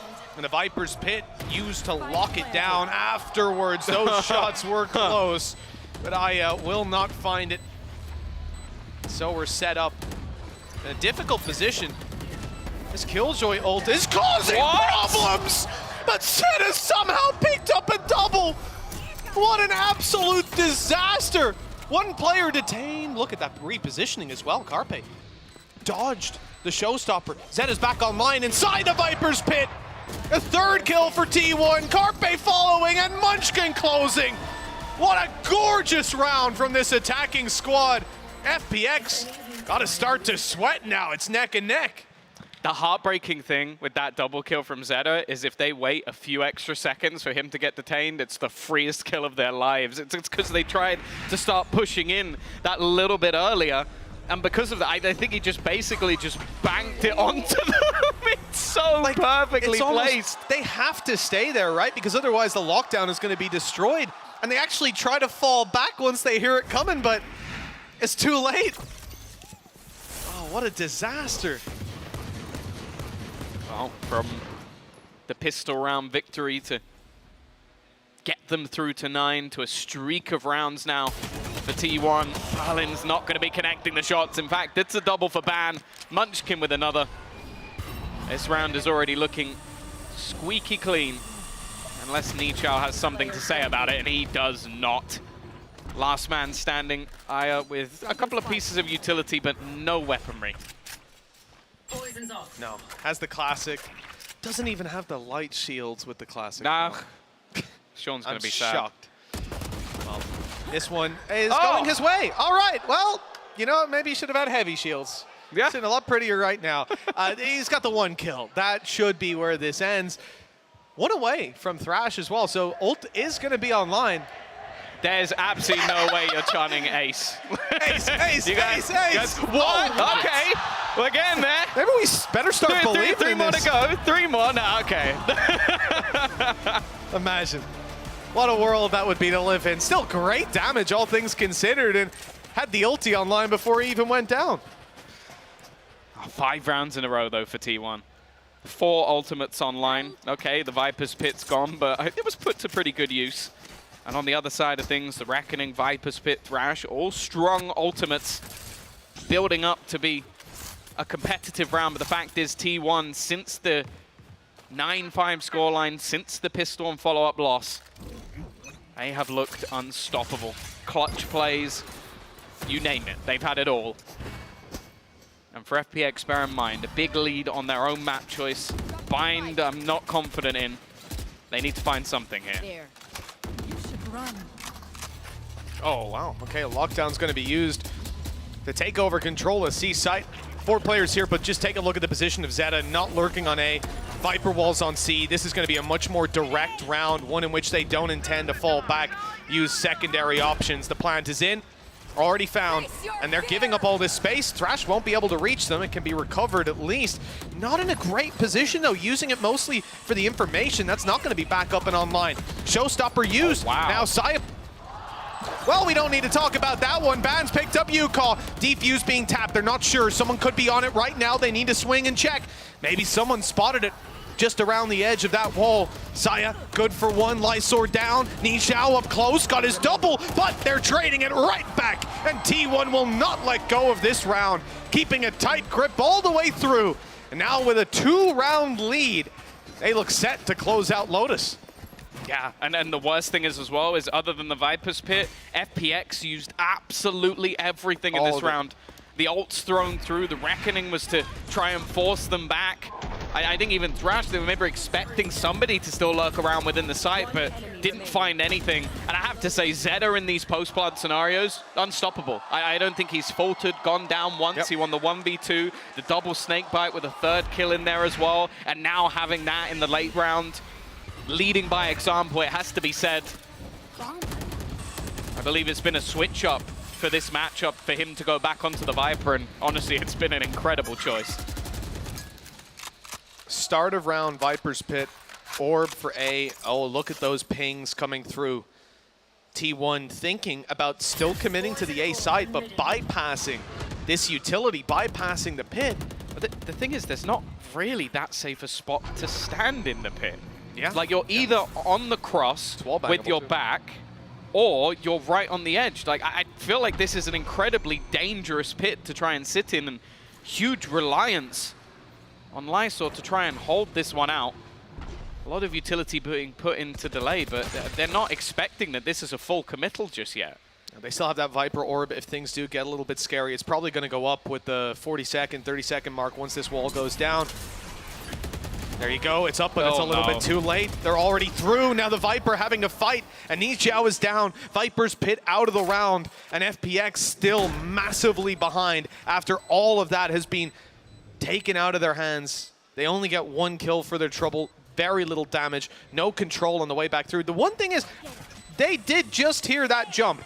Aya is fully aware that Munchkin is around that corner on his right, and he's going to seek him out, but his teammates are on the side already. So even though he gets that kill, there's just nothing to say about it.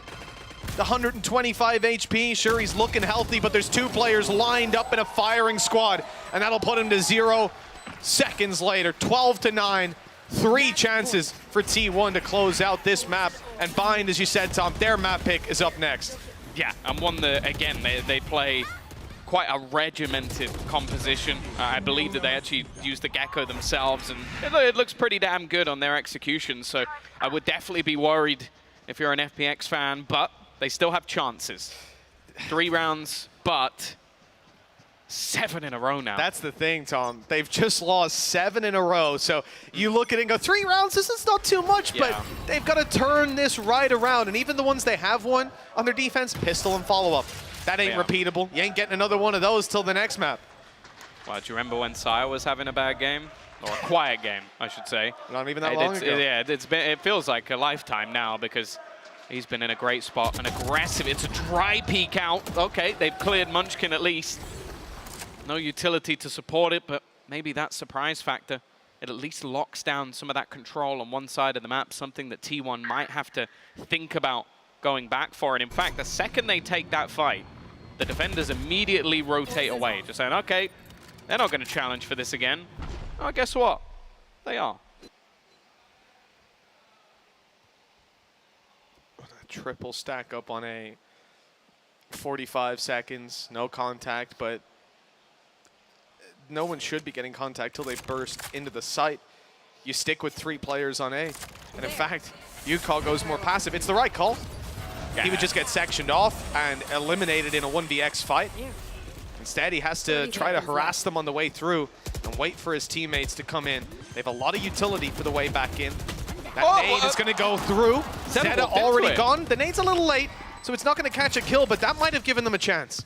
Yeah, Zeta has been the post-plant king, so getting rid of him with a spam and him almost sacrificing himself to it is going to help them out massively.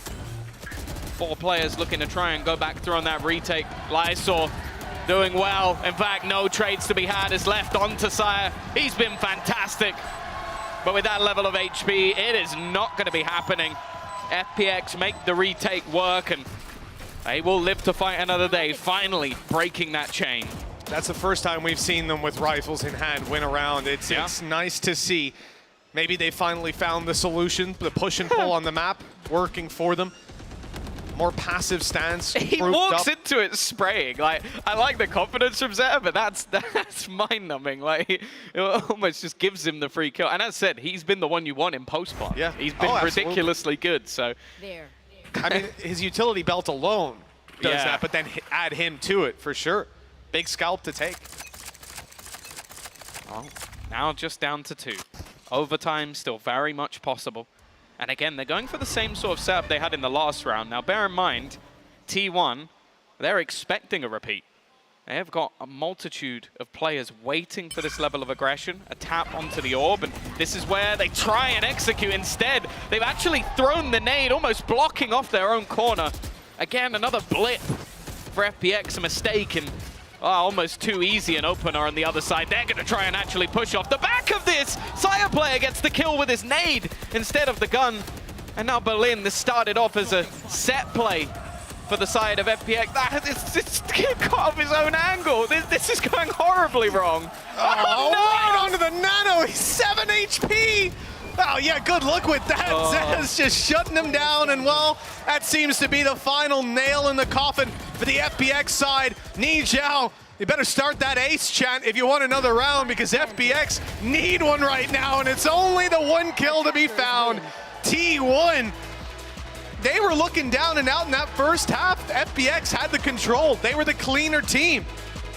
But what a turnaround once they touch that attack side. Yeah, it's always easy to forget sometimes that Lotus can be very, very attack-sided, but I do have to give credit where it's due. That was impressive from T1. I think Zeta having a huge, like, sort of clutch play within those rounds, and, well, for now at least, it's going to be back over to the desk as they take us through what we just witnessed.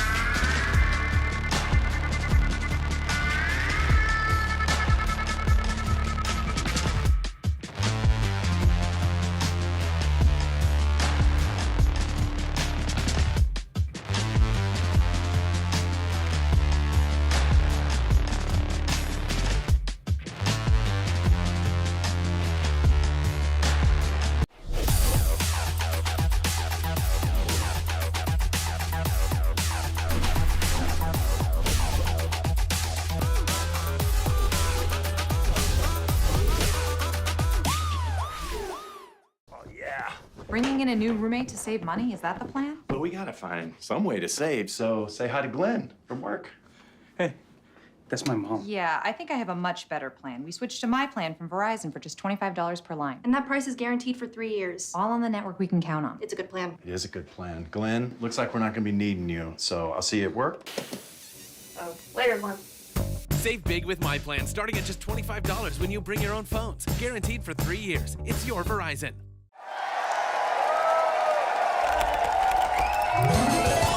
Red Bull gives you wings.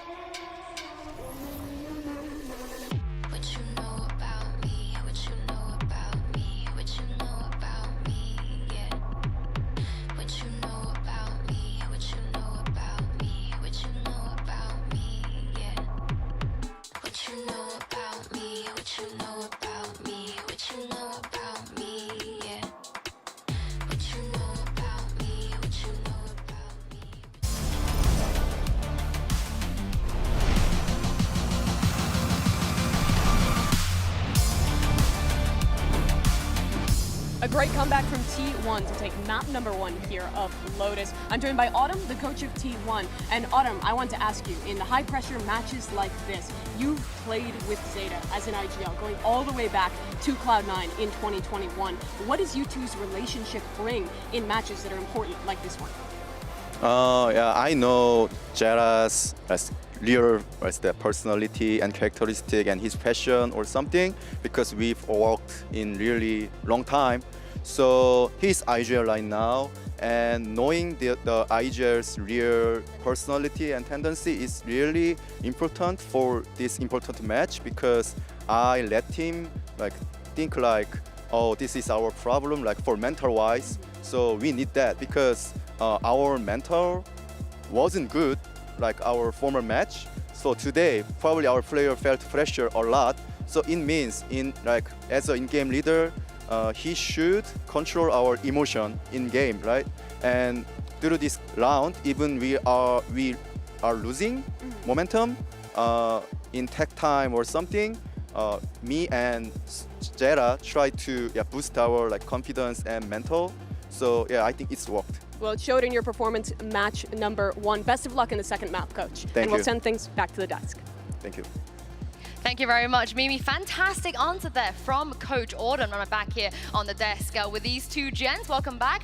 By the way, we spoke about the IGL thing before we went into game, and it's really good to hear from Auden and also the mental side, right, of what an IGL can bring to a team. Yeah, definitely. It's much more than just calling strats, right? A true IGL is bringing mental in the game, outside of the game leadership to make sure you're feeling ready going into it. There's a lot on his shoulders, and it looks like Zeta is doing very well. Yeah, he really did, especially coming back into that game, because there was a moment where, I mean, we all looked at each other and thought it was over. We thought FPX were about to run away with the game, and all of a sudden, T1 just rally off several straight gun rounds on their attack half and looked unstoppable to close this game.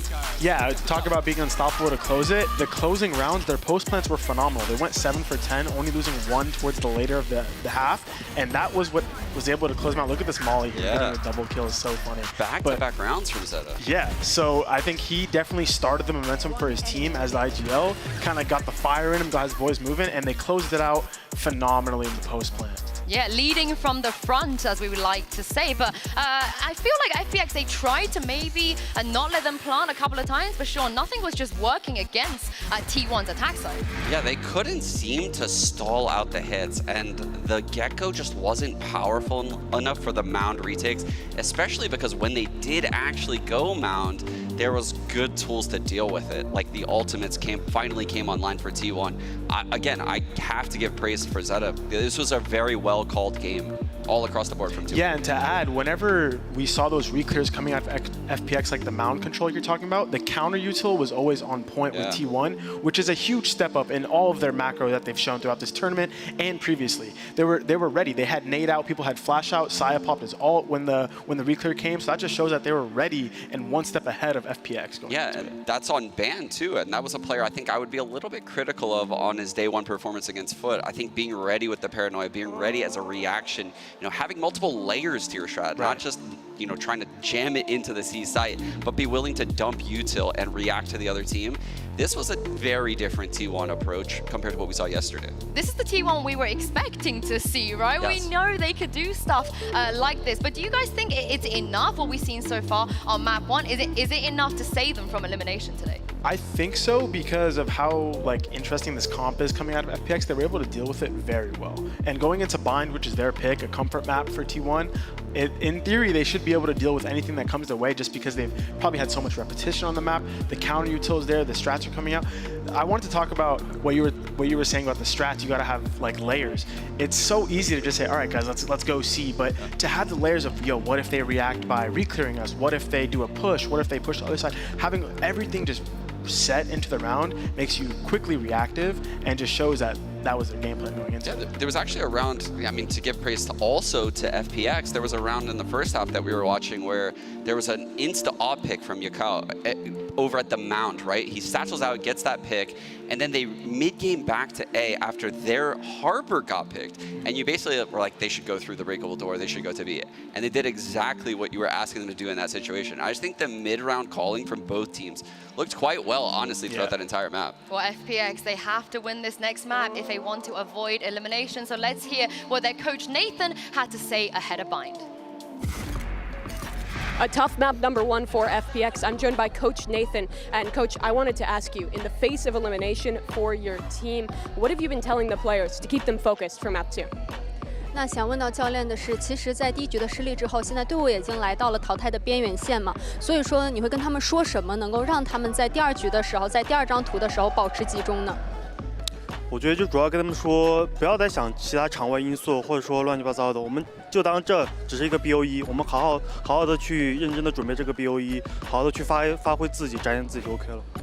So I just told all the players that we don't focus on anything else outside the game. We just focus on our own performance, the in-game contents. We just treat it as a best of 1 to focus on every single games for the every single game plans. So that's all. Thank you very much, Nathan and Wendy, for the translations. Back to you, Yinsu. Thank you very much, Mimi. I think that's a good game plan. That's a good approach in times like this. That's definitely the right approach, right? You just go game by game, round by round, and you try to claw back into the series. Obviously, we're entering T1's map pick. You said they're really strong on Bind.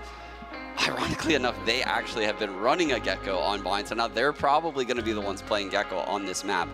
And this isn't a map that I would say FPX is particularly great on, but they definitely have a crazy comp that they've previously run. I'm very curious to see if they end up locking it in again with like Reyna Jet. I think that could throw a wrench in things. I mean, they played Bind 3 times in the same competition, qualifier for this, and 3 different comps. I don't know if they even know what works or what doesn't work. Yeah, but to add, because they play Gecko, even if it's on a different map, they kind of understand the ins and outs, so I think they're going to be okay dealing with that. But I'm more so excited to see what kind of innovative stuff we're going to see out of T1. Okay, well, this is the Prime Gaming agent select for T1. Honestly, I don't know what's going on. They went from not changing comps at all to changing their comp again by replacing the Raze with a Jet.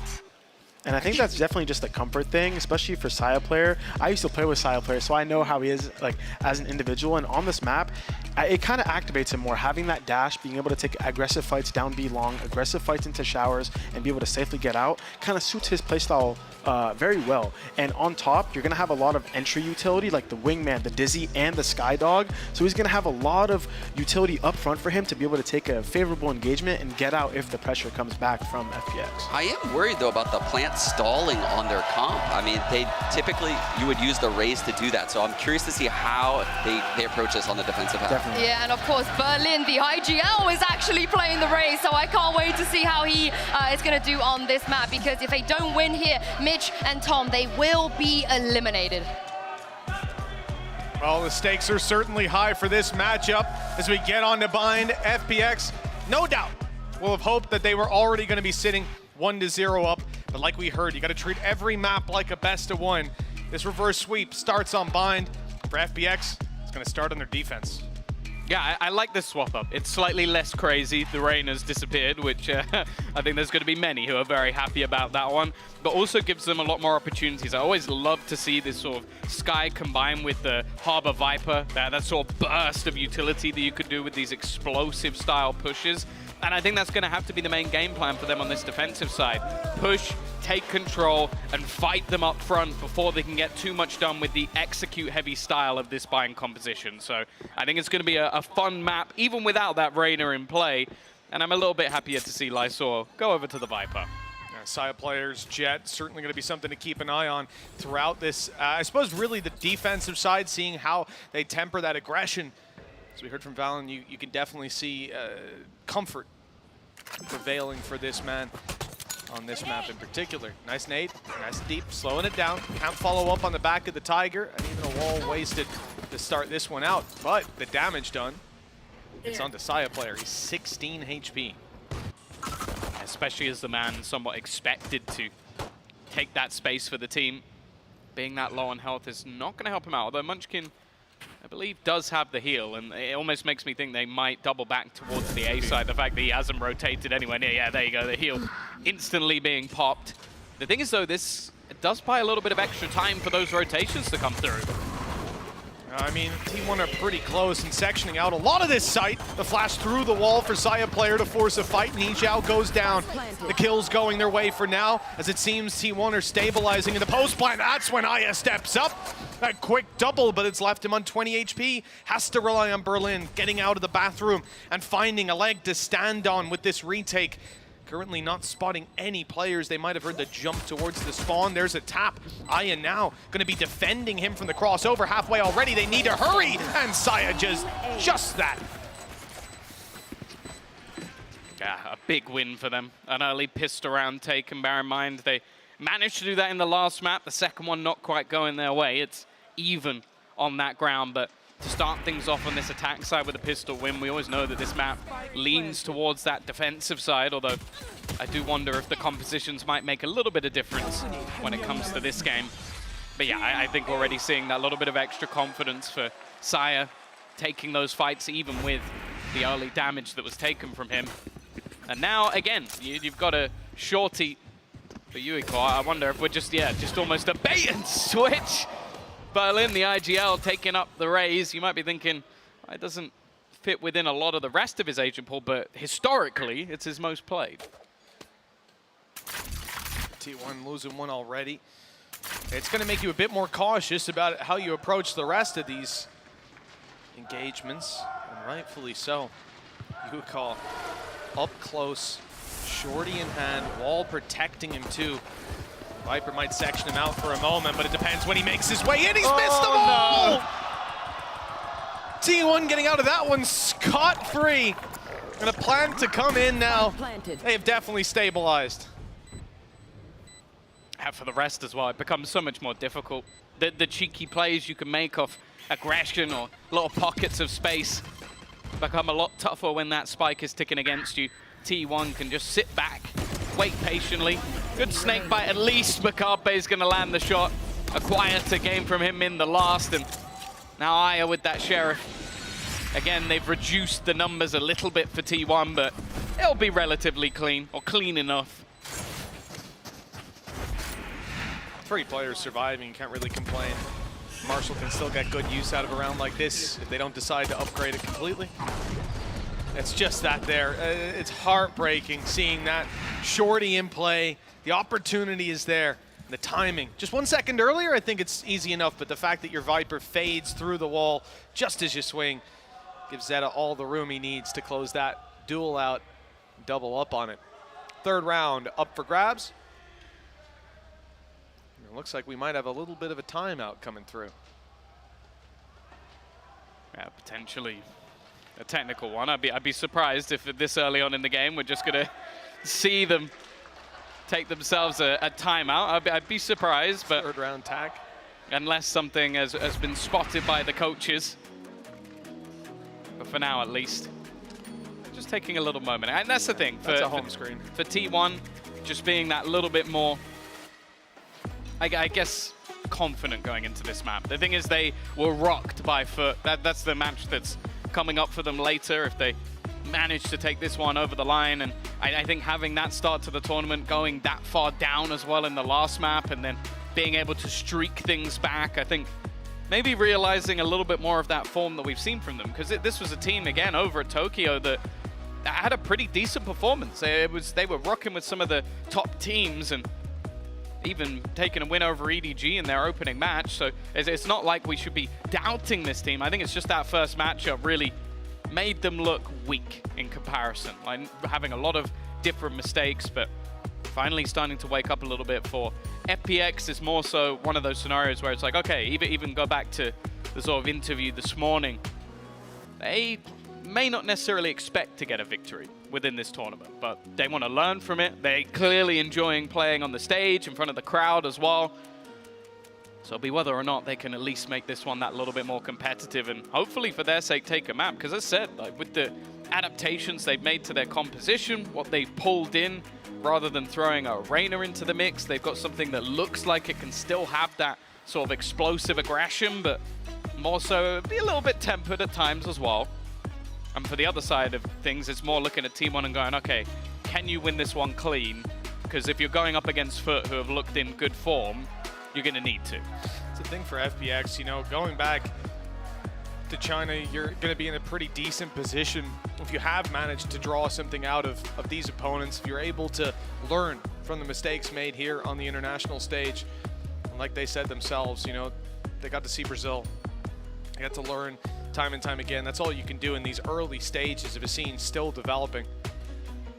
But the top of the scene certainly is contending for trophies at this point with what we've seen from them.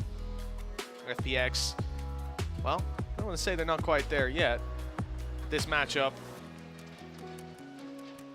it's not been going too swimmingly to begin. I feel like that always seems to happen though. Like a lot of teams just sort of take their time to really feel out the international scene. We saw it with Brazil, Japan, and China are definitely starting to get there as well. But for FPX, this is where they look to get back into this match. A buy up, Yuicore taking the early fight. That's one way to get back into the server. 2 heads wiped out almost immediately. And for T1, well, this was somewhat of a heavier investment. Like they still have plenty to buy up within the next round, but they have rifles here. Wave crashing. You can see that they're even looking across the map now individually, trying to find opportunities to take some fights, maybe catch a player on the back foot or front foot as they get aggressive. There's no movement. Side of FPX content to sit back, except for over in bathroom. Little pop flash out of Aya, that's what they were waiting for. And that has just crumbled this round, leaving the player who was lurking just moments ago, Munchkin, to try and make this work and his rotate around. And they're already pushed up close. Look at Aya's position. A hard one to clear. He'll check it anyways. Crosshair placement near perfect. But Aya still comes out on top. Yeah, what a way to break back for FPX. A prime gaming flawless right after the pause as well, just to make sure that they've been sat there waiting for this round. And these are sort of plays you want to see from Yuiko. As said, this composition, although you have the likes of the Harbor Viper to sort of delay, slow things down that little bit more, you need some explosiveness. You can't just sit back and try and use your utility to delay, because you have a double duelist in a Sky, which is basically just bursting to try. Well, I was going to say set up teammates, but Pariah is actually set up himself a lot of the time. Very early ulti going through. Of course, you can pick that one back up and have to gain control over there first. Being destroyed inside of Buka. Re-obtainable for sure. Do they want to pressure out? A flash certainly indicates they do, but it's only spams for now. Damage done though. Lighting. Okay, traded back indeed, but just look at the price paid. Lysor down to 45. Man advantage sitting with T1. And the Spike still in a very safe spot. Can TP or can just walk away. It's a flash peek though. That's what they're gambling on, and it's worked out for Lysor. His low HP maybe holding him back, but one is good enough, you would have thought. That's the thing. They were pretty much ready with the anti-flash help from Zeta.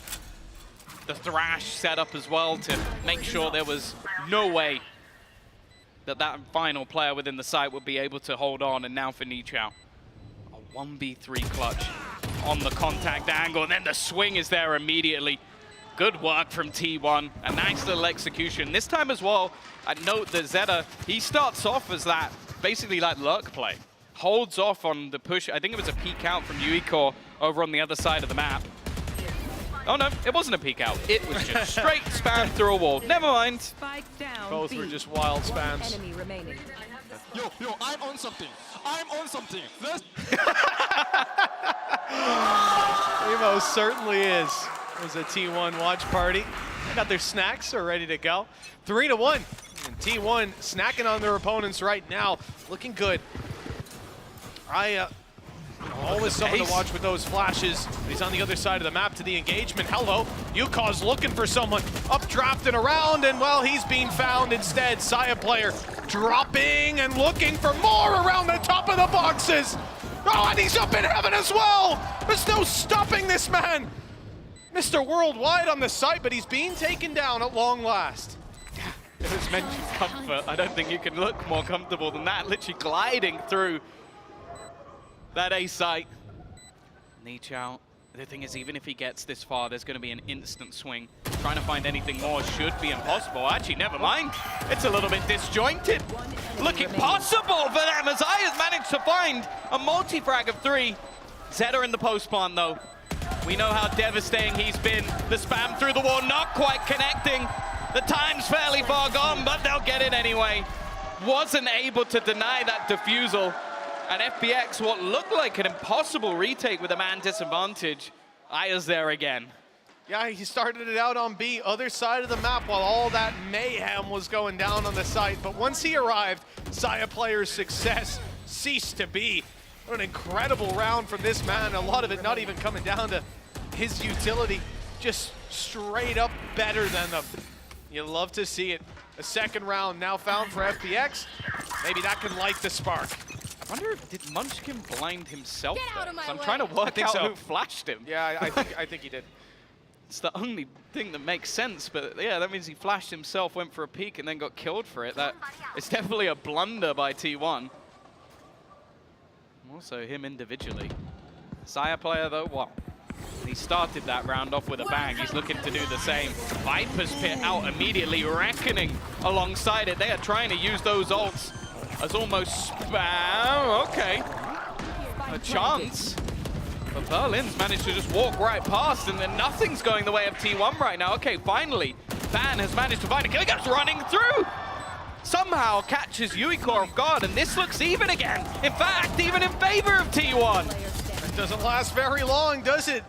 The neck-and-neck fight down to Lysor with 40 HP. Sure, Saya's low, but not gonna kill him with your snake bite out.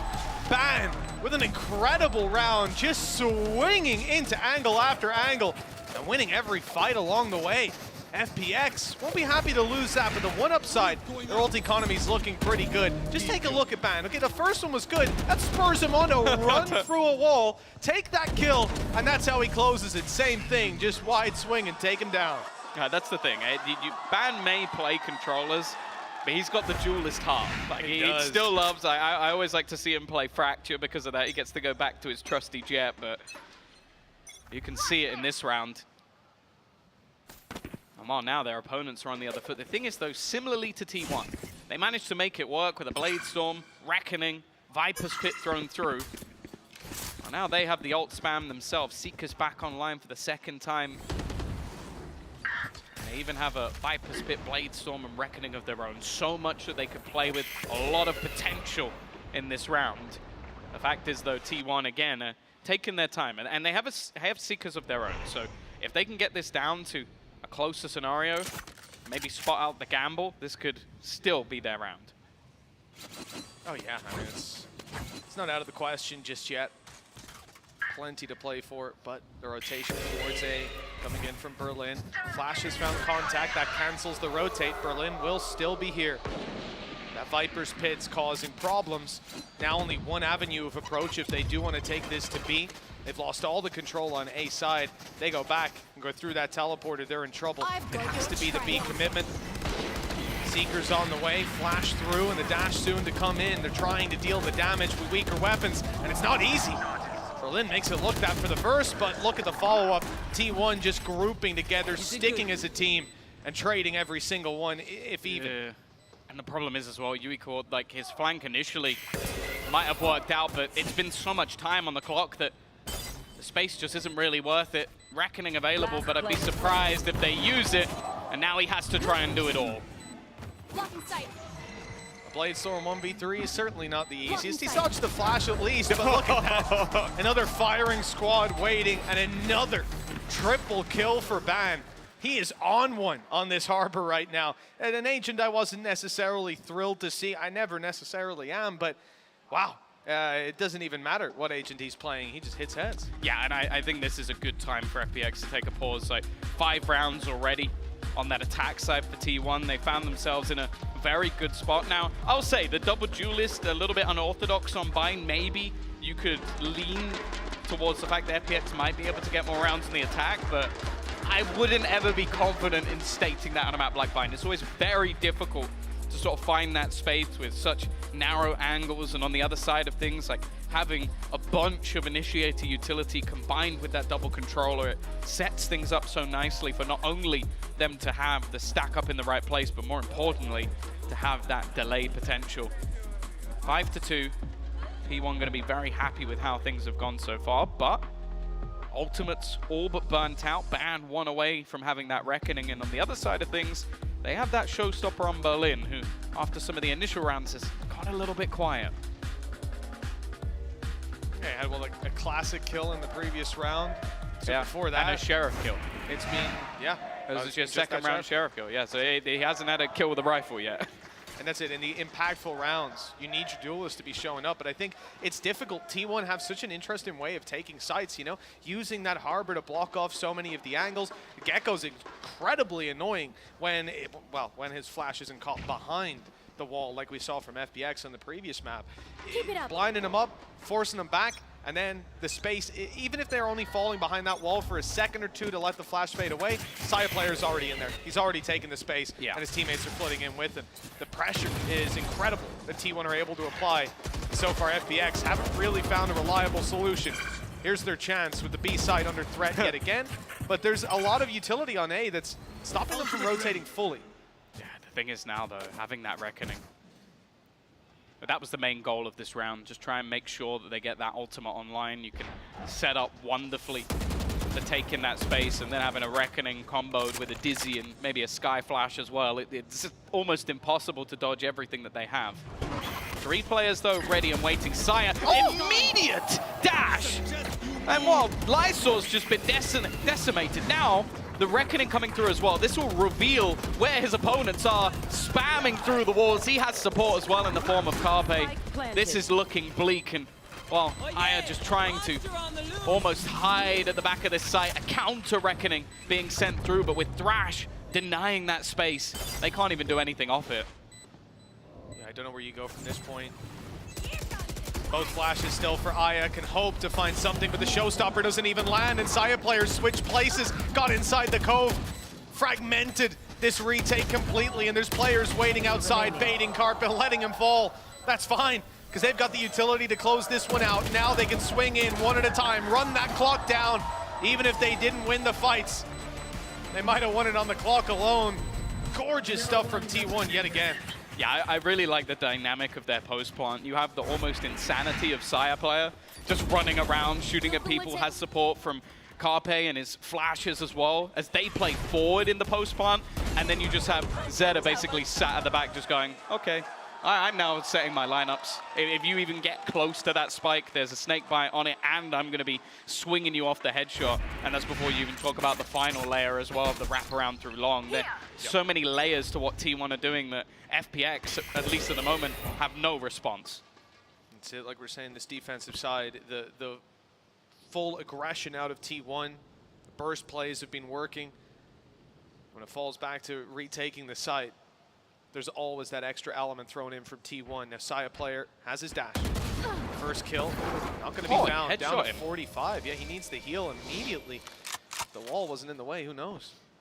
Yeah, a little bit unlucky. But even still, it's what they can do with this. Aya's actually gone for a Guardian as well, so a slightly heavier investment for him and a chance for Uicor to do some damage, but not this time around. They're going to be building into this one, and Saya, he's just so confident playing around his own utility, almost just lurking, waiting for the flash, and it's a little bit labored on the spray, but he will get the opener nonetheless. Full control. Viper post plant, 2 snake bites for Zeta. Not here to help out Saya player who's been dropped. Carpa falls, Ban's gone. Now this is going to be a close round with Zeta falling. It's all crumbled. The side of T1, finally we see a problem. Lysor right low on the edge. What a shot from Munchkin. He thinks it was being defused, but the other player was inside the orb, but no. A little closer. Aya's able to close the round and find FPX a third at long last. It's not the round I was expecting, that's for sure. The MasterCard Thrifty coming through for the side of FPX. Basically just Sheriffs and a single rifle that they had, but wow. I don't even think the Guardian was the main point of call. It was Uicor, the first shot whiffing, but from then on it was just magic. Maybe a lifeline. Even still, like 6 rounds on the attack of this map is incredible, but if they can somehow streak this back and level things up, maybe, just maybe, FPX can survive in this tournament.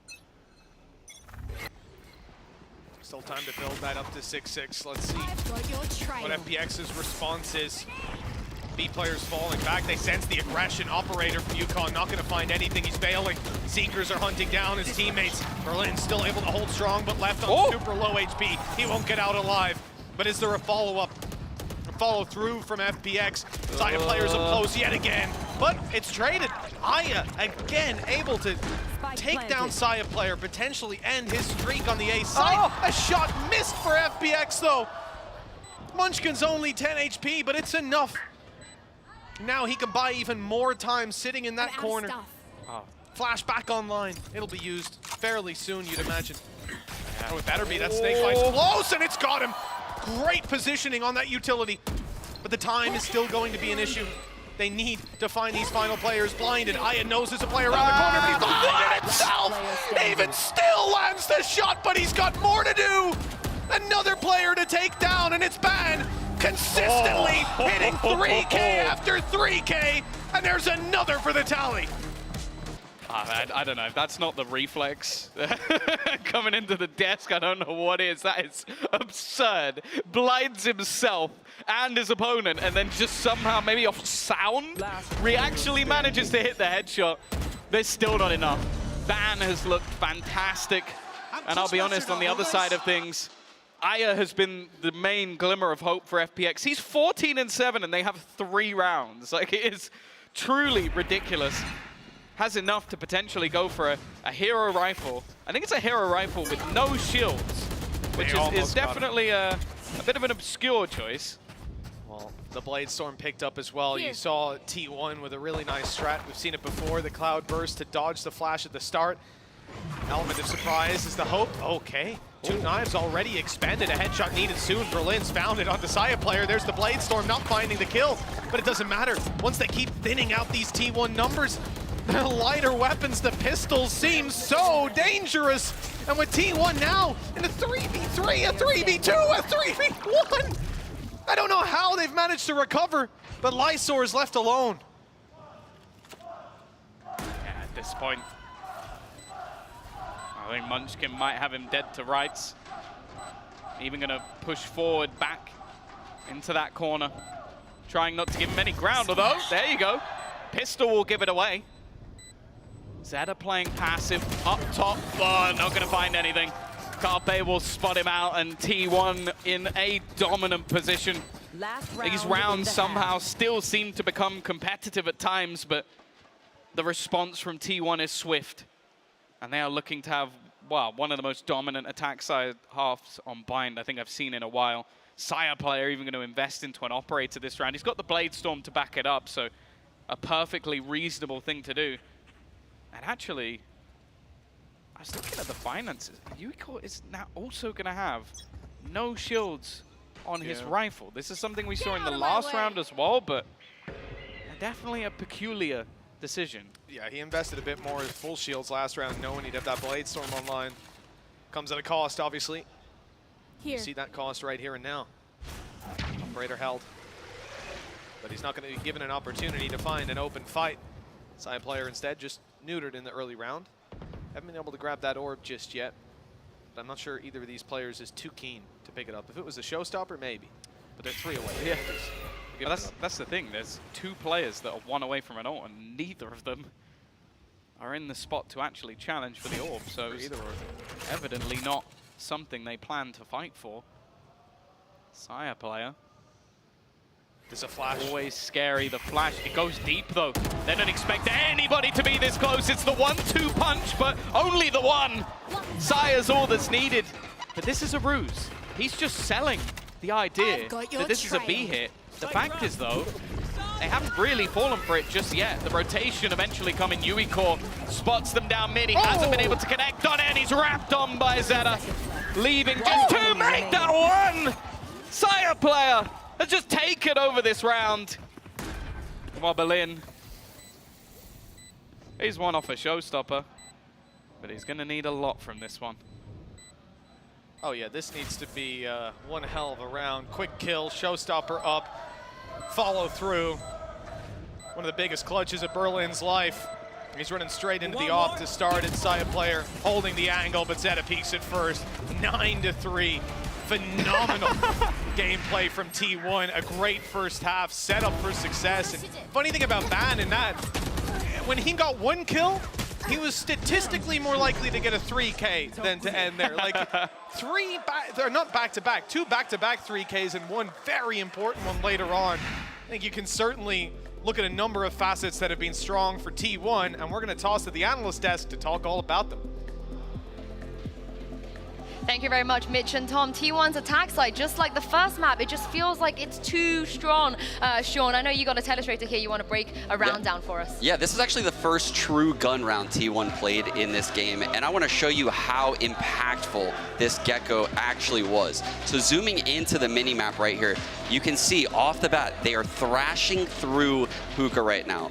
Carpe's throwing a thrash. They're dogging up long. There's going to be a cascade thrown by Ban up long, and then they leave Zeta on this lurk on short A. They switch between the walls on short, and this time he's actually able to catch Yakao right there on short A, and that's what opens the round. I love the dash across Hookah by Saya player, cutting the space, using the info from Thrash on the dash. The dog from the sky goes through the harbor wall, spots the player under Hookah, and this is where Zeta gets that frag. Immediately, the high tide is cutting across both elbow and spawn. And you can see as we pause right here, the Seekers are now popped from Ion back site. Now this actually is a really sick play from the defenders because the Viper that's close by follows one of the Seekers and is able to spam ban right through this wall. Unfortunately for them, Saya also spams a player. This is where I think T1 makes a really good decision to completely cut noise. The 3 players on this B site end up waiting passively. The Thrash is collected in hookah along with the Dizzy. And from this moment, they end up popping through the hookah with Thrash, and you can see the player on the site right now is actually getting pinched by both Saya and Thrash, with Zeta coming up long. This is just a really, really clean round by T1. And honestly, I don't know what FPX could have done dealing with these ults right here, and I thought they played it really well. Wow, a nice 3. Maybe the curse could help them out a little bit, because if it doesn't, Mitch and Tom, it's going to be over for FPX.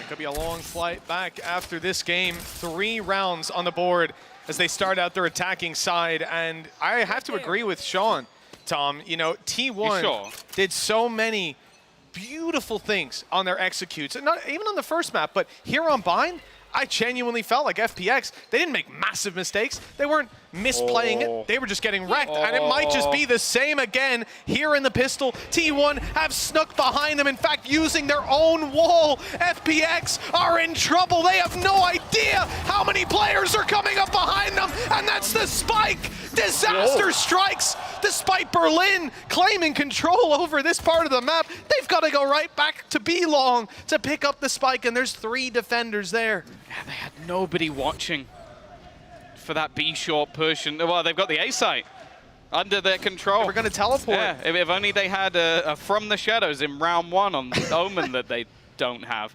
Yeah, it's a rough position, and the fact is everything is being watched for. I say that, Zeta, he's switching between the 2 angles. It gives an opening, a chance. Uico being able to bring things back into a 3v3. Still 40 seconds left on the clock, and they have no ground. They have to try and take their way back in, clearing almost everything as they go. But the fact is, all 3 players 30 seconds left. are sat back, waiting within this spike. Carpe already going to put another to the death toll, but it's decent trades. Down to the jet battle, but Saya will win it once again. It's double digits for T1, and although that round looked over from the get-go, FPX made it close. They did. They had a fighting chance, but this is how a lot of these rounds have gone. It's one beautiful play for T1, and then the odds are stacked against you. 23 seconds left on the clock with that final battle going down. There was still so much time left. But in the end, FPX fall behind, losing the pistol. And that could set them up for disaster now. And Eco being called for 11-3, the likely scoreline, and a near flawless half going to be needed for FPX. And yeah, like you say, Tom, it's very strange. Light shields on Nichao, Yukon, and Lysor both playing the Sheriffs. No shields.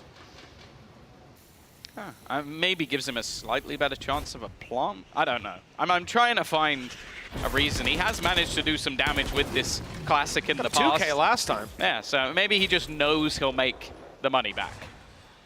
Money back guarantee, that's what it is. I'm not so sure about that one. Check the fine print. We'll see. So they're leaving their options open again. Yukon going to be moving back towards B, spotting for aggression, meaning they can teleport if they need to later if he finds a pick. But with these weak weapons, really, you are just hoping for a big mistake to be made. Flash through from Aya, gets him absolutely nothing. Didn't even make it through the smoke himself before he was spammed down. The teleport, they're not committing. Oh, okay, well that's actually worked out nicely. They kind of thought the other player had fallen back already or was out of here. Instead, the punish there as the utility goes through the teleporter. Damage already decent. Whiffed shots too. FPX have a serious chance. If they had rifles recovered, you'd feel a lot better. But if Lysor keeps this up, he might not need it. That's 4 kills with a Sheriff. And it's leaving it just onto ban. Consistent clutcher for this squad. His multi-kills have been incredible, but Lysor wants the ace. He's hungry for it. Down to just 36 HP, and it's stolen away. But you know what? You'll take the MasterCard Thrifty. You'll take a round win if you're FPX right now. I can see why they put him on Reyna, honestly, because I could tell you for free that this round had absolutely nothing to do with Viper utility. This was all about just him managing to land headshot after headshot. 3 out of 4. A crazy round for Lysor and a lifeline, an utter lifeline for FPX in this tournament. A chance for them to somehow make this one competitive. They get the rifles on the board almost immediately, and on the other side of things, well, it's a mixed bag. It's a jumble sale. That was a headshot. Zed already down to 10 HP. I don't think he'll be lasting too much longer. Players in the teleporter coming to help, but there's no one left to help. 10 HP and 4 more players to take down. The frenzy would be nerfed if that one came through. 10-5. Still signs of life for FPX. Yeah, a nice clean round. I like the idea from T1. Just throw everything into the wind, try and pinch off the teleporters. It's something you see quite commonly done, but ultimately didn't garner too much. Now is where we see the buyback. Thrash already online for Carpe. They've been building that one up. And almost a Viper's pit for Lysor as well. Those Sheriff kills being put to good use. Even the Showstopper not too far away. There is a lot of potential ultimates for them in this round. Early utility use though. Straight away the High Tide to delay any attempted B push, and a flash put through it as well. But it hasn't really garnered much information for T1. Very passive in the early stages of FPX in this. Yeah, I mean, rightfully cautious. One mistake here, and everything could fall apart.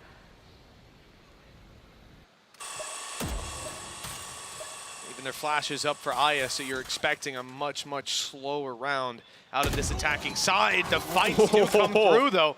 That was Berlin looking for some of his own space on B, and he has certainly cracked that control open. You're going to see Munchkin move back in, fill the position, see that nobody's here. That keeps them with 3 players on the A site. The read is perfect for the side of T1. The weaponry is here. 1 player spotted, a second firing off from heaven, and they've spotted Carpe up close. That was my concern. Maybe he'd slip underneath the radar, but nobody does. It's just an execution. Uicore managing a double, and Berlin as well. That first kill he got looked like he stole Boaster's res. It was so clean, but for now, at least, Munchkin just left on the other side of the map wondering what happened. It's like we stacked up the A site and not a single kill coming through.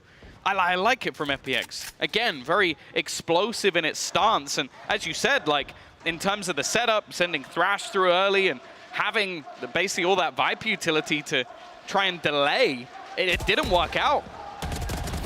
See ya, buddy.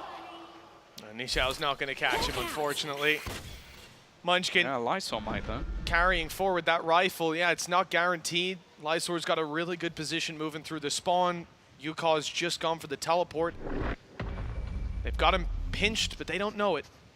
The steps down, Munchkin. He did catch him. So Munchkin's going to carry that weapon through to the next round.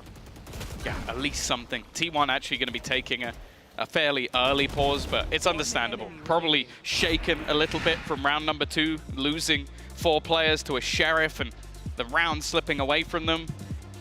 A couple of very explosive rounds as well, and as you sort of said, I don't think the setup that T1 had was a bad one. They were definitely prepared for it, but they just lost every single fight. The entries from Uicore and Berlin, and that's the thing, these are 2 players that thus far in this game, fairly quiet. That first half, a lot of it was Aya just being able to put up numbers, and then in the second, you've spoken about Lysor, but ultimately, if those 2 players can start to step up, that double duelist explosive entry duo, there's huge amounts of potential. And the interesting thing thus far is Berlin has almost been playing like a lurk entry on the other side of the map. Like while the rest of the team building into what was an A hit, he was fighting hookah control. So he's almost working as a killjoy, but with Ray's utility. Yeah, it's funny because players can obviously slip down past you, but I think a lot of that is just their idea of feigning out the control. Having a Raze playing into hookah is just a classic, really. The utility is perfect for clearing out all those angles, and all the while making noise, causing those other players to rotate so your teammates have an easier strike onto the A site. I like the ideas, and it's even better when he's able to deliver with those kills, cause those headaches. As we said, T1 were ever vigilant. They didn't over-rotate, and players like Munchkin are key for that. Even when his teammate goes down beside him, he's able to say, hold on, let me check. They didn't follow up on it within 5 seconds. I'm going to retake the space. I'm going to flash in or use my Tiger and spot out if they're still around here. It's been good for the control. This guy on the other side of Aya has just been incredible when it comes to individual ability. His flashes are scary. Oh. Munchkin, Saya, and Zeta down. Look, there was only one rifle between the three of them. That's now left on the floor for nobody to retrieve. This is the thing as well. FPX are directly reacting to what they attempted in round number 3. Like, it was that double split where they pushed up through showers and then had the TP and a flash through it. So they're sat all the way back in their spawn. They're expecting that sort of play. So I feel like T1 almost need to try and adapt a little bit to how they're playing some of these anti-ecos, because that was a little bit too telegraphed for their opponents.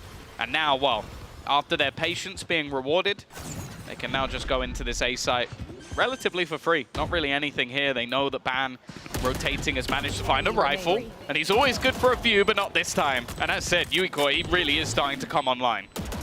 Yeah, even if it's just up against these pistols, it's a big confidence builder. And with a 4K under his belt, that confidence is getting close to sky high. FPX, 3 behind T1. 4 ultimates online, 3 for T1 though. It could swing either way. I do like the idea, but realistically, from what the idea from T1, but realistically, what we've seen from FPX in a lot of these attacking rounds, even going back to the previous map, is patience. They will wait, they will allow you to push and take space, and look to punish afterwards.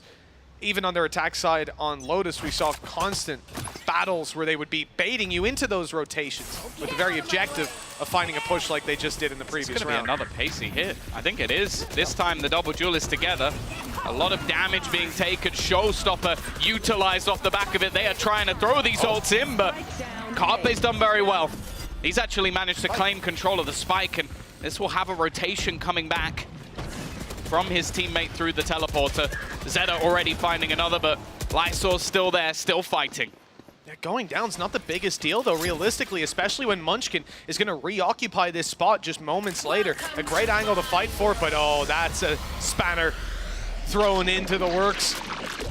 Lysor kept back for just a moment. Thinks maybe they've snuck in. It'll run the clock down, but there's 55 seconds. There's still time. Rotation. Carpe on his way back around. I like this. Clearing out middle. And while they waste their time getting this spike and trying to avoid these shots in the dark, these players on T1 are set up for the post plan, or for even the plant attempt. Maybe not. Swinging in early, and he's found the kill for his trouble. The worst part is that pit doesn't cover the site, so it's basically going to go down if you commit to the plant. And, well, certainly if Lysor falls, which seems to be just moments away, ever vigilant, not giving him that fight. Well, they weren't all giving him that fight. Carpe certainly was. He's isolated the correct duel. Game sense off the charts on where Saya player was coming from, but it's not enough. T1 with another. Yeah, at every moment you do just feel like there's a chance that Lysor will just take over one of these rounds. The thing is, though, I really like the patience, again, from T1. Like Munchkin, you can watch the majority of this round, he doesn't move. He just stands up top knowing that, okay, they're fighting for the spike. I can just wait for them to try and plant it. I will disallow them to have that plant for spawn if they were to desire it. And took a lot of the risk out of that round. They didn't go pushing through the pit. They didn't fight for that spike control. They basically just made it impossible to plant. And now, the defense, they've got that operator online. It's the same on the other side, though. And Yuiko is not shying away from this fight. He has no support here. He's just going to look to peek this completely dry. And, well, I'm not going to lie to you, kind of got what he deserved. Saya player not going to miss those shots all too often. Here's Ban locking down Bathroom. He's tucked in the right corner. And Nijao has no idea, no iota on this play being made. Now it depends. Will Ban get curious for information? Will he swing? No, that's what Carpe is here for. It's going to be a double swing. Dealing with Nijao easily. Locking the control and now focusing back towards the push that's coming in. The flash up top confirms players are here. Although they'll be blocked out by this wall, that's the intention for T1, to be able to reposition, get Carpe back to the site. With plenty of ultis to work with, but they won't want to expend them here. A 12th round on the cusp of being theirs. How do you even plant Crash here? maybe from Carpe could come through. And this is impossible. Like, you have to kill someone before getting a plant.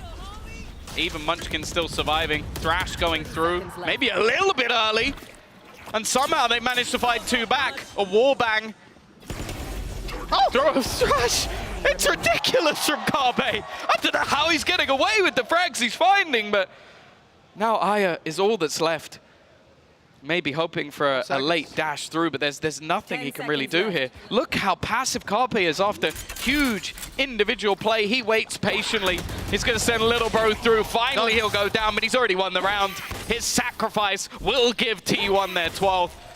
And it will just be the rifle kept fire. That's all he can hope for from this scenario. It's hilarious that Saya player was on B that whole time, even at the end of the round. Yeah. They're just covering all their bases in case the push comes through spawn or something wild happens. FPX were given no opportunity. And I do agree, that ulti probably came in a little bit earlier, but what a recovery with that 2K, his third, indeed, of the round, in towards Bath. And then, you know, he doesn't get a 4th kill, but he wins the round by laying his life down, interrupting the plant. That is 12-7. And now 5 straight opportunities for T1 to send FPX home. Yeah, again, you kind of have to feel like this is looking like a done deal. T1 have been in the driver's seat for the majority of this map, an incredible attack side. And again, it seems like the second we have Autumn with a chance to have a pause, they come back strong. Exactly the same here. They lose the round they play with pistols, and from then, a couple of victories. Good ult usage, but more so, I wouldn't say that maybe the discipline was there when they're all on the site, but when there's one player left, that guy's very disciplined. Like Carpe doing an incredible job, Munchkin the round before. And now for FPX, everything's on the line. They said it. They love playing on this stage. They've loved playing in front of this crowd, I'm sure. The fact is, though, they just need a little bit more. 5 rounds in a row. It is quite a tough task. And with players like Aya and Lysor still putting up some pretty decent numbers, it's not an impossibility, but you just have to feel that T1 eventually will get one of these rounds. Yeah, I'd have to agree with you, Tom. You know, 5 chances to close it out. Ultis can be cycled. Already the aggression. Look at that from Saya. He won't find the reward, but they're not punished either. An opportunity is denied. We'll see what the response is from the side of FPX. They've been denied any control over B, and that control is actually being retaken now by T1. The A site is their new objective. And this time, they're not going to be sending Nishao alone through Bath. They're double checking there's not a bit of a nasty crossfire about to come through. I've got your trail. Oh, here goes the execution. Carpe under some serious pressure. Dizzy thrown out to try and slow them down. In fact, he's spamming everything. He knows that they're trying to run him down. They know he's in that corner, but it's his teammates they should be worrying about. Zeta already, Aya desperately trying to cling to life, but it is done. T1 will be the ones heading back to that decider match to face off against Foot for the second time. And unfortunately for FPX, once again, they failed to get a win at an international tournament. It's a phenomenal sign for the side of T1 to have this series wrapped up 2-0. The second map so dominant as well. If they're going to have a chance of winning that rematch up against Foot, this is the face that we wanted to see from them here today. A phenomenal game played, but you have to look to FPX. They fought well. Players like Aya striking fear into their opponents' hearts. But that's going to be the end of the road for them here. GG and well played. FPX are going home. Yeah, I think steps forward in terms of their compositions, the ideas that they had, and even just on an individual level. I think Aya played fantastically throughout. We saw moments as well from the likes of Lysor. Unfortunately, it just wasn't quite enough today. T1 have shown that other side of the coin. The team that we expected to see coming into this event. Some great ideas off of them, moving back to maybe some of the more comfort players, and even just on an individual level. They looked a lot better here today. No, they absolutely did. I think definitely learning from some of those initial breathing problems, really, when it came through. Like, realistically, playing on the stage can be tough. Up against the crowd as well, it's not an easy thing to do. Now, they have an opportunity to make right all the issues from the past. And let's go ahead and toss this over to the analyst desk to see what they made of T1's performance. Thank you very much, you two. Now, I feel like T1, it was looking a little bit dicey towards the end. The fake comeback was coming in, but Sean, they stopped the bleeding and they win out dominantly. The good luck chain. The good luck chain came in clutch today, right? Yeah, it did. Is that what it was, you reckon? He said it himself. Yeah. That's all he needed. how'd you ever lose with Sai on your team? That guy's insane. No, it's pretty hard. I mean, I played with the guy myself. He's very good duelist, and we saw in those 2 maps, even at the beginning, the end, like he was closing out games, getting the key kills, but my boy was overheating a little bit. I can't lie. I gotta talk to him. My boy was overheating. I mean, it was a much better performance compared to their first game. They do survive elimination for now, but unfortunately we have to say goodbye for the second time today. I don't like doing this to FPX. I don't think a lot of people had high expectations of them coming into this, but I think after seeing them play a couple of best of 3s, you were both saying this to me when we were watching the game as well. They had good ideas. They had pieces which look great, but maybe just the experience did hit. Yeah, from what I'm watching, I think that the team is great, but what they lack is in the hectic situations when it becomes like 3v3, oftentimes they're kind of blundering those post plants or blundering those situations. But what I was watching yesterday was the opposite. Like they were slowing down in the 3v3s and making the right calls. So what that tells me is they just need to find that consistency, right? They know what to do and how to do it, but it's more so about putting it together always, right? And that's what's very hard. But they showed a great showing. It's really hard because I feel like you need like a second or even third voice in the team to get those situations down. And a lot of it is pre-planning with protocols. That's something that I think like Fnatic does better than anyone in the world. It's not just set plays. It's not, obviously Fnatic doesn't even change their comp all that much, but what they do focus on is all these little micro situations across the round. And those are the areas I think FPX can improve in. Not so much the approach or even mechanics. I feel like their mechanics are so fast, unbelievable. They're unreal. Yeah. I feel like they could hang with almost anyone in the entire tournament mechanically. It's these little decisions in the mid to late rounds that are costing them. Yeah, for T1 though, can they go further than this? You guys said after map 1, kind of felt like it was enough for them to survive today, but they got to go up against Foot. That's going to be a very tough game. Foot has been looking phenomenal in the macro and the micro sense. Like they don't make as many mistakes. Yeah. And I think it's going to take a big step up from T1, especially when it gets into the later part of the game or later part of the rounds, closing out the post plants.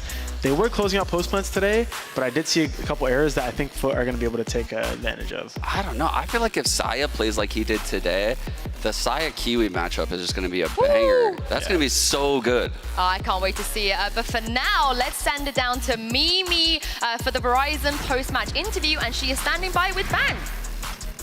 Thank you so much, Yinsu. Yes, I'm standing by with Ban from T1 for our Verizon post-match interview after that great win there. I wanted to start by asking you, Ban, you spent most of your career playing in North America with Knights. You're now on your first Korean team. What does it feel like to get a win here in Los Angeles, back in the US? I'm honestly pretty happy about it, but we were a little disappointed against our FUT game a couple days ago, but I believe that after this win, we'll become better and possibly win. Does it feel like you're at home with this crowd? Yeah, for sure. Yeah, the support there. Yeah, give it up for Ban!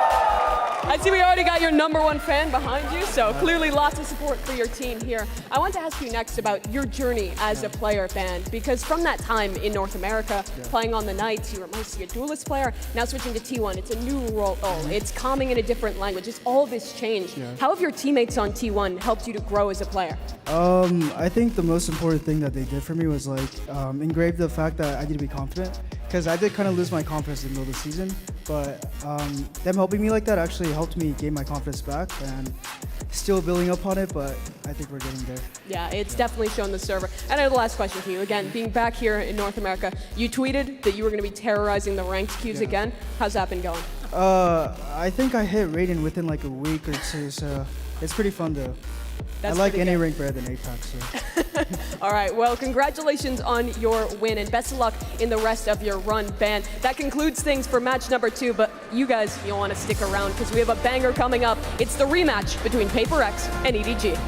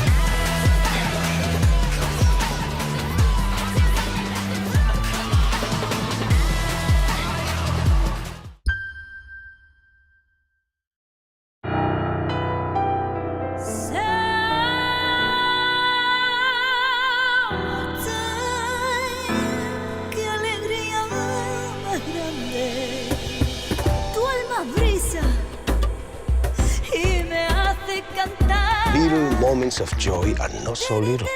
They are pure joy. Therefore, treat yourself. Come to Andalusia. Bringing in a new roommate to save money, is that the plan? But we gotta find some way to save, so say hi to Glenn from work. Hey, that's my mom. Yeah, I think I have a much better plan. We switched to my plan from Verizon for just $25 per line. And that price is guaranteed for 3 years. All on the network we can count on. It's a good plan. It is a good plan. Glenn, looks like we're not gonna be needing you, so I'll see you at work. Oh, later, Glenn. Save big with my plan, starting at just $25 when you bring your own phones. Guaranteed for 3 years. It's your Verizon.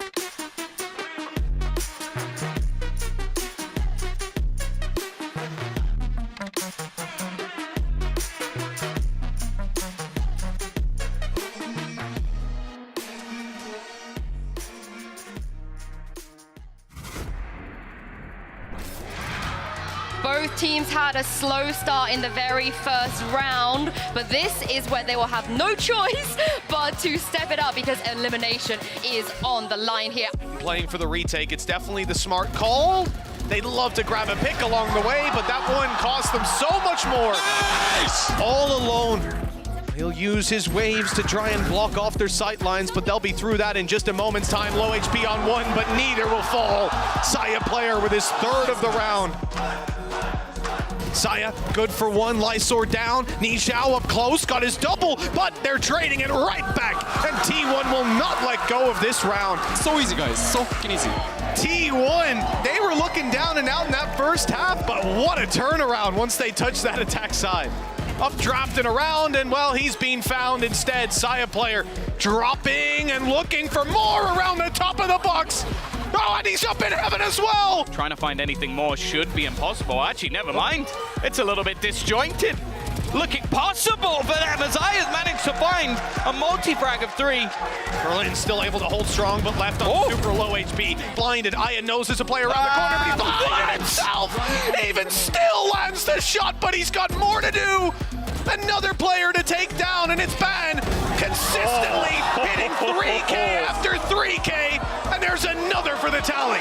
They know he's in that corner, but it's his teammates they should be worrying about. Zeta already, Aya desperately trying to cling to life, but it is done. T1 will be the ones heading back to that decider match to face off against Foot for the second time.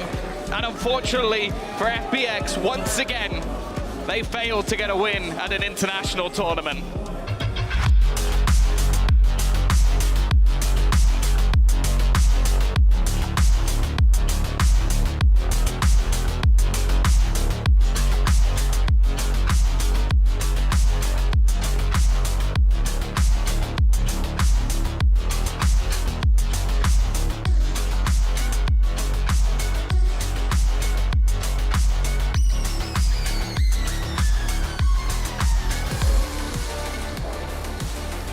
We've had to say goodbye to 2 teams today, but it's time to find out which team is going to be the next one to make it to playoffs. Welcome back, everyone. It's time. PRX versus EDG. I know every single one of you at home and in this arena right now are very, very excited for this matchup.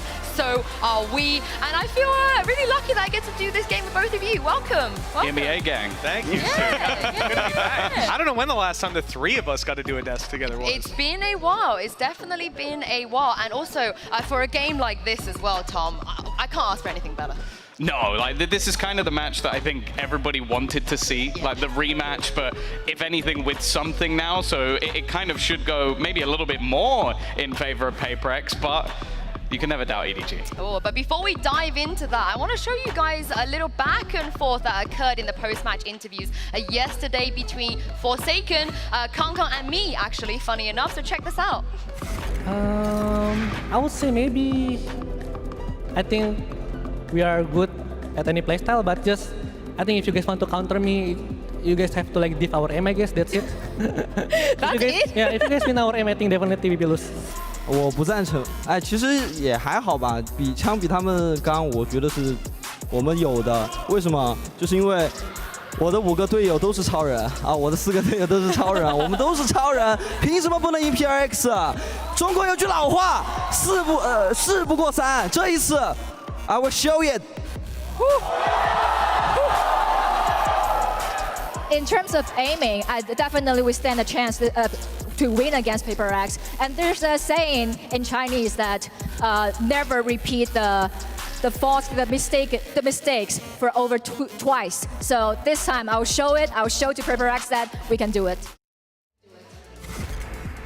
I mean, Forsaken believes in order to counter PRX, you just got to out-aim them. And Kangkang, they're saying that they have 5 players on their team that could all do that, Mitch. Would you agree with that? I don't know about that. I mean, like, at the end of the day, maybe you could say it's neck and neck. It can be even at times, but you think they can out-aim them consistently every time? It's also the worst advice ever. Like, oh yeah, to beat us, just out-aim us. Wink, wink. Like, you're not going to try that. That's the worst thing you could ever do. Like, especially into PRX. Yeah. It's a trap. It's a trap. It is. But let's talk about Forsaken a little bit more, because with something here, you've heard him talk about it, you've heard Alex talk about it. It frees him up, Tom, when it comes to the agent pool. Yeah, no, the thing I love about Forsaken is that he basically takes the hit for the team. Like, over the last 90 days, I think he's played 7 different agents, like basically just been filling wherever the team needed. Obviously over in Tokyo, that involved playing the duelist role, but now he's gone back to basically just playing whatever they need. And that's the only reason this team works, because otherwise it would completely fall apart. Literally, if you look at that graphic, I think it didn't even have Killjoy on it, which was the last agent that he played here on the stage. Like, he has literally been covering everything. Yeah, and he's looked great doing it. I feel like sometimes flex players, especially when they come off duelist, there's a period where they don't look so hot, but Mitch Forsaken, everything he touches just turns into gold. I mean, that's been the case for a long time now, though. I don't think there's ever been a moment where we looked at Forsaken and saw him slacking. It's just a consistent demon. Yeah. Yeah, and speaking of a consistent demon, Jing from PRX is actually standing by with Mimi right now, so let's send it over to her. PRX on the way in here for their match against EDG. And Jing, I'd like to grab you for a quick question, please. You have said in interviews that the best way to beat PRX is to out-aim you guys. People have been saying that Kong is the best opper in Valorant. Is his aim good enough to beat you? I think it definitely is because he's their star player, but hopefully we'll do our best to shut him down today. Well, best of luck in the matchup. Thank you, Jing. Oh, he's too nice. He's too nice. He's not even trying to like big it up, ego, or anything. Yeah, Kong is good enough to beat us. He does it in the server though. That's the thing. Like he'll be very sweet outside the game. Like, oh yeah, no, we're just gonna. And then he'll do the nastiest things you've ever seen the second he gets to the server. I feel like that's the theme with both teams. But let's talk about EDG here a little bit because when they played against Giants, Tom, they both push each other. I feel like to the limits, and a lot of what actually ended up happening was just a crazy amount of multi-kills. Okay, if you weren't on the edge of your seat when watching this game, then I don't know, you had your eyes closed or something, because these were some of the most ridiculous sort of clutch plays you've ever seen. Like, nobody could face off against nobody in this game. Like, he was truly unbelievable, making it close even in matches and rounds that looked done. I feel like Giants, they're going to be having nightmares about this guy for the next few months, like waking up in a cold sweat because he just didn't seem to miss. And then obviously, you know, Kong. Yeah. He's kind of good. He'd be good. I mean, even after the match, Kong was saying that nobody, in his perspective, was the Superman of EDG yesterday. That's interesting to hear because I think he was definitely the name that came out of our minds. But when I was looking back at all the stats, he's like a leader in top 5 for the vast majority in the tournament so far. Nobody, that is. So it's not surprising that like when you look deeper in the team, sure, he can definitely be the round-to-round hero. But Can just had some incredible rounds that I think live in a lot of, certainly in Giants' memory. I feel like we could just sit here forever and just watch. Oh, yeah. This is just his entire... Well, nobody had four 4Ks throughout that matchup, so, you know, we could have literally been here a while. Yeah, every single multi-kill was kind of crazy. But the thing is, we got to mention it. It is a rematch. Kong was talking about revenge, obviously. They lost to PRX at Tokyo, and that was with CGRS, Tom. They lost... Why are you saying that like it's a bad thing? The goat gecko, you're saying? Without something. Yeah, something's pretty good, but you know, he can't play gecko, can he? I mean, is that a challenge? I reckon he probably yes, actually, he can play breach, so maybe he will I make wouldn't say it that work. with certainty. The point I was getting at is that it's going to be harder this time around. If they thought the last time was going to be I think it's going to be easier this time around. Well, yeah, maybe we'll send Tom for a little interview with something afterwards, and he can talk to him about that. Yeah, I say it to his face, Tom. Definitely, it's going to be a tougher game. I think, you know, not just a rematch from Tokyo, but also from Champions before as well. Like, these are teams that know each other decently well, but now, looking at the squad of PRX, you have to imagine they've stepped it up to a new gear with something arriving. But EDG, they keep getting better as well. So let's hear from their IGL Haodong, who's with Mimi. Haodong, a quick question for you. You got beaten at Tokyo by PRX. What did you as an IGL learn from that matchup that you'll bring to your game today? 首先，因为其实你们在 PRX 在东京相遇的时候，你们是被他们打败了。那作为队伍的一个指挥会，你将会从那场比赛当中学到什么，以及将如何运用到今天这场比赛当中呢？学到了，主要是在我们优势的时候稳住大家心态吧。因为上一次打之后，我们在巨大优势的领先情况下被翻盘嘛，然后就学到了让大家在比赛的时候有优势的时候稳住心态。I think it's mainly because about the mentality thing. Try to stay focused and calm when, especially when we're not in a very good situation, and also because in Tokyo we got reversed when we had a very, very big advantage. So basically learn from it and try to get more focused and more calm when we're facing this situation, if we're facing this again. Well, thank you very much and best of luck. This is the thing about EDG. They always learn something, whether they win or they lose. We see it on the server every time they come back to an international tournament. But I want to derail this just a little bit because PRX versus EDG is a fun matchup. It might be the most fun matchup ever. So I thought we could do something fun. You like having fun, Mitch? I know you like having fun, but Tom, I'm not sure. We'll see. You let us know how fun you find this. But since we have nobody and something on the server with us, I thought we can do a little game of where is nobody or I see nobody. Make sure everybody here in the crowd and at home as well play along. I'm going to show you guys now a picture and I want you to find me nobody. Where is he? And I need like very specific, explicit directions. I'm waiting for the crowd. Where are they going to give me a clue? Where is he? Just scream it out. Come on, you guys. All right, we got 10 seconds. We got 10 seconds. Bottom right. I see nobody. I see nobody. Nobody is literally right Where do you see nobody? I'm not sure I see nobody. There is nobody. I think I might see something. All right, okay, There he let's is, see. bottom right. There he is. There he is. I can't Mitch believe got it you very guys quickly.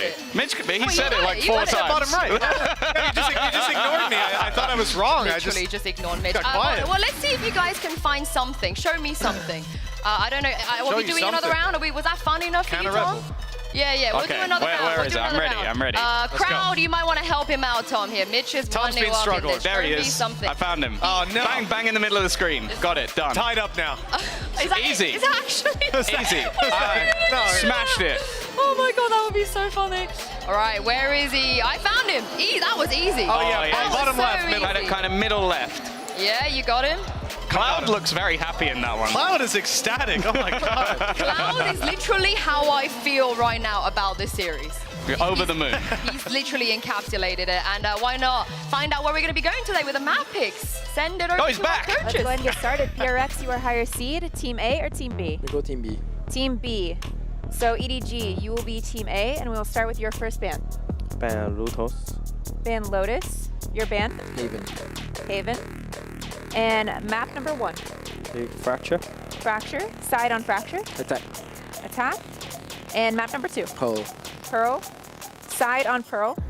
Attack. Attack. And next set of bands starting with EDG, you have Ascent, Bind, and Split. Split.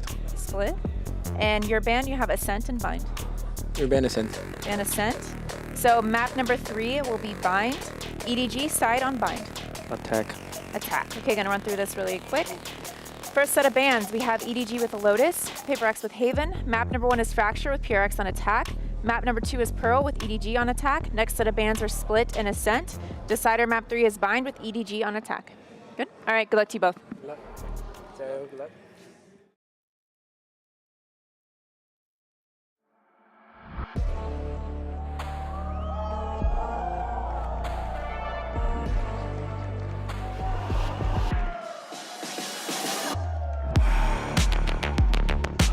Edward Gaming.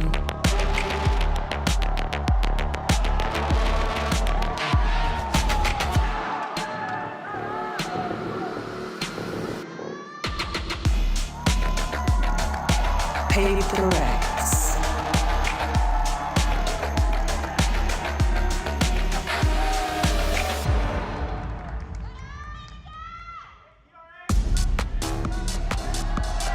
Playoffs is on the line here for EDG. This is for revenge. But for PRX, they need to prove that they are good enough to be a title contender and bring that trophy home for the first time in 3 years, Tom. That's how long these players have been together without a trophy. With something here, surely this is their time. This is their moment. Oh yeah, you have to hope so. Like last tournament, we gave them the benefit of the doubt. Expectations were fairly low because their 6th player / streamer came through and did an incredible job, but something is that X factor. They have a few of them, but he definitely takes the biscuit. I feel like all 10 players on stage right now, every single one of them has the X factor. But let's talk about the map vetoes we just saw. Mitch, I'm so excited. This is going to be incredible. Yeah, I mean, as a matchup already, we knew that we were in for some spicy stuff. I guess the question was, what were we going to see Forsaken on today? Chances are we're going to start this one out with a Neon, and I'm not against that. I mean, this guy... What about the something breach? Oh. You know, that is something. That is something, let me tell you. It's something a little bit different, yeah. It's definitely one of those matchups that I think will be quite fun to witness. Like, obviously, you're going to get the double duelists across the majority of that map. Yep. For PRX, the 1-2 punch can be so difficult to sort of face off against. They're one of the only teams in the world that consistently runs that across pretty much every single map. A little bit sad we didn't get the split as we sort of did last time. It's been a strong map for PRX, but I'm not really surprised to see that Fracture come through on the other side. It's been an incredible map for EDG, and it's also one where I do think although the roles on other maps have lined up nicely, this one, there's still some questions to be asked. Yeah, for EDG, they're on a 5-win streak right now in terms of series. Last memory of defeat was PRX. Starting this one off on Fracture and getting a win on the board could be huge for their morale, pushing forward into it. And I think a lot of that starts with just shutting down Forsaken on those early fights. I mean, I do wonder if PRX are going to change something off Fracture, perhaps. We saw some teams already, they've leaned into the EG stuff. You know, they like to incorporate some of that in. Would you guys like to see that here for PRX? I definitely think they could just go back to running a Jet Raze if they really wanted to, and then have Forsaken pick up the slack elsewhere. I do still think, though, having that breach in for setup is going to have that high amount of value for them. And it's also a composition that, other than the sort of defeats internationally, if you go back to regionally, has looked very good. Well, let's take a look here as we head into Prime, Prime Gaming Forsaken. Agent Select. And yes, there has been a change. What do you guys make of this? So it's actually just the removal of that initial duelist, so it's less of a 1-2 punch, a lot of setup for Jing. I think that's going to be quite a cool and interesting balance. Other than that, though, it's basically just that mirror matchup, other than the Raze setup for the Jet. So I think it's going to be more about those individuals, and let's be real, Forsaken, he could have picked any agent here and we would have gone, oh yeah, that's cool, he can play that. He could have gone Yoru. He's the only player where I would have been like, yeah, fine. But looking at the form that we see Skies on, I think he's going to have a lot more ability to play that individual duel, to burst out of those smokes and cause problems for his opponents. I just think about Aya in the previous series. Also, was that Jogomo? I feel like that was actually Jogomo with the side. But it's time to jump into this match. It's going to be so fun. Get ready for this and take it away, Bren and Sideshow. Thank you very much, guys. Yeah, excited to get this one started here. Two mechanical prowess teams. Honestly, the powerhouse teams as well. EDG versus PRX. And, I mean, you got heavy hitters, you got heavy aimers, man. You know it's going to be exciting. It's going to be explosive. It's going to be incredible. I mean, especially because EDG, I think, have partially refined their style by playing against explosive teams like PRX and some of the other Chinese squads in scrims and in matches over in the Asian regions. So this is going to be super interesting. We get to see the rematch, but this time with the addition of a little special something. Oh yeah, finally. Now, having said that, something's going to play breach on this match. That's normal for them. That's what they like to do. The change being away from the double duelist setup to much more of a mirror. So Jing is going to take on Kang to begin. However, a lot more of this might end up getting decided by the supporting cast. We saw nobody carrying yesterday. It's Forsaken taking point. Orb being taken. Slight peek. Nobody brought down close to the corner. How Dong, but he's going to get overwhelmed very quickly at that. Smokes drop down. Carve out a path onto the side, but it's a freebie for them. They'll be able to get the plant down. No questions asked. Both of these teams are going to stay tight, get those trades, which means that the opening duels, like we saw there, Forsaken being able to pick off nobody, that matters so much. It puts you at a player advantage once all the trades are out. Got this high-low setup already. Neutral being held the fault line. Just about missing here. Kang, decent damage done on either side here, but massive player advantage for PRX. G going to be finding themselves hard-pressed to really get into it, and something on the stage big time this time, isn't it? Certainly is. PRX have got that talent to be able to go toe-to-toe with EDG. We know that. Pretty explosive pistol round there. I was talking about the supportive cast, and I really feel like while there's a lot of hype surrounding the clash between Jing and Kang, and add something in there as well when he's going to be on duelist, maybe even Smoggy once we get to some of the maps where you potentially see them play double duelist compositions. But so much of this could end up being decided by that kind of supportive cast. Yeah, and you're seeing the supportive utility already with the fault line and the flashes exchanged. They're not shying away, they're not backing away from this fight. Plenty of bodies to be waiting still close to the corner. An absolute repeat of the first round, except this much more players actually stacking towards the side here. Kang needs some assistance, but back towards the side. Yeah, just Chichu left alive, so could have been dangerous, but no. Completely bowled over there. I mean, that's just PRX grouping up and being able to trade off each other with better weaponry. With Forsaken moving over to Sky, I really feel like this guy's... The best thing that Forsaken's done for his career is stop playing Jet and Reyna all the time and really broaden his horizons, become the flex player that this team needs alongside Devi. They kind of swap the role around between them, and they're both excellent. I couldn't agree more. It's added so much more in terms of compositions that they can play. PRX are just going to barrel through tree here as well. Yeah, there won't be much resistance. Or you say barrel through, it would be a slight little walk. Yeah, no noise made. Definitely thought this was going to be a bit quicker. Oh, this is... Okay, so this looks like they're going to set up for a double blast back into Canteen. Something likes going into Tunnel so that he has an Aftershock and stun line up here. So this is to help Jing get deep into Canteen and put pressure on these players. Lead in the back. Fault line to set it up, but it's a counterplay. Smoggy. Well done. Immediately sends out the fault line and the Aftershock, so reclaiming that space towards Canteen, but the smoke's dropped down. Nobody's still standing it. Straight down. He's got the help of his team as well. Out towards the smoke. Crossfire set up. EDG are definitely winning this one out now. Well, player standing. Something. It's a 1v3 now. It's made it a bit more doable. One flash available. They know exactly where he is. You can see them just doubled up. Want to take the peek and the timing. And yeah, you're seeing it immediately. The precision on point. That's one of the classic PRX plays that they pull out on Fracture, so they have the Aftershock and stun line up for a double blast pack play deep into Canteen. The idea being that most of the time, teams, if they're playing the standard retake kind of setups on B, they're going to be holding towards Generator there or deep in this position where Smoggy is. But EDG are actually holding so far back. You saw Smoggy using his fault line really far away to catch all of that aggression. Really good awareness, and I think that's exactly what you're going to need to be able to beat PRX. Now, am I really seeing Devi go for a glass cannon Vandal? No armor on Devi. He's bought the Vandal instead of going for, you know, Bulldog armor or something like that. I think that's a bit of a taste test, honestly, of what we might be expecting with this. A lot of the gunfire exchange on either side here. And again, it's really the same approach towards drop. Almost every single round in a row essentially has been going into this direction, but it's where PRX have found their success. Once more, vacant site. Flash sent in deep here. A lot of damage being exchanged on either side, but finally a kill. Smoggy, who will fall. Still with this hold here though. Can close. Flash. Missing to the side here, but doubled up. They're going to bring down the players who are just trying to hold on to walls. On the flank as well. Chichu falling down. Howdong forced to save, really. $300. Can't do much more with it with the rifle. Does he still want to make a go of it? I mean, players are weak.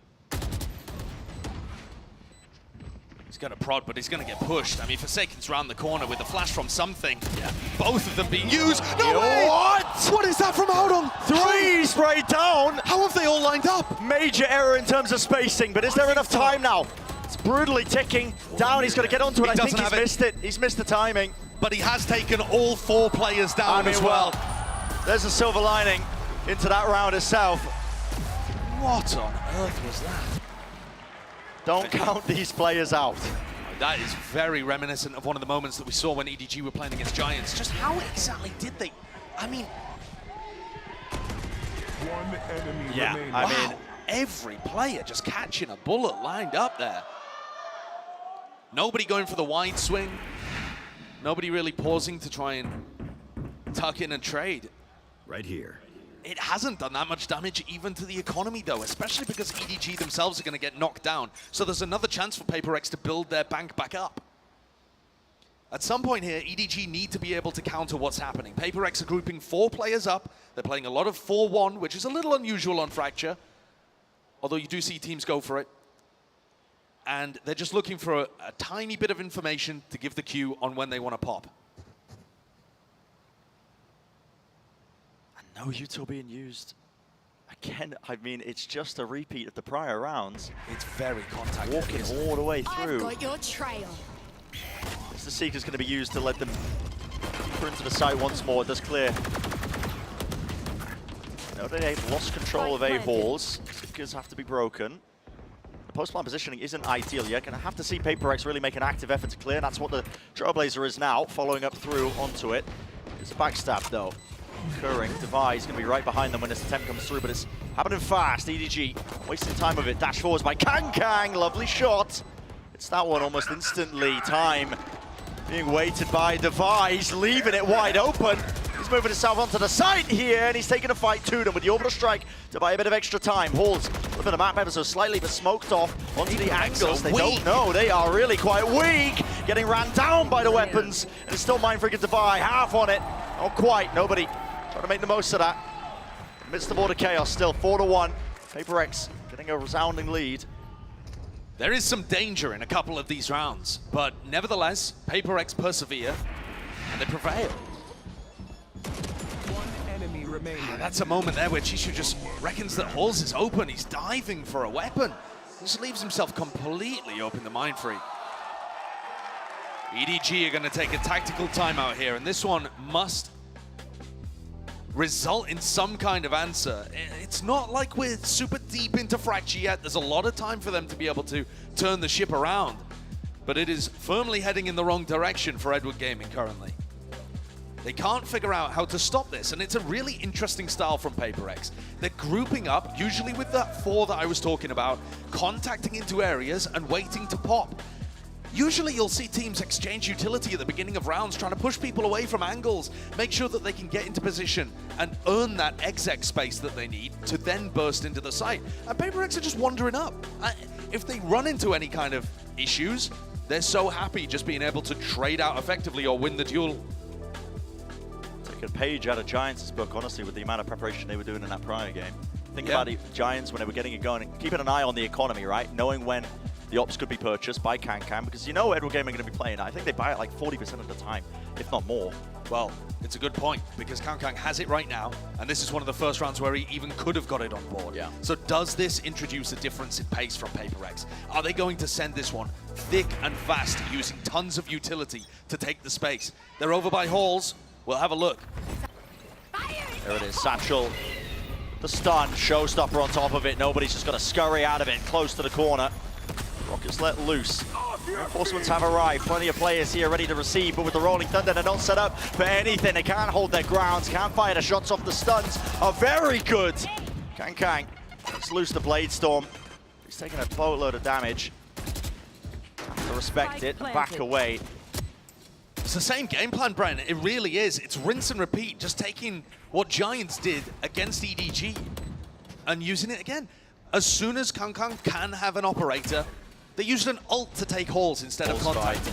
What is that? An EDG really punishing the poor spacing. Bring it to the 1v1 though. Howdong, he's low. Devi, the reposition is good, but still information granted to him. Got to get a move on, and Devi. Red Bull clutch for him. He knew he had the advantage there, could just hold his ground. It's another one of these rounds where it's close, but it's no cigar. It's not a round victory at the end of the day. It's another Red Bull clutch. Nice play though. I love the opener. Great usage of space from PRX. The danger comes here with Chishu being able to get a spray down and Howdong flinging himself around the corner too. A little reminiscent of some of the times where we've seen, like you said, the spacing be an issue. But other than those big moments from individuals, it's all been PRX. And EDG's economy's broken again. And you're going to see them again resorting to the same plays. They just contact dish every time Can doesn't have an op. They can go for some kind of stun or flash play, but they're too late. Yeah, close to the corner this time, not going to get caught out. Howdong's been playing there multiple rounds in a row. It's Can who pays the price of it. Nobody inside the smoke, but Spike planted. Be able to deny the plan, not going to be able to do too much of all. Free clearance into drop while all this is happening as well, but yeah, flash to set it up still. Shots landing for Howdong, doing some damage, dropping down. It's a bit messy, a bit scrappy, yet it's all cleaned up here. PRX are making this just look clean, clinical, whatever you want to call it. They're wiping the floor with EDG. This next one a really important rifle round again. Maybe some opportunity for EDG to get back in the game. But this feels a little like the last time these two teams faced on Fracture, except the opposite way around. EDG at that point were storming ahead on their defensive side and then let a massive lead 11-4 slip away through their fingers. I think you'd rather be in that spot, at least where your fate's in your own hands. Here's a Can operator launching towards B main. Set up on the line, but immediately moving away. He's got to be fluid with it with the reposition, but it is harder to op. If you think about it, defense side of Fracture, four avenues. It's just dish again, Brett. Yeah. It's just dish again. Listen. This is a massive hole in EDG's defense. And they're just able to contact up every single time. We've seen the weaknesses. Stun connecting fault line as well. Doubly sure of it. What a shot. But still Chichu will hold on. Flash is good. All being supported inside the smoke, bringing them down. PRX. Really just the heroics as well of the anchoring player. Chichu has done so much for them. Rolling Thunder onto the side. It was a tap to bait that out. Forsaken dodges it. Off to the side. Flash. Not there. Devi, util out. Does he still want to take this fight? Well, EDG definitely do. Winning that one out, but fantastic by Chichu. A little fortunate too, though, perhaps, I would say. I mean, it's nice putting your Killjoy in the site, but he has to hit that shot. Yeah. Otherwise, he goes down. The rest of PRX are able to enter the site, and things are getting real sticky again for Edward Gaming. That's a moment of heroics there, anchoring. Hitting the exact stunned headshot just when it was required. And just when you're seeing the defensive adjustments, finally, Kangang with the operator, looking over to where they've been contacting all the time. PRX want to go in a completely different direction. Brutal. To be. And that's it's what the point I was trying to make earlier, you know, Fracture, there's 4 avenues on the defense side you have to keep an eye on to. It does limit the amount that you can really watch with an operator. Contact plays, if you spot out where the op is playing, plenty of other directions you can go into, but look at this, yeah. Spectacular shot again. I'm almost not surprised when I see him hitting things like that now. Almost down, yeah, almost. Should be taking that breath away. Roller's getting used to it. PRX making a go of it into the spawn. Kang's ready though. Here with the rest of the team once more. Holding them off towards that spawn area. They haven't actually got the plan down. They don't have B-main control, forcing them out wide with the aftershock. Trying to swing to help out. There's nobody there. Flash, good connection. Jinx staying alive though. Planted. Now finally the plant is down. They need to win out one of these fights. Nobody. Winning that towards B-main is massive. PRX is going to start to feel the squeeze and more so something. It's going to have to go huge. Close to the corner. Lockdown finally earned. Almost lining up for it, but 9 health. Last player left facing him. Those are the fuse here. So EDG, adjustments being made. And key duels being won by nobody. I'm not a fan, though, of PRX pushing into the spawn there. The lockdown came through. They had the site for free. Sure, they're in a 4v5, but they have areas of the map that they still control. Arcade, for example. I'd much rather see them try and fight towards tree in the post plant than try and stuff things into spawn here. It's just such awkward angles for them to fight. Into an off, which granted they didn't 100% know that Kangkang had repositioned there. And strangely enough, with PRX being ostensibly in control of this game, they drop 2 rounds, instantly call a timeout. Coach Alex is not happy about something. Possibly that overpush into spawn. Maybe they just want to alter the way that something's working.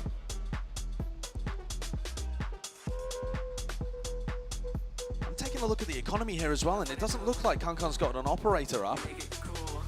Well, I would imagine they'd be able to, you know, finagle the economy in some kind of way to get him one.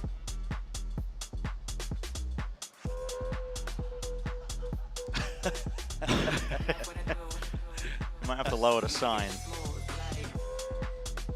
So far, EDG have struggled with getting their defensive setups working here.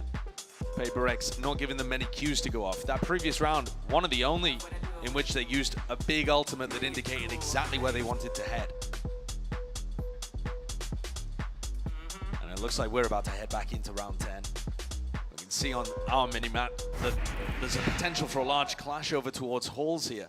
All 5 players from PRX. And EDG, because PRX have just been hitting A repeatedly, are stacking 4 players there. And here's a showstopper once more. I mean, as soon as he's got the ultimate, but here we go, fault line with the orbital strike. Exchange of it, damage being done. Look at how weak PRX are, but it's a heal for Forsaken. Not quite. He was on 5 HP and he got wall banged with an op. Talk about overkill. Doing that. I mean, look at the positioning of Kangkang. He's immediately going back to the rest of his team here. Nade up towards them. PRX not slowing down this hit. They want to take it full force all the way through with the rifles. In the blink of an eye, you will miss it. Kangkang has to respond straight behind. Going for the repeat, but punished. There was so much going on there.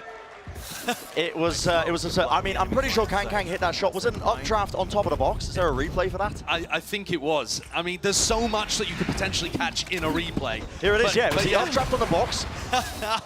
He's left to handle B all on his own and did a great job, but the rest of the team couldn't stop what was happening in Halls. They had a stun off contact that ended in a Brim ultimate. That's a really classic play to try and maintain Halls control, and PRX is so fast, they got past it anyway with Jing.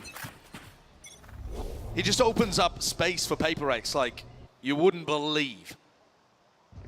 Fighting Dish this time. Yeah, you gotta try and put them off trying to fight this all the time, but don't have the guns for it.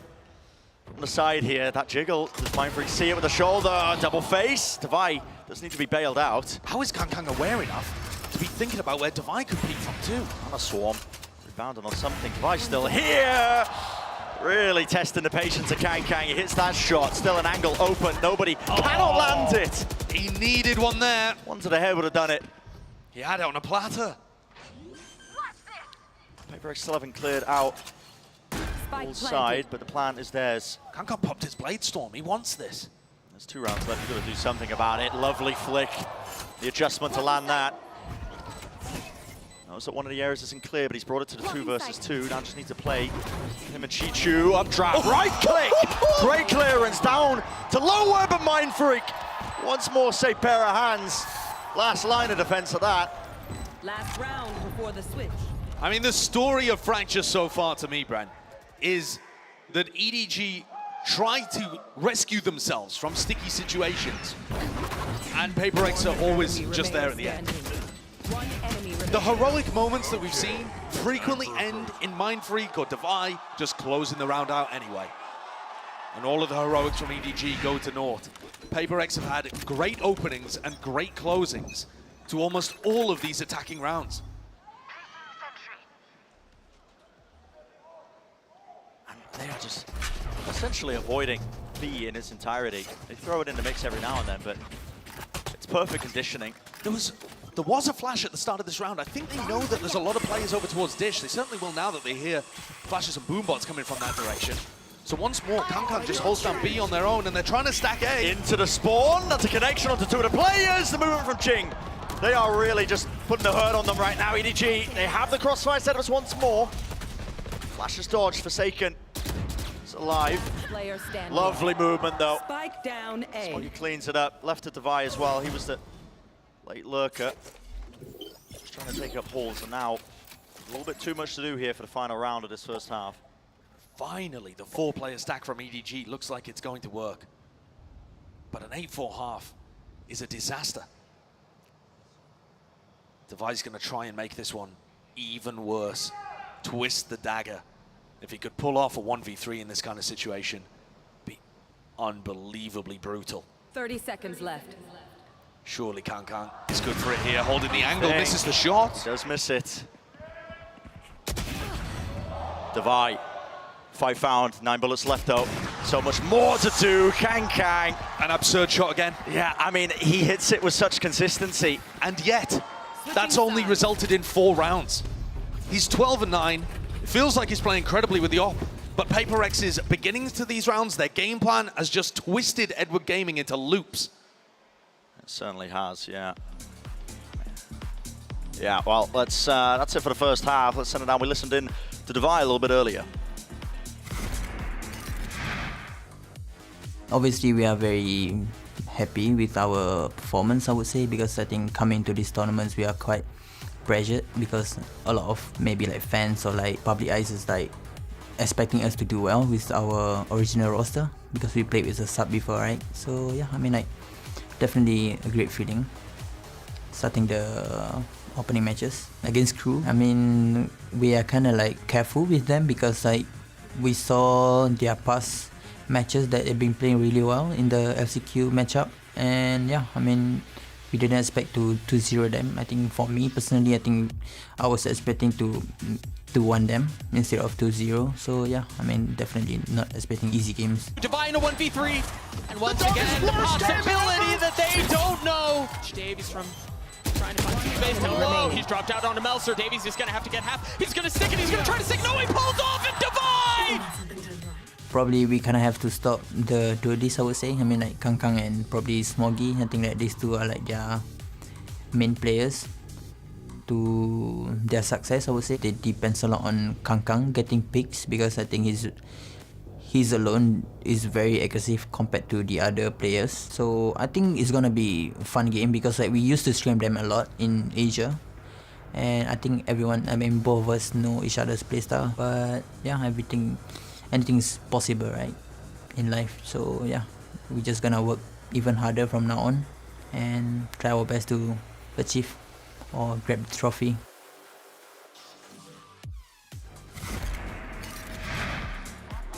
Well, the last time that these two teams clashed on Fracture, it was EDG that had a massive lead at the half. This time they trailed, and even then, they ended up throwing that lead away.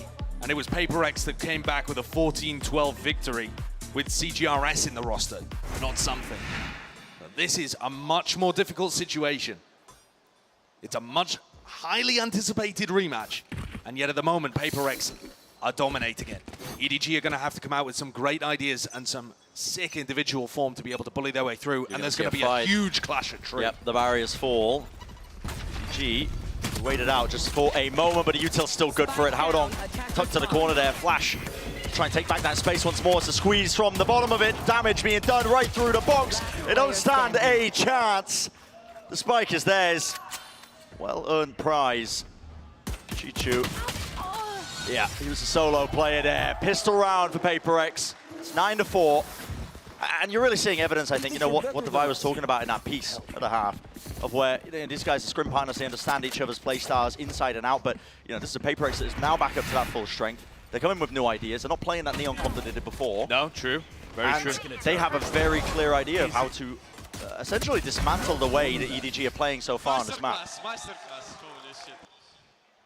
I feel like it is. I agree. It is a masterclass being showcased now for PRX. They're demonstrating a slower style too. While their attack rounds were explosive once they got to the site, they were adding in the contacty play, which is just bamboozling Edward Gaming.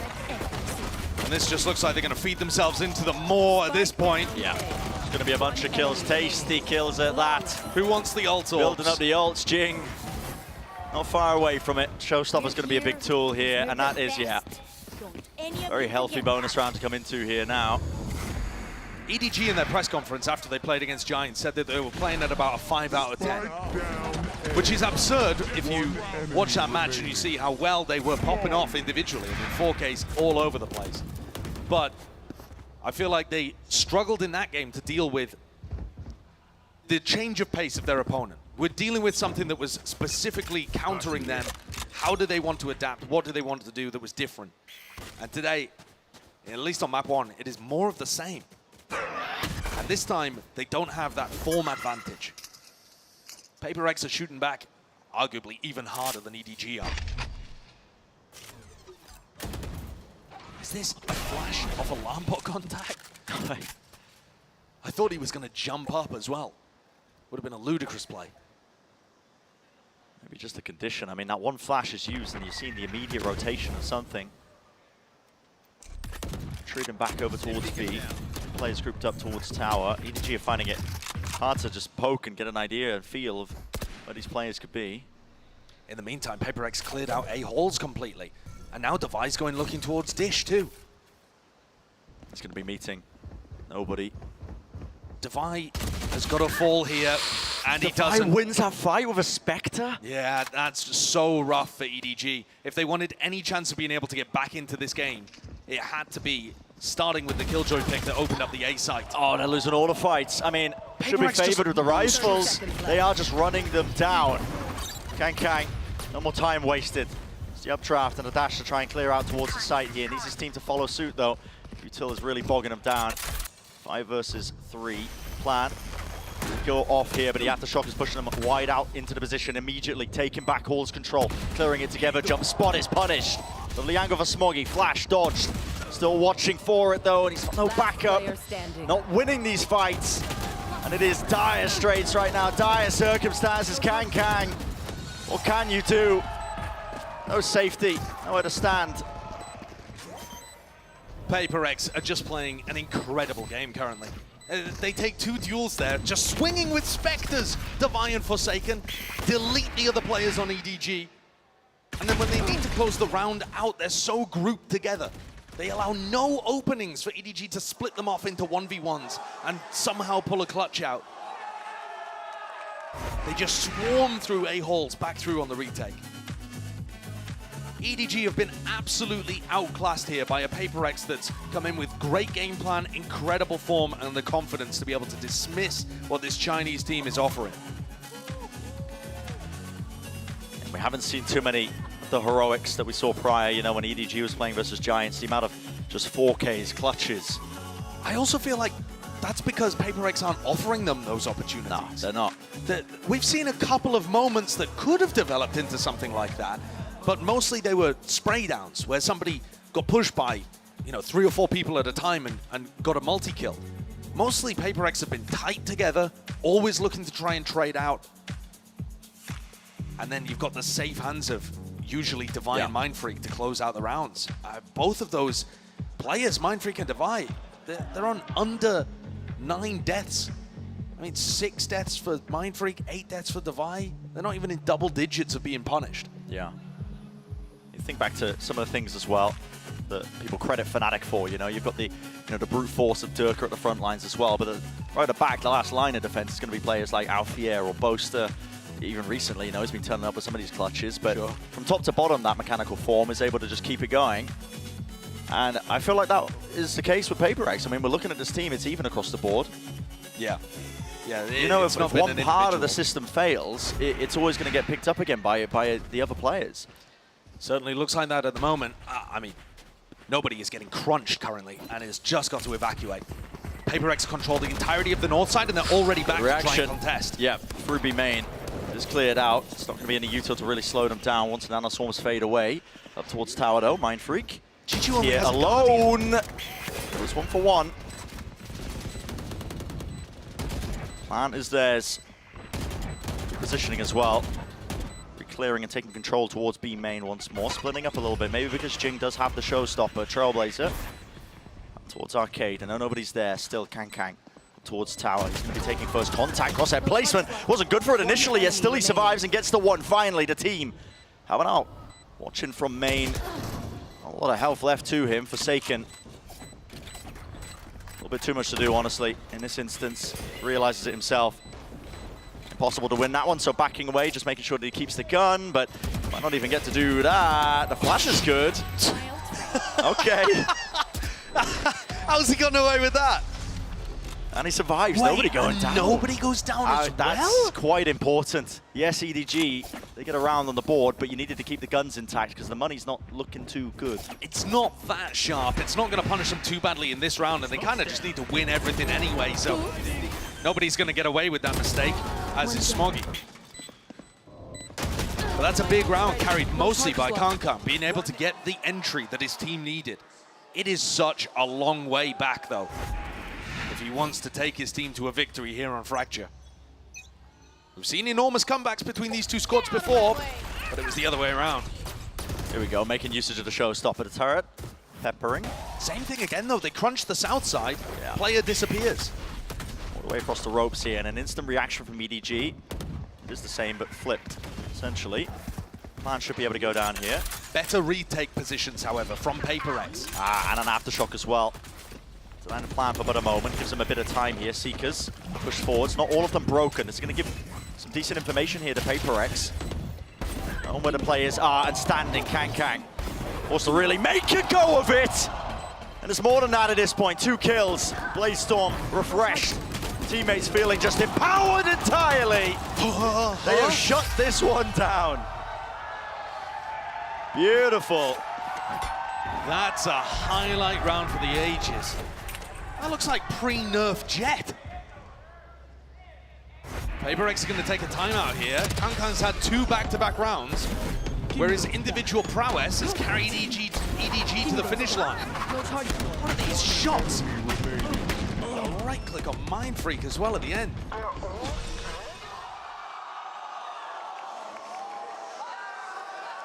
Incredible performance there from Kankan. Opens up both of the rounds and closes that one out. He's made this a little closer, especially with PRX's economy being slightly damaged here. They've got a serious decision on their hands of whether or not to invest into the next I think that's what he'll be telling the rest of the team. They look like they need a bit of a confidence increase at the moment. We know that the EDG players are talented. It's not just Kangkang and friends. But at the moment, we're not really seeing that from the rest of EDG. They're getting outclassed.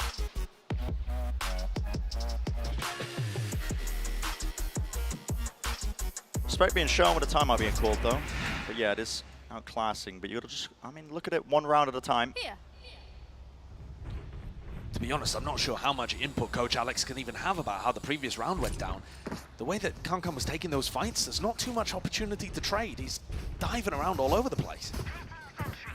Maybe just concerned that his team keeps crunching, keeps going for these aggressive pushes at the beginning, but to be honest, it looks like they're set up for another one. Got double initiator on one side, trying to keep EDG trapped in spawn, and then Jing flying at them through halls. Slower though this time. Yeah, Stimmy will allow them to evade that stun. It's coming their way. Flash. So going to be avoided here. Obfuscating the fact that they have just trundled up towards B main here. Nano Swarm behind. Slowing it down now in the mid round. That's what EDG have really learned from a lot of their experience at these international events, actually. The ability to really just slow down those moments, take the space, poke and prod, force people out into the open. Oh, I thought they were going to go for a contact play there. Would have been very impressive, but I think without them making too much noise, and with this Trailblazer, the Guardian Light clearing over towards Arcade, I don't think PRX are going to be buying this fake towards B. I think Haodong has just used 2 smokes for nothing. Jing gonna try and stop this! The onslaught coming his way, and he does succeed at that. 2 players falling. There's a stun to try and catch Defy. He was helping him out, but the door closing shut in their face. It's now very obvious. EDG, a bit of a breather. Jishu just got locked down. Is there any chance he's got time to be able to use this? There's only 30 seconds left. Has to commit it, really. This is going to go down to the wire. But the trouble is, the more time you're wasting, getting a bit dire. Got to get themselves in. Maybe they use Smoggy's all off the tail end of it to try and get themselves in. Brutal. Did you fall? Smoke's now fading. 12 seconds. That will go down here. Detainment close to the corner here. Fight's still going to be taken, but it's just 1 player. Yeah, Smoggy. He's got so much more to do, hasn't he? An open sightline out towards main. He can't win it. It's Forsaken. And PRX just feel, I mean, so many layers ahead right now. In terms of just the game plan. It feels like adjustments are still being made by EDG. Coming into it with good ideas of how they want to play, but too little, too late. Too little, too late, yeah. And also, even when we're talking about the quality of the ideas, I'm not a big fan of the fake that Haodong ran. EDG love to throw a fake in, 1 or 2 times per map, something like that on their attack side. And this time, they didn't actually throw enough utility to make it seem real. They just popped down the 2 smokes, one at Canteen, one at Generator, and then Forsaken's in tower, listening, can't hear anything. Flash towards Arcade, didn't see anything there. Too obvious that everything was coming towards Jing in that moment. And this looks like a clash potentially to end it all as PRX try and batter their way through. Classic play from Jing, but actually punished. Almost. Loves to go for the double satchel movement. Nobody doesn't realize how close he was to hitting the grave there. Yeah, potentially falling. It's a beautiful opener. Good beginning. Trailblazer scoping out. Seeing that the site's relatively clean. Something with just the 1. Chichu, it's a little bit labored, but no, eventually getting onto it. So 2 players left standing here. I mean, really no chance of a retake. Forsaken's only got the judge with Mindfreak falling. He's going to be opting to see if he can get a better gun. There it is. It's worth saving here as well. You look at the PRX economy, and they only need a single round to close this out. They've had 6 opportunities. It's going to go down to 5, but at some point they're going to get big ultimates up that will make this really difficult for EDG to end with a plant. I mean, anytime you have Orbital Strike, Rolling Thunder, Showstopper, like these ults are incredibly good on defense side of Fracture. One of the reasons why this composition gets played quite a lot. EDG are going to have their work cut out for them. They need more of the same.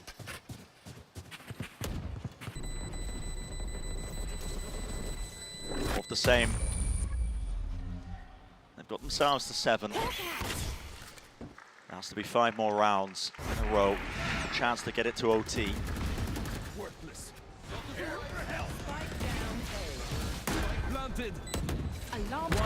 It's a bit more difficult as well from this point on. The ultimates are going to start to get really built up flowing a bit more. PRX are currently sitting on their rolling thunder. They've got the lockdown as well. Money is... They're going to force? It's tight. I mean, it's a weird buy, right? It's, you know, it's not that bad of a buy. They've got 2 Bulldogs, 3 rifles. I think that's pretty reasonable. Yeah, so they are investing into it, puts even more importance onto it, even though, I mean, every round has to be must-win for EDG at this point.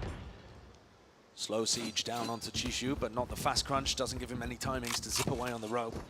EDG playing that 4-1 and contacting through Dish. Very similar to what PRX did, the difference being this alarm bot they're about to run into. It will catch him.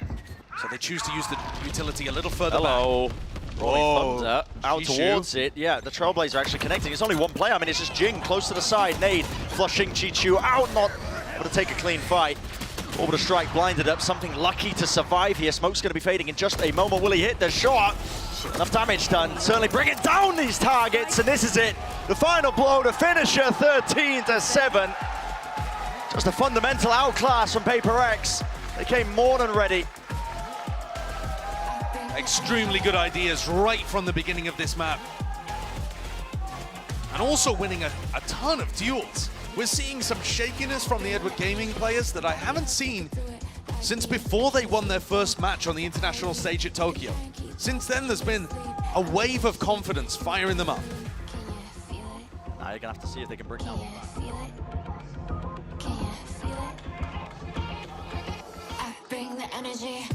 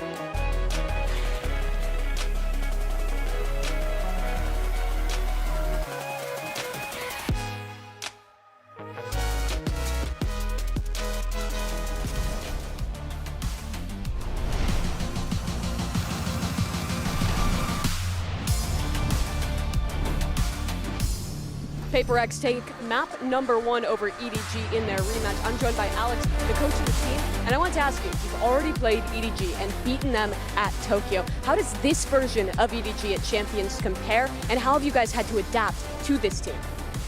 I think it's a funny thing because every time we play EDG, it's been a different roster, right? So I think we changed our comp. We're using theirs now. And I think we kind of know what's bad on defense for us when we play that comp, so we're just trying to do whatever we're not good at, and it seems to be working. Well, it worked well for you in map number 1. Best of luck in the rest of the series, and thank you very much. Send things back to the desk. Oh, Alex is more than working. PRX, they look absolutely fantastic on Fracture. I'm Yingsu, I'm back here with Tom. And Mitch, I thought it was going to be a lot closer than that, I won't lie.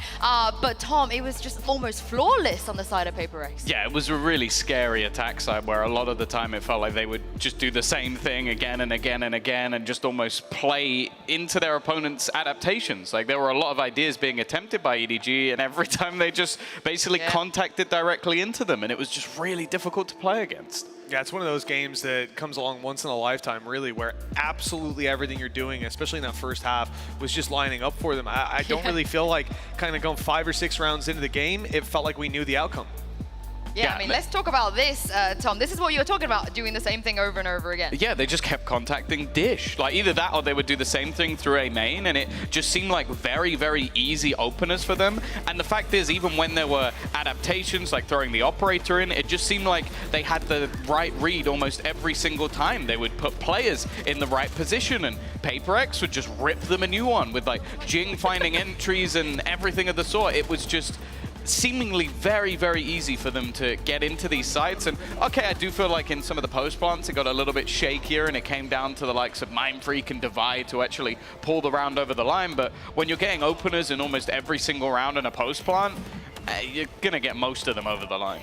Yeah, we spoke about Forsaken and the expectation really coming into this of where he'd be, maybe on the Neon, but I think he was looking absolutely fantastic on the Sky, not just on an individual level, but supportively as well. And looking at the other supportive agent on the board, our Breach, I don't think anyone's going to have complaints about that. Yeah, they just look so good everywhere. I'm glad you mentioned Mindfreak and Divide, because so often you look at this PRX team, you always go towards Jing and Forsaken now with something in the roster as well. He's getting a lot of attention, but Tom, Divide and Mindfreak are just so consistent.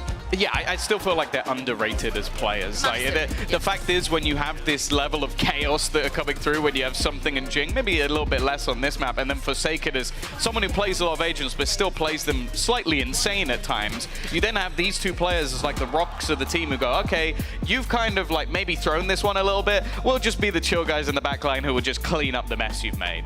Yeah, that's why Mindfreak, for a long time, he's been one of my favorites. I mean, I've got his jersey at home, signed up and everything. You didn't bring it here? Yeah. Actually, it is here. It's in my suitcase. I wanted to wear it today, but I'm biased or something. But today, I think it definitely is a time for us Mindfreak fans out there to get stonks, because he's... Mindfreakers? Yes, Tom! Mindfreaks, yes. But no, he was up to some magic on the server today. Yeah, he was indeed. But the thing is, EDG, they were trying their best. I think there was a degree of maybe being a little bit scared or not knowing what to do in certain situations. But Kong Kong is still Kong Kong. So let's take a look at our Verizon high-speed moment. It could have gone to quite a few Kong Kong moments, actually. But when they were 11-5 down, Mitch, and you got a player that does this, you can't complain. Oh, yeah. I mean, it is, as Sideshow said it in the moment, just looking like pre-nerf Jet, and he was flying around that site. You talk about being uncomfortable. It was anything but in this moment, and it just, that updraft, boom, it's so perfect. Even slowed down, it looks too fast. Yeah, I think my main worry, though, is that a lot of what we talked about with their victory yesterday was nobody having a fantastic game and being that second level, because Concom played well, but he wasn't needed to be the superstar in that matchup. This time he did need to be, and he still fragged fantastically, did a great job, and they weren't close to winning this game. Now you're making me less excited about map 2. I'm excited regardless, because I think we're going to get 3 maps. I believe it. Yeah, I mean, realistically, looking at the last play that you have, Billy was the squad that they were taking on over on the side of EDG, and coming into this tournament, I probably wouldn't have put any rating behind that matchup, but they dominated them, and Billy have looked good here on the international stage, so it's not something that I'm going to take away from them necessarily, but bouncing back from their map pick being lost like that is going to be tough. off. I mean, that's the thing though. EDG, they have bounced back. We've seen it. They're not a team that just kind of rolls over, especially after what happened to Tokyo. They do put their heart and soul into this. And if we, I mean, even for nobody, map 1 was a real anomaly. It's been a really long time since we've seen him have a performance like that. Oh no, for sure. I don't think it's something, or I hope it won't be something that's a consistent factor throughout the entirety of this matchup. And he's still going to be playing that Sky, or likely will be going into Pearl. So I don't think it's the end of the world, but I'm a little bit scared for them because that was their choice. Well, I like to see how they're feeling right now. So let's send this down to Mimi with After and see what he has to say ahead of map 2. Coach After, a tough map number 1 for EDG. You've already played this team at Tokyo without something in the mix. How does it feel to play them now with something, and how does it compare to your expectations? 第一张图没有能拿下是非常非常遗憾的。那之前在东京对阵到 PRX 的时候是不完整体，这一次在冠军赛的舞台上面对到的是有 something 的 PRX。想问一下，你觉得差异在哪里，以及说跟预想当中的一个情况比较相似吗？其实预想都在意料之中，就感觉确实压迫感会更强一点，比起在东京大师赛的时候。然后有 something 的时候，我感觉他们更敢去做一个枪法的对峙，所以我感觉压力变得挺大的。就是在场上的任何一个变化，只要有一点那个失误，我感觉他们就能抓住我们。所以我觉得PRX 是一个强大的对手，但是我们经过调整之后，我们也会调整好下一把的内容。Definitely with something, I feel all the situations kind of expected, to be honest. We feel definitely more pressured with something in PRX. And also even in the matches, whenever we give out some mistakes or windows, they can always catch the opportunities and just fight back. So we feel like something is very, very the key player in PRX to help them to play even more aggressive as a whole team. Also, I feel like PRX is a very strong opponent, but definitely will adjust some issues and our problems and to become better, to improve on map 2. Definitely going to be difficult to do, but best of luck on map number 2. Thank you very much, and I'll send things back to the desk.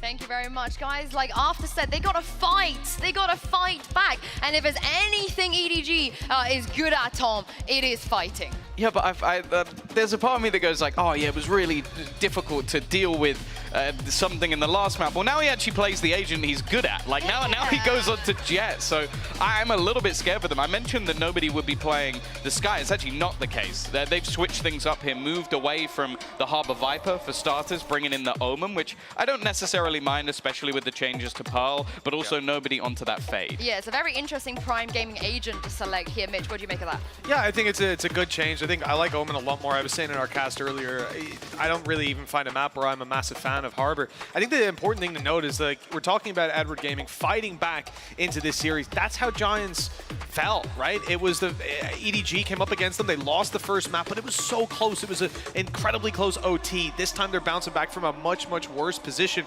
and arguably against a better opponent.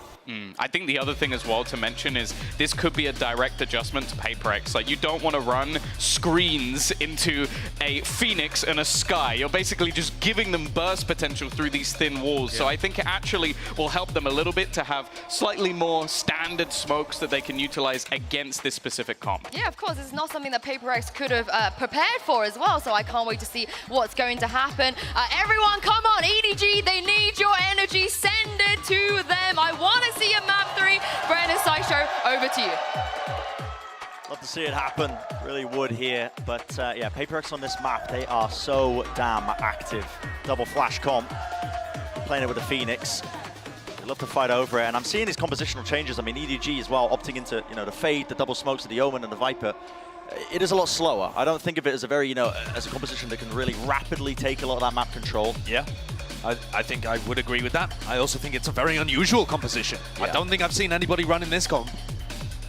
I don't know where EDG have cooked this one up, but it's interesting for sure. You get nobody swapping his role. Had a really, really rough map 1. Went 5 and 15, 0 and 5 in first kills. Nobody's form has got to swap up if EDG have a chance here. And he's got to find value with the Fade. I mean, same thing for Haodong too. But here comes a clash. It's a classic. Led by Jing. Yep, it's the flashes all the way. You can see it. Jing is there. Ready for it though. Contacting through. It's all EDG. Kill feed. It's filled up with red. Awesome stuff from Kankan. Yeah. That swarms to clear out towards the smoke, so we're able to get the plant down here. Spike. Play into this round, yet still something. He's alive and kicking. Dash is there, but he doesn't actually see any players. Here. Very diligent with the clearance, just onto the corner. Something sticking to the fuse, needs to be covered, but gets off of it a little bit too much. Weak. A lot of damage being done as well. Yeah, pushing them out of position though. Nobody's got the cross here. Yeah, something too much to overcome. So a great start from EDG. They win the fight as both teams just walked into each other over towards A main. Partly because Kankan was able to get so much value done. I think he bought the classic and the half armor in that round, which ended up being fairly important, to be honest. Just hit a right click and was able to survive with enough health still to have impact in the fight. This battle between Kankan and Something has been so anticipated. We didn't quite get to see it in its full form in Fracture, with Something playing Breach as he usually does. But this map is often about how you set the Jets up. Very similar kind of clash here again into A main, as Jing really leads the charge, Something instead taking the Sheriff for a walk in mid. And not hiding the intent of it. Big rotations away. I mean, well, no scope does the job. No armor on Jing, so single shot will do it. And real grand opportunity. See a couple of ults farmed up against some of the weaker players. I mean, if Kankan can get these kills, he's 3 away. Yeah, he's got a great chance of being able to get a Blade Storm online and maybe win a bonus round. He's the player that wants to be trying to take contact. Meanwhile, Smoggy is miles away. And PRX, I mean, are they just intending to die to Spike here? Yeah, it would be the real play here from behind Smoggy.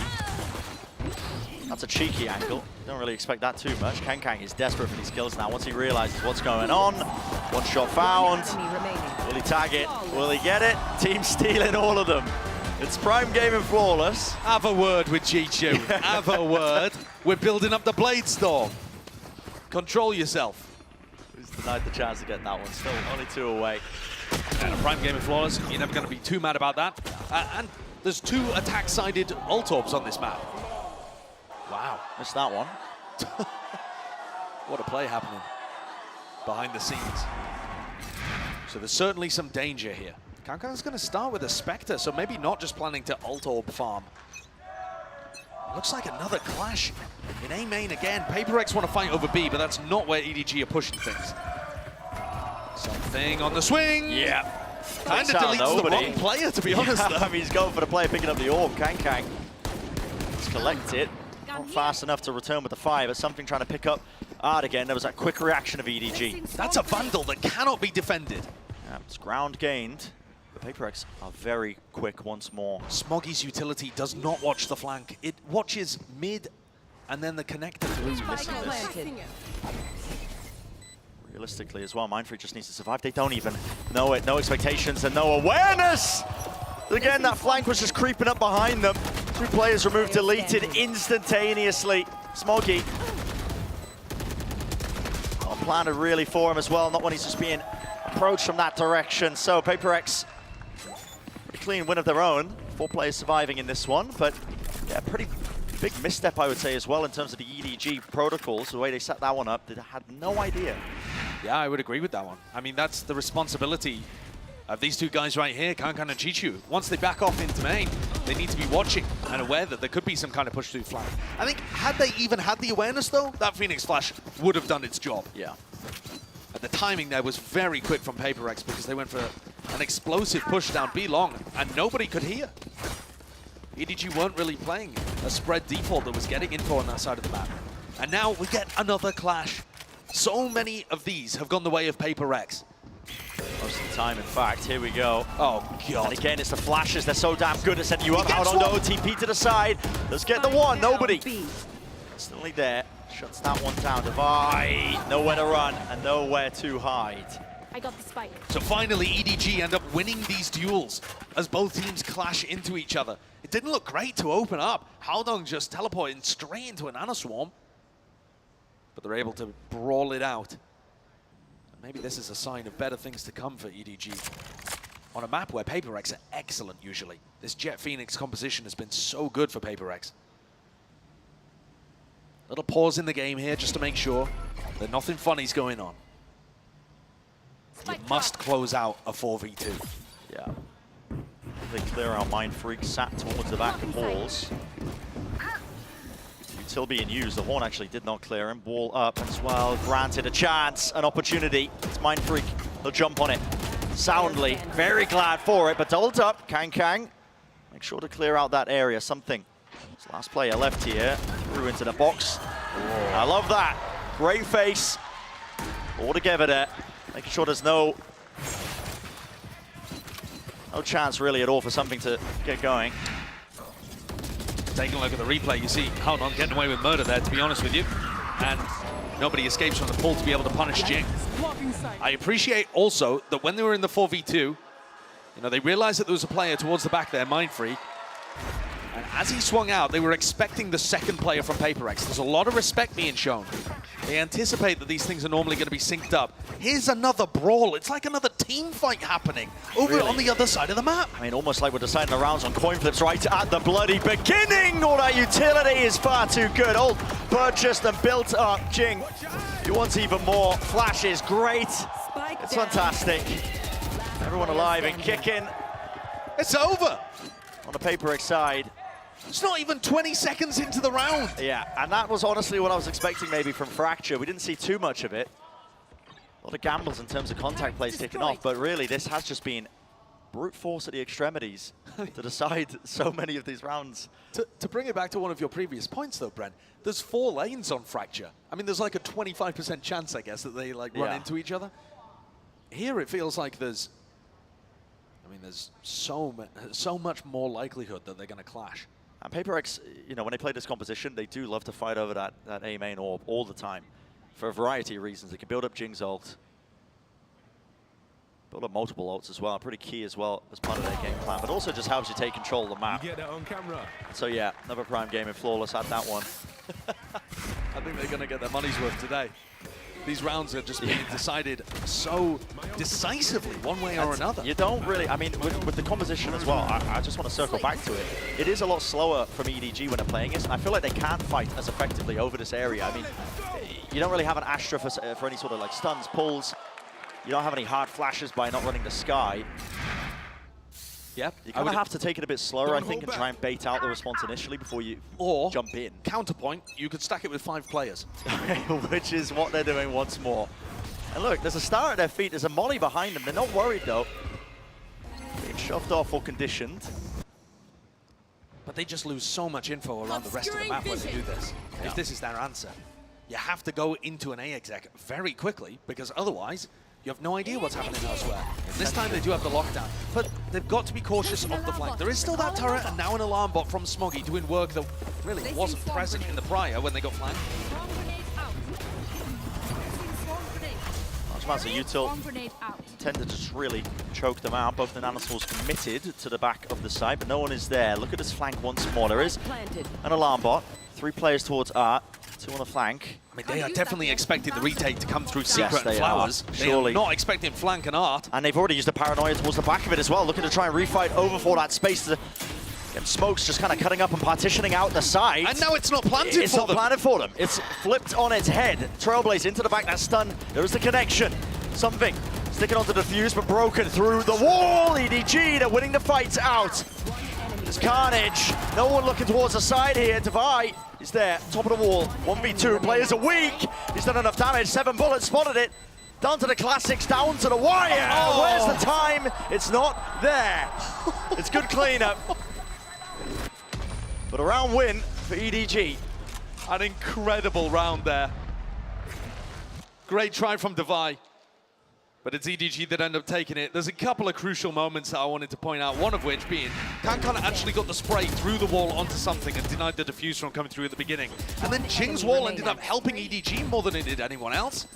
They were able to sneak around the back and kill some of those people. That's what it means. Passion. Not great for the EDG economy, but I don't think they're worried about that particularly. A 4-2 lead is so much better than anything they had on Fracture. To set their sights as well. drag it to that map number 3. Here's something with an operator. But here's my problem, Bren, with what EDG's approach is. Now that they're not 5-person barreling into A main, isn't it obvious for PRX that they're not A?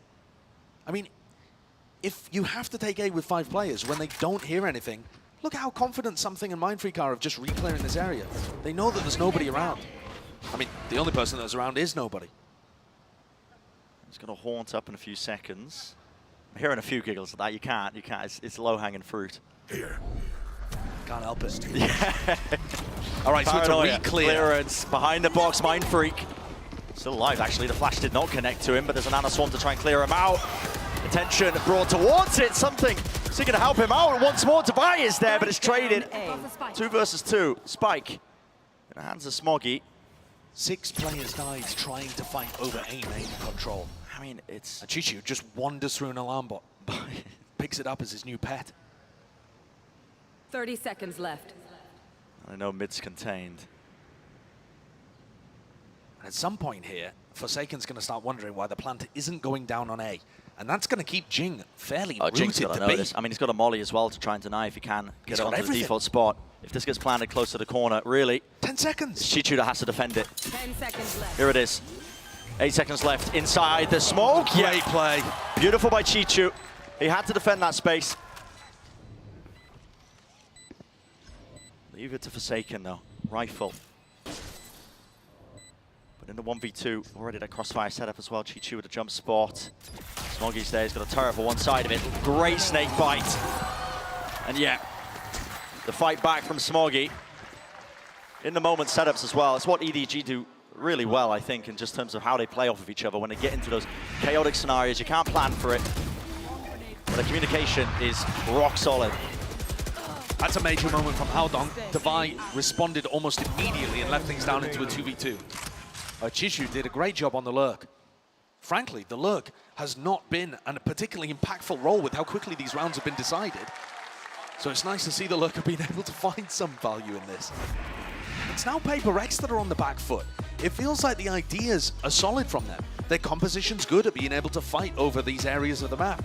Sure, sometimes they're losing out. But a lot of the time, it feels like they should be favored. And yet, EDG are still finding their ways of being able to pull ahead. If you discount the pistol and the follow-up, it is much more even. It's only 3-2 in favor of EDG. So in terms of your big picture rifle round ideas, it's not going as badly as it might seem for PRX. But still, badly enough for Coach Alex to want to have his own input. Yeah, especially with the money situation looking a bit rough. Something does have knives heading into this next one, but is it enough to force a buy-up around potentially? It's probably what they're discussing right now in that timeout. What they want to do and play towards here. Yeah, by the way, Something has an operator. Okay, got that purchase for him. I mean, he already has the Blade Storm. He has the Blade Storm. Is there a reason for Devi to only have a Guardian here when... I don't know. They must feel like the operator is a crucial tool to be able to work this defense. Yeah. And there's going to be another insane clash towards A main again. Kang has a judge. Flash pull, TP past it. Haldong sees. Staring at the floor. Haunt. It's good with the connection, but no kills to be found on either side. Trailblazer, re-peek, refight. Jing. He's eager for it. Wants to draw blood. And fast to try and push them off and away. Lovely spam onto the corner. They spotted him out. The star was just in time. So PRX put themselves into a 5v4. EDG, though, have the space that they've been hunting for this entire time. So what is the plan B? If you're not going to instantly pivot into an A hit, which is most of what we've seen when they've had lockdown and stuff on board, now that Kankan's dead and you don't have that entry player, what's plan B? You've won the map control battle at the cost of your star. They're looking to try and hide from the guiding light that's going to flash re-clear this area. Yep. And then re-hit. I like it. It's a cheeky idea. Yeah, except Devi doesn't even have one online. In fact, he's watching mid because he lost control of that, so he's wondering about the flank. As they attempt to re-hit, I mean, It's going to be a slight moment if they're 30 fast enough that seconds Divide left. won't be there ready and waiting, but they are walking into 2 players. Nightfall is going to be disastrous for Mindfreak, I think, who's just sat close on this corner. Mindfreak's got to dip inside the smoke here if he has a chance, I feel. Using a horn first, over the top as well, blinded up, no one clears that corner, close! Spamming away, he's got the pistol back out ready for it, 12 seconds, this is a disaster for EDG. Another prime game in Flawless. I mean, these rounds inherently have been so lopsided. I did not think that the round was going to end like that, though. I mean, EDG are hitting with a Nightfall in through. I mean, they paranoia the player close as well. How does Mindfreak find value in that spot? One enemy remaining. What is that from Jing as well? Just backpedal spraying. That's a brutal round. But exactly what PRX needed. Coming straight out of their tactical timeout, they've broken the economy of EDG. These things have been just on a knife's edge when it comes to the economy because, like you're saying, Brent, the rounds have been blowouts. We haven't had a close round. It's been a weird game to watch and observe here. Jing wants to go of it, re-clearing. And back out without a hold. Blinded himself! If he didn't do that, I would have spotted him. Howdong! Oh, he got a cheap haircut. He's still alive. Look how much space EDG have taken in the meantime. And they have, yeah. Sucked it all up there, straight down into mid. I'm watching them. Definitely have the guns here. Jing really wants to have another go at this. Same thing again! Same thing again. A lot of damage being done. At least this time the flash came from Howdong and not from Jing. Howdong is caught, though. Look at the flank, though, left Brent. out to dry. Look at all of this space that was gained through mid, back through Waterfall, and Smoggy and Kang. Yeah. Look at the map for them. Here's a pit. Cuts off away that A-main choke. Nightfall being used with the Seekers. Can't quite follow them as well for any sort of easy kills. The job is left up to PRX to see if they can contain this. They gotta know players could be pushed into these positions, but EDG are just holding the site. There's a lockdown. Any play in mind to try and push this one back. It's not the greatest lockdown in the world. There is some spots to play into. The pit won't be going down as a result of it. And yeah, catching onto Forsaken. And Entertainments doesn't look it. They are finding it hard to chew through. And a decision has to be made, yeah. You have to give it up. When the Viper's pit's down in that scenario, really good adjustments just in the moment from EDG. Yeah, what a great call. I mean, Howdong and nobody survived for so long getting pressured there over towards A-main. They cause enough of a distraction for Kang and Smoggy to get all the way through mid, down through water, and flanking around onto the A players. I think PRX are going to have to make an adjustment there potentially and put Forsaken's alarm bot, you know, somewhere deeper towards mid if they want to play like this. Now that EDG have found that opening. But how bizarre that we see all of the ultimates invested in this round, where EDG didn't have the rifles compared to the prior, where they chose not to go for the Nightfall. Smoggy, one away from the lockdown. An awesome offensive tool to keep the momentum rolling for Edward Gaming.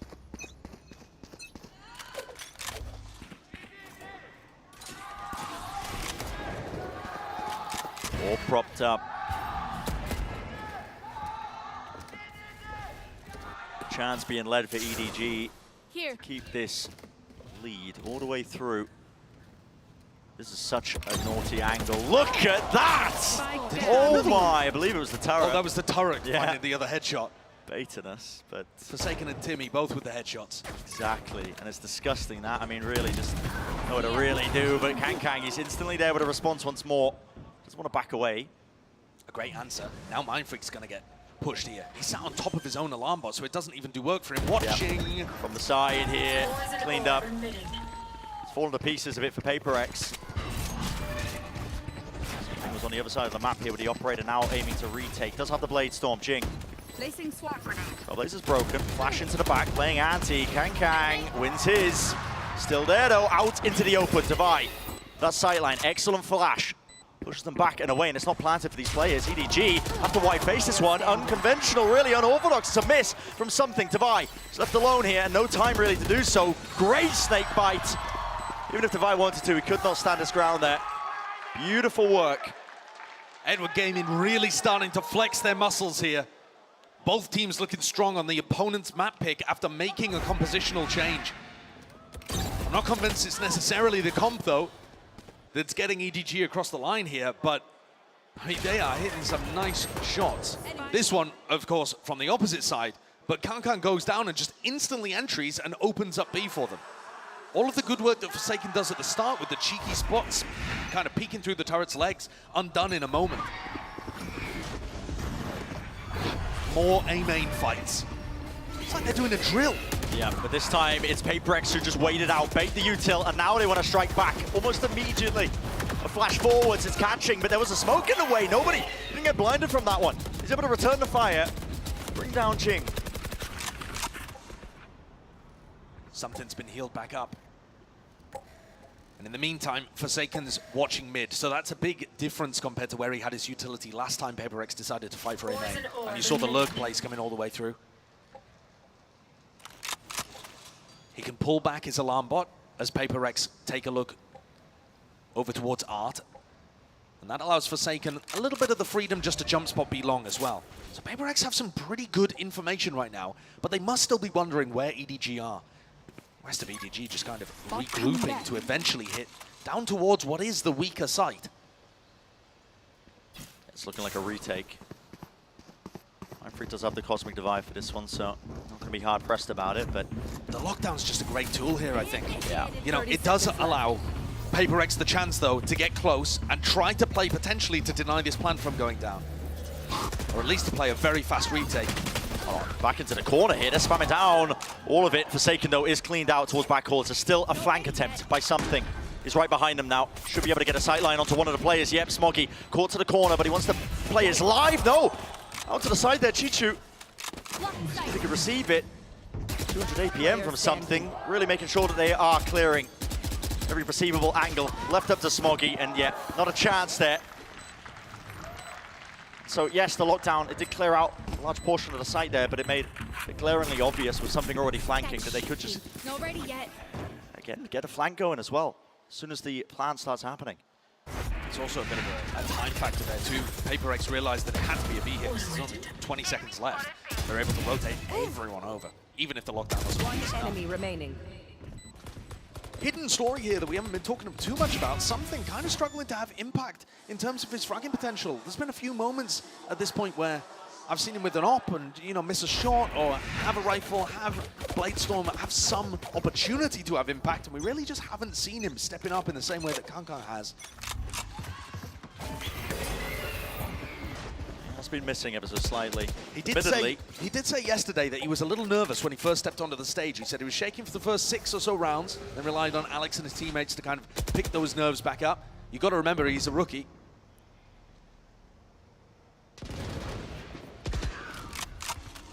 Prowler broken. Again, that flash reclearance. Kankang way off the mark with the smoke here, but it is an attempt through Art. 3 players there. Smokes are being laid down slowly, steadily. Jing, fast, instantly there. And again, that flash is so damn good. It's a connection and a refight. All confidence from them. The spike is dropped into the middle of nowhere. Pushing contact in through main. Kankang, he's found a timing and an angle here. Util out in the hands. Flash. It's still good. Updraft though, there's no punish inside. Kankang is still alive and kicking. Spam through. Can't land it, can't connect it. It's all to Vi. 7-5 in the half. Damage control really for PRX. It's what it felt like on either side, but a weird half at that. It certainly has been a strange half of Valorant. We've seen clashes all over the place. And PRX, desperate to try and hold on with those final 2 rounds. Excellent round from Jing and Divide to find the value and close things out. Any lip readers? Yeah. My thoughts exactly with some of these rounds, but it's been fun. Anyone's game. Anyone's game still. Very exciting first half. Let's send it down to Mimi, who's got a special guest as well. Nice little interview. Yeah, I'm joined here by Giorgimo from EG. Guys, give it up for Giorgimo. You guys have already qualified for playoffs, so you're just here chilling in the crowd. What's it been like watching? I mean, it's just a great experience. I love seeing it from the crowd. I love being part of the crowd, and I love seeing all the fans that are here. And I appreciate all you guys coming out today, so give it up for Does it make you more excited for playoffs? Oh, of course. I can't wait to see the next stage. I mean, even the next game that we have, like, it's still going to be a great crowd always, so. Yeah, it's going to be great. I see you have a sign here. Jing greater than less than Jojimo. You're one of the best race players in the scene. Jing is as well. What does the sign mean? How do you rate him? I mean, you got some crazy movement, but like, can I match his movement? Probably. So like, we'll see him in the next stage. So yeah, I can't wait. Okay, okay. He thinks he's up to snuff. Another player on PaperX that people have been really excited for is probably one of the most long-awaited debutants. It's something. What have you made of his debut thus far? It looks really good. Like, I still like him on Breach. Like, he's going crazy on Breach as well. And like, whenever he plays Jet, I know that he's gonna come out and play his game. But I want to see that matchup versus Demon One versus something for sure. Yeah, so you're looking forward to playing PaperX, that's your hope? Yes, that's my hope for sure. All right, well, this game, it's been close thus far, but EDG looking good on the second map. Who do you think's taking this one? I think EDG's taking it home. All right, some belief in EDG. Guys, one more time for Jojimo. Thanks so much. Let's get the second half underway. I love that, honestly, as well. I mean, Jojimo, match at hand, he's like, yeah, I want to play against PaperX. Yeah, I know. Fully rooting for them. Hey, I mean, one of these teams actually might not even end up making it out of groups. There's some scary teams still in this group. It's a crazy prospect, but I mean, Group A is looking like the strongest group that we've got at this event, I have to say. That's what makes this match a really important one too. As much as, you know, this is the title game of Group A that everyone's been looking forward to, there's some danger too. Giants played an excellent match and Crew's been on a heater, though they did end up getting put down in their first game. Yeah. I'm looking forward to it. So. Don't think Jojimo took math class though. Don't think he had any clue what he was doing with the greater than not too sure. I mean, I can see the timer ticking down as well. I'll have to get the halftime off the screen because we are heading straight back into the action very quickly here. Pistol round beginnings. So what if EDG got cooked up with this composition on defense? Something and Kang looking like they might clash in art. It's a turret to take contact here, even if Kang ldoesn't spot them, but he can hear them. That's why the dash is there, and the right click's doing enough for it. Paranoia actually colliding with him. It's Haodong's. There's safety in numbers and plenty of them here. 4 players just all ready to try and collect something, and I love this call from Haodong. Gonna go and re-explore through A main, looking to try and catch the other half of this split. It's really nice. Not going to find anybody, but it's lovely information to work with. Exactly, and you can even keep a player here if you choose, or you can just really commit to the flank. Spotted out, Divide, catches it. Are they going to smoke the turret? I mean, the turret, I think, ended up getting broken. Yeah, broken anyway. Divide, danger here, but there's only one player to meet him. It's him versus Kang. Divide was actually eager to take that fight, pushed forwards, past it. The reaction from PaperX, already taped onto the side, trying to spam into the smokes, but again, TDG are so rapid on the approach here. They've got all the player advantage and leave it up to just Forsaken. He can't do it. And against that, great idea from EDG over in art. It's the evidence, honestly, that international experience that EDG have got now, where they make these in-the-moment calls in the mid-rounding that are just pure excellence. Yeah, I completely agree with you. I think their first set play, the little trap that they have, and the paranoia that's designed to allow Kang to get out instead of actually go for more is lovely. But I don't understand exactly what PaperX were doing with smoking the turret. They bloomed a smoke on turret. That wastes one that Mindfreak has available. He couldn't smoke off Flowers as a result, and they also didn't contact past him. Maybe a bit of communication error happening there in the pistol round on the audible. That can happen when you have 5 IGLs on the team. Or none. I can't exactly remember which it is. It's kind of a mixture. I mean, Forsaken sometimes takes the lead, but it's a bit more spread out. Everybody contributes. Very based. Are going all the way through. Yeah. Looking like a snake just making loops around mid. No fear at all. You wouldn't think they're on the eco, but here we go. Fully grouped up now with 5. This Paranoia is going to get incredible value. There it is. Contacts caught, near sighted up, but already the weapons are good. SMGs. Beam them all down, bring them all down. Plant stuck, so a bit of extra money. No chance to win the round though. EDG now leading. Quite a significant margin. All the guns are intact. The bonus is going to be nice. Prime Gaming Flawless said that a lot. We certainly have. This is set up to be very interesting this second half.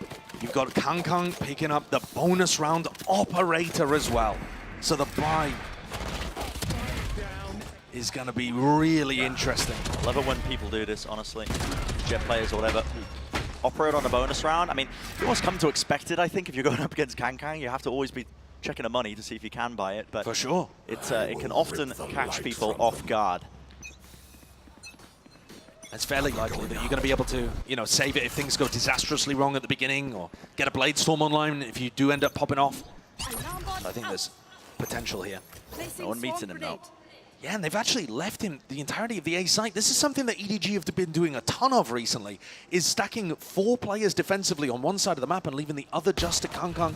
Haodong's going to spot that out, though, and surely that brings nobody back. Oh my, he's moving forwards here. He's trying to hold this down as well with the paranoia, but there's a smoke in his way. Something's there. Team at his back. They've given so much space. All there, and a shot missed. Going wide here for Kangkang. Back up onto the angle, but again, has to respect it and back away from the util being used. That needs to go down. Updraft. No one was watching a high ground position. Something, though, looked himself forwards. Catches the one towards the back here. Nobody will fall. 2 versus 3. At some point, you have to consider maybe saving or not. Smoggy already got the kill. Spotted out another player. Nana Swarm there. Flash. Excellent. Isolating them, and Forsaken and Divide. Brilliant work from them. PRX completely countering the idea there from EDG. There was certainly some danger still injected in there. You take a look at how they're able to entry, and it's, you know, it's only Haodong with barely a weapon, just trying to scramble away and hold a bit of space. Great close once again. Forsaken and Divide have just been electric at closing out these rounds. Mindfreak too, actually, the supporting cast of PRX.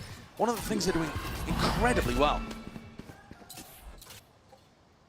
Kangkang getting punished a little bit for biting the operator in the prior. He's only got a stinger here, 2 away from a blade storm. Meanwhile, Something has all the weaponry. It might be about to gift them one, to be honest, as well. He's walking right into 3 players who take contact, tuck to the corner, and nobody does. Here we go. It's instantaneous once more. Kangkang. Haodong had his back before eventually going down. Repositions now towards the back of the site. He wins that, really? All down to Something.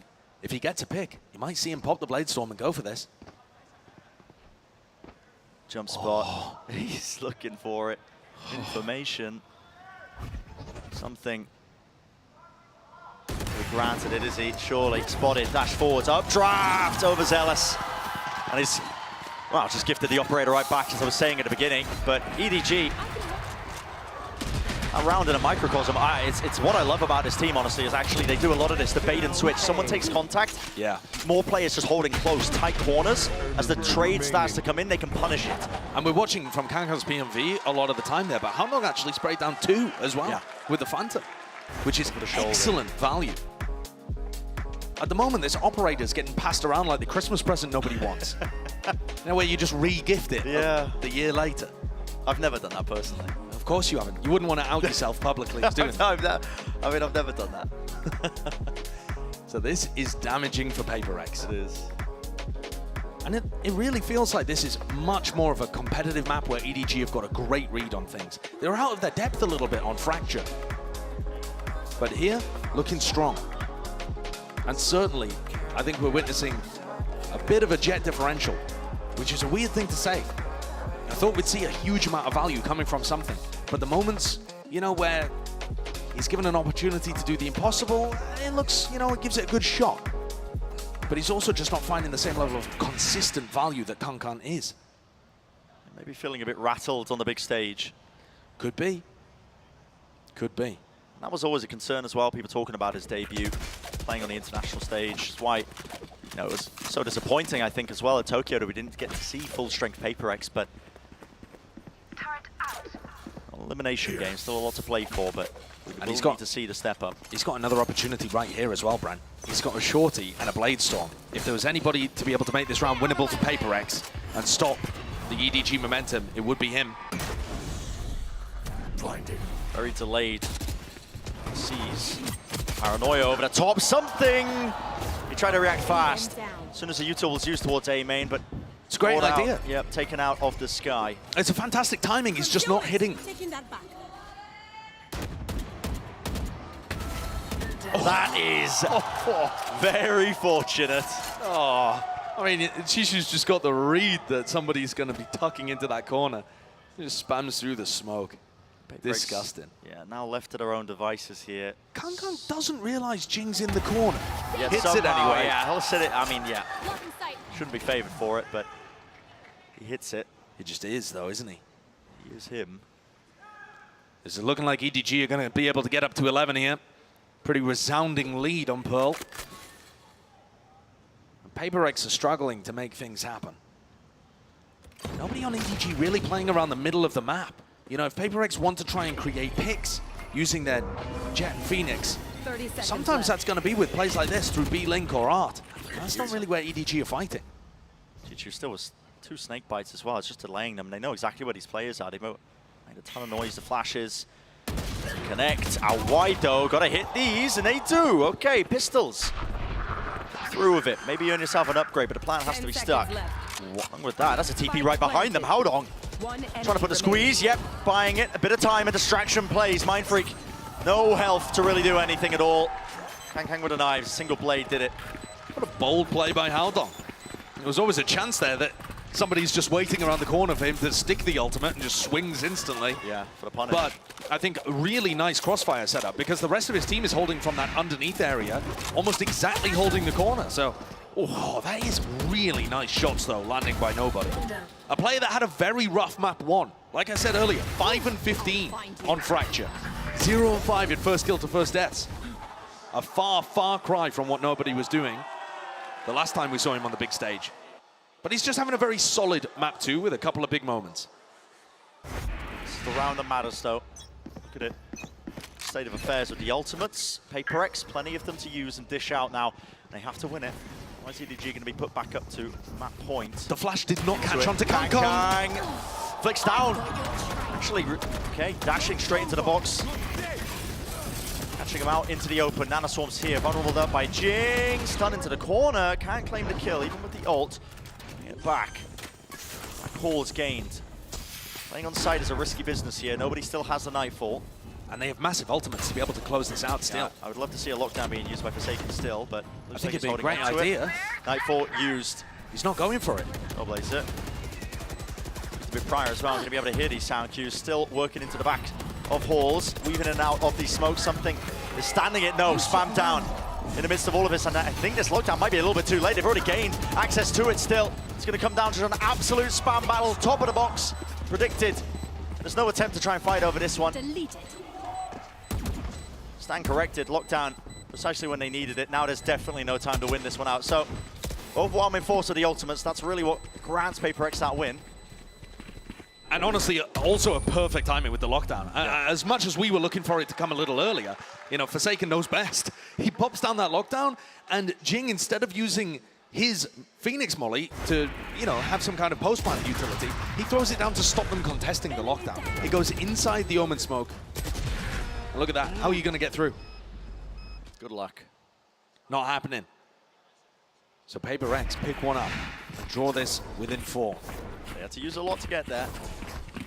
So far, EDG have been more than in control. Here's another big clash on B. PRX looking like they want to set up just for a Cosmic Divide hit onto the B site. EDG are going to challenge it with a bit of a trap play, actually. So C's being used as soon as the flash is sent flying off to the side here. Caught out in the open behind the screens. Fight 1. Haldong falling. You give this up? The answer is yes, but nobody's been just left out to dry. He doesn't have an escape mechanism. Kang. Feels like he has to do something in that instance when they've lost so many players. Major fights won by PRX there. Great idea from EDG, and they're still going to be able to pick up Jing and make potentially a goal with this. Shishu looks like he's backing all the way off though. He's saving. Has to. Smoggy can still prod potentially because it's only Chishu that wouldn't be able to buy. I would like to see Smoggy prod. He's one away from the ult. Yeah, potentially that could be a great decision there for EDG, but they're just going to maximize the weaponry instead. Here. I actually really like the idea from EDG too. They have, you know, if PRX decide to use a Cloudburst or a Recall Star to try and cross over towards B, there was a seize for anybody that would be walking through the smoke, a paranoia for them to try and get aggressive onto them. And instead we see big results from something. Entering around the corner, great counter utility being thrown towards Pillar, and PRX barrel forwards. But they even managed to save that Cosmic Divide, so it's usable for the next round. And at this point, PRX are having great success on B. Start sending it. Look how nice that is, though. You have Trailblazer into a pull, into a Nanoswarm. Yeah. the on-the-fly utility that PRX throws, it feels like set plays, even when they're just cooking it up on the fly. They're so well coordinated with the micro. I mean, it's going to go B again. At the barrier, 4-1 split. Forsaken's job to watch mid here. Nobody needs to get out alive. It's really quite critical.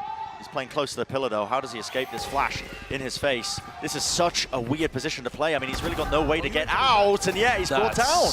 That is not the most intelligent play that we've seen nobody go for, and he is a player that likes to go high risk, high reward, but he's got no exit strategy there at all. Really strange. Cosmic Divide to be used. Drop down. Split up the site once more. Paranoia, it's fast. EDG looking to fight towards the backside of Hall's flash in their face from Jing up top onto the box. Needs to be watched for. Space wasn't given up. Jing just walking up onto these angles. Dangerous game he is playing. Tap onto it. Kang with the dash back towards Halls here. What is the play here for EDG? Smokes.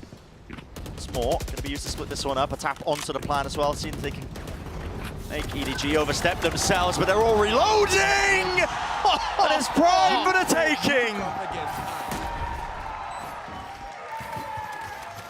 Jing with the Phoenix ace. Ult online, tactical timeout instantly. Hit the red button. There's problems here, starting from the very beginning with the way that nobody was positioned. I mean, that's so smart. And Jing, he does this play. Smokes will drop down. They tap the spike, I think, about 3 or 4 times during the midst of this. And it forces them to spam all their bullets, trying to get a cheeky kill. 2 players reloading at the same time. Jing hears it, goes for the swing. What a punish. Brent, I want to tell you a story. The last 2 times that these teams faced in Tokyo, EDG probably favored. PRX were playing with a substitute. EDG looked like they were going on a run. They'd already taken down Loud, playing here for a top 4 finish, and they let slip an 11-4 lead. It just slipped through their fingers. They couldn't hold on to it. They couldn't close out, and they ended up losing the series 2-1 in heartbreaking fashion. This is not the same size of a lead, but they were up 11-6, and now it's within 2. EDG are so close. They're within touching distance of sending us to Pearl. They just need to find 2 more ideas that work, and we would be there. Potentially seeing a Raze Reyna play. Oh, yeah. I mean, Bind would be so fascinating between these 2 squads. And instead, I mean, look, PRX are massively favored to win this round as well and get the score back to 10-11. What is going on with the economy right now? It's all over the place. Nobody's... I don't know if anybody's going to be able to afford to buy this one, but I mean, I guess the loser's bonus is kicking in at this point. Yeah, but even so, I mean, unless nobody literally buys not a single thing. Nana Swarm up top there. Lovely. PRX, they don't mix it up, man. Then broke, don't fix it, so... Already using the util, that's just going to be for the Nana Swarm and the alarm bot. It's in the usual spot. That Molly lands, so Chichu can't fight this one. Flash with the Trailblazer, it's all coordinated together towards the back though. There's a judge waiting for them. Do they dare step? Do they dare venture? Kang falls. It's PRX in control. Lovely response, ready for it. And something in their faces. Here I stand. He screams it at them. What a vintage something play. He loves going for stuff like that. The shorty, just his favored weapon of choice. Now he's asking for a moment like that because it feels like he's found it a little tough to get the value. Sure, this one, a little bit of an anti-eco kind of situation, but you know, Smoggy had the weaponry to try and do something, and he got his ankles broken. Brutalized, man. Something, he needed that, I think, for confidence. Get him back into it. He's not even yet in terms of the kills, but he's the playmaker he can be. This round is everything for EDG. And their economy is not in a good spot here. And they've used a Viper's Pit to lock down B right from the start. I actually quite like this pit as well. It cuts off the common angle where you want to use your lockdown. So Forsaken's got this one, but they have to clear out the pit if they want to use it. Makes it so difficult for them to just hit B. But look at the alarm bot. The alarm bot is lovely from Forsaken. You wouldn't believe that he's only just become a Sentinel player. And in fact, they're using the lockdown just to clear the Viper from the pit, perhaps? Yeah, I mean... No, they've decided better of it. Someone with the counter core. Seems like a low-value play, but... Let's head him back over here now. Okay, does want to go for it. I feel like that's a pretty reasonable idea, to be honest. Countered instantly. Yeah. No one can really take the space up. Jing is getting brutalized. Burnt to a crisp there. Tons of utility. Just meant for the ult. The lockdowns exchanged. Kang. He falls. 2 players detained. I mean, there needs to be a defense here. Definitely players watching his back. Something tucked to the corner. Chichu was baited into it. Thought he was alone. Not quite. What an insane play to make in the moment here. Dog forwards. Smoggy spotted. And again, he's being approached from every perceivable angle. He cannot do it. Not alone. Nobody in Haodong. At this point, almost forced to just save here, but it's brutal, man. It's going to be 11-11. It's an absolute disaster for EDG. They're not even able to save a single weapon into it. Sure, the score is tied, but that's not the way that this map is currently going. It's 5 in a row for PRX, and an economy advantage heading into the final round. Or, sorry, heading into the next round. Yeah, 2 more in regular time.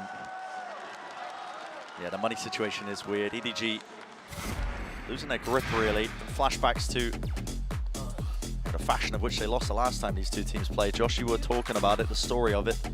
Yeah, I mean, that one was utterly brutal. They just couldn't put together any attacking rounds on Fracture. We've already seen Fracture. It's gone. It's in the past, out of their minds. And EDG would have been feeling so confident earlier on. You know, beginning of the second half, they got together a nice half, 7-5, got up to 9-5. Sure, they lose the bonus, but that's to be expected. They're rattling forwards, in control on Pearl. 5 rounds later, defeat is a serious possibility. EDG's economy is in such a rough spot right now. They're in a weird position where most of the players could buy, but Shishu doesn't have enough money. So the question becomes, do you force up here with 4 rifles? So difficult. And play for it all, knowing that your buy is going to be broken in the final round if PRX do get up to 12? Or do you try and take a save and play for OT? It's what they're discussing now, I imagine. It's what the timeout's for. I think... What's the call I to be think made? in theory the correct play is to try and force here, because at least you'll get something together the next round. You want to try and get yourself up to 12. It's all in. We're right back into it. But this is so tough for Chishu. Smoggy is catching. First sign of utility, immediately respects it by backing away here. Still has nanoswarms again, but they're placed. Just a single nanoswarm actually breaks the alarm bot. Still 2 remaining. One to the site, deading them now. The wall to cut across, but the site has been given up in its entirety. Deep alarm bot, Divine, tapping. Now sticking for the plan. It's going to be this scenario for EDG. Going to have to try and play this one into the retake. Without the weapon, Kang has everything to do. Into the corner, Dash is there, here's the footsteps, beautiful kill. Does he commit to this one a bit further? Tap, forcing out the util. Rest of his team fighting for it, but they contain the flank and they bring them all down. 2 left standing once more. Can Chichu even find a rifle in the midst of all of this? They haven't even got the pull out. PRX, so many layers, not even using it actually. I mean, Mindfreak's dead at the moment, Brent. Losing my grip on reality here, but Forsaken is not. It's 12-11. And one of the most critical kills in that round is something, winning the Jet head-to-head on the flank to stop the threat that is Kang. Kang playing the defensive side Jet, got up to 20 kills quite a while ago, and since then has only really been able to put 1 on the board. Created a threat, but the rest of the team just couldn't capitalize. PRX, 6 in a row, have just stolen the lead from EDG and now are on match point. EDG with a horrendous buy as PRX continue to just hammer it home into B over and over again. There needs to be an answer, something to push them back. So many players out in the open. It's something plucked out of the sky. Jing close to the corner. Can't get a clean fight whatsoever here. Still, there needs to be a fight being taken by them. Forsaken. There's the last one left here, but this is EDG with everything to play for. Spikes there, swinging wide. Kang brings it to 12, brings it to OT. After 6 in a row, EDG finally come up with the answer to be able to save this series. It's just a brawl. Here. The players defending, taking duels down B long. A ridiculous aim duel. So overtime it is. Who does this favor? Forsaken's picked up an Odin defending over towards B. Don't know what kind of areas he's thinking of spamming there.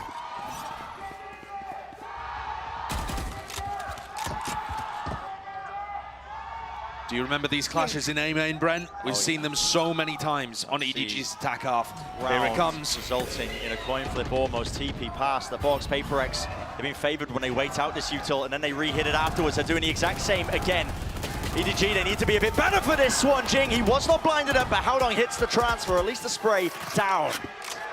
All 5 players from PRX grouped up Fully here. grouped up, fully rotated. They want to make another go of this one, fighting into it. They all topple, and no one can withstand it. That's how the round ends, but EDG find themselves at that point. Can they hold on? Can they close out? They haven't had a map point at any point, but they were at 11 for so long. The players just woke up here towards the end. The individuals were popping in those moments. They just took duels and won them. This has been the key in the last 2 rounds. Round 24 and 25 have been won by EDG taking fights and hitting heads. We've seen a lot of, you know, the map control plays and the dancing around and using utility and ultimates, sure. But also, when push comes to shove, it's just the raw fights that are deciding these towards the end.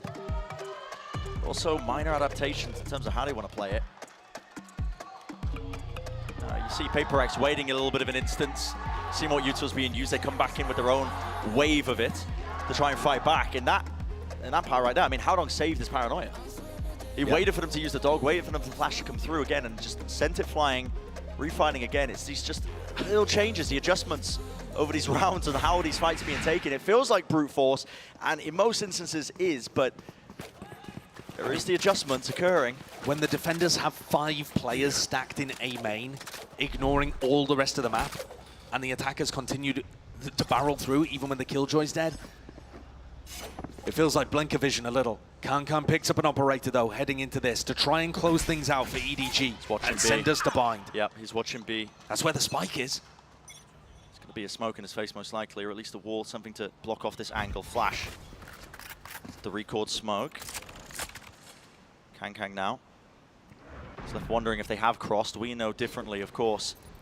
Haodong's got a paranoia. Yeah, it's off the alarm bot through double doors, but presumably he's also going to pull off as soon as the turret takes contact. And in fact, after 20 seconds pass, he decides to just drift over there anyway. There it is. Does he let it rip? Does he let it loose?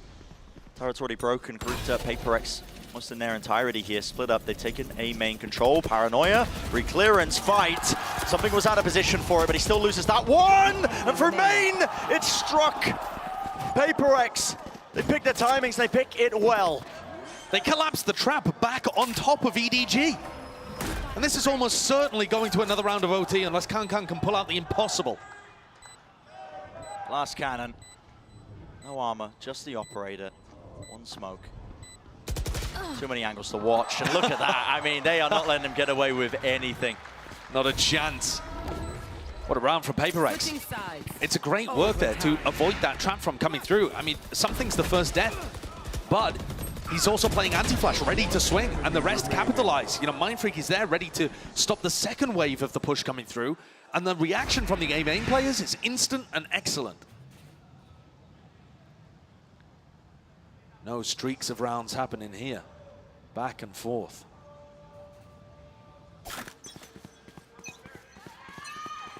And no major clash happening at one side of the map or the other, though PRX are stacking 4 towards A. It's not for a fight on the extremity to begin. Forsaken hasn't even used his turret or alarm bot yet. He's waiting to deploy them in case EDG just run to A. Run to A, or even just use utility to clear it. Maybe just waiting to see if there was a snakebite or an Ana Swarm pulled out of them. Which there wasn't. EDG still have all of them intact. Mid control gained. Here's the change in pace. I mean, we haven't seen mid explore too much. EDG only prodding with 2 players. And it feels like both teams are very scared of any chance of trap plays. Does this Prowler catch? It does not, and something's got a chance. Back on the line. Here we go! Adjustment with the micro aim. Jing's there. Immediately to push them back away from Art. This is EDG into the side flash. Out wide, Kang surviving a little bit too long. But PRX finish it. It's the duelist players with Something and Jing that closed the door on EDG in that round. Excellent play by Something over in A main, and Jing picked his timing to try and fight towards Art beautifully too. Usually it's the rest of the squad kind of setting these guys up for success. And here, they just decided to take the fights themselves. There was 3 players dropped before you could even blink. And Forsaken's shaking with the anticipation of being able to put this team away. What a comeback this would be. PRX. They have a match point to work with. Look at this timeline, man. String of rounds they've got. 1 more round will do it. Once more bringing it back away from EDG. It's heartbreak for them. PRX love to sail the way to that 2-0. This is the beginning of it. Turret's broken. Dash forwards from Something really now. These anchoring players are going to have the most to do. It's Chichu and Smoggy.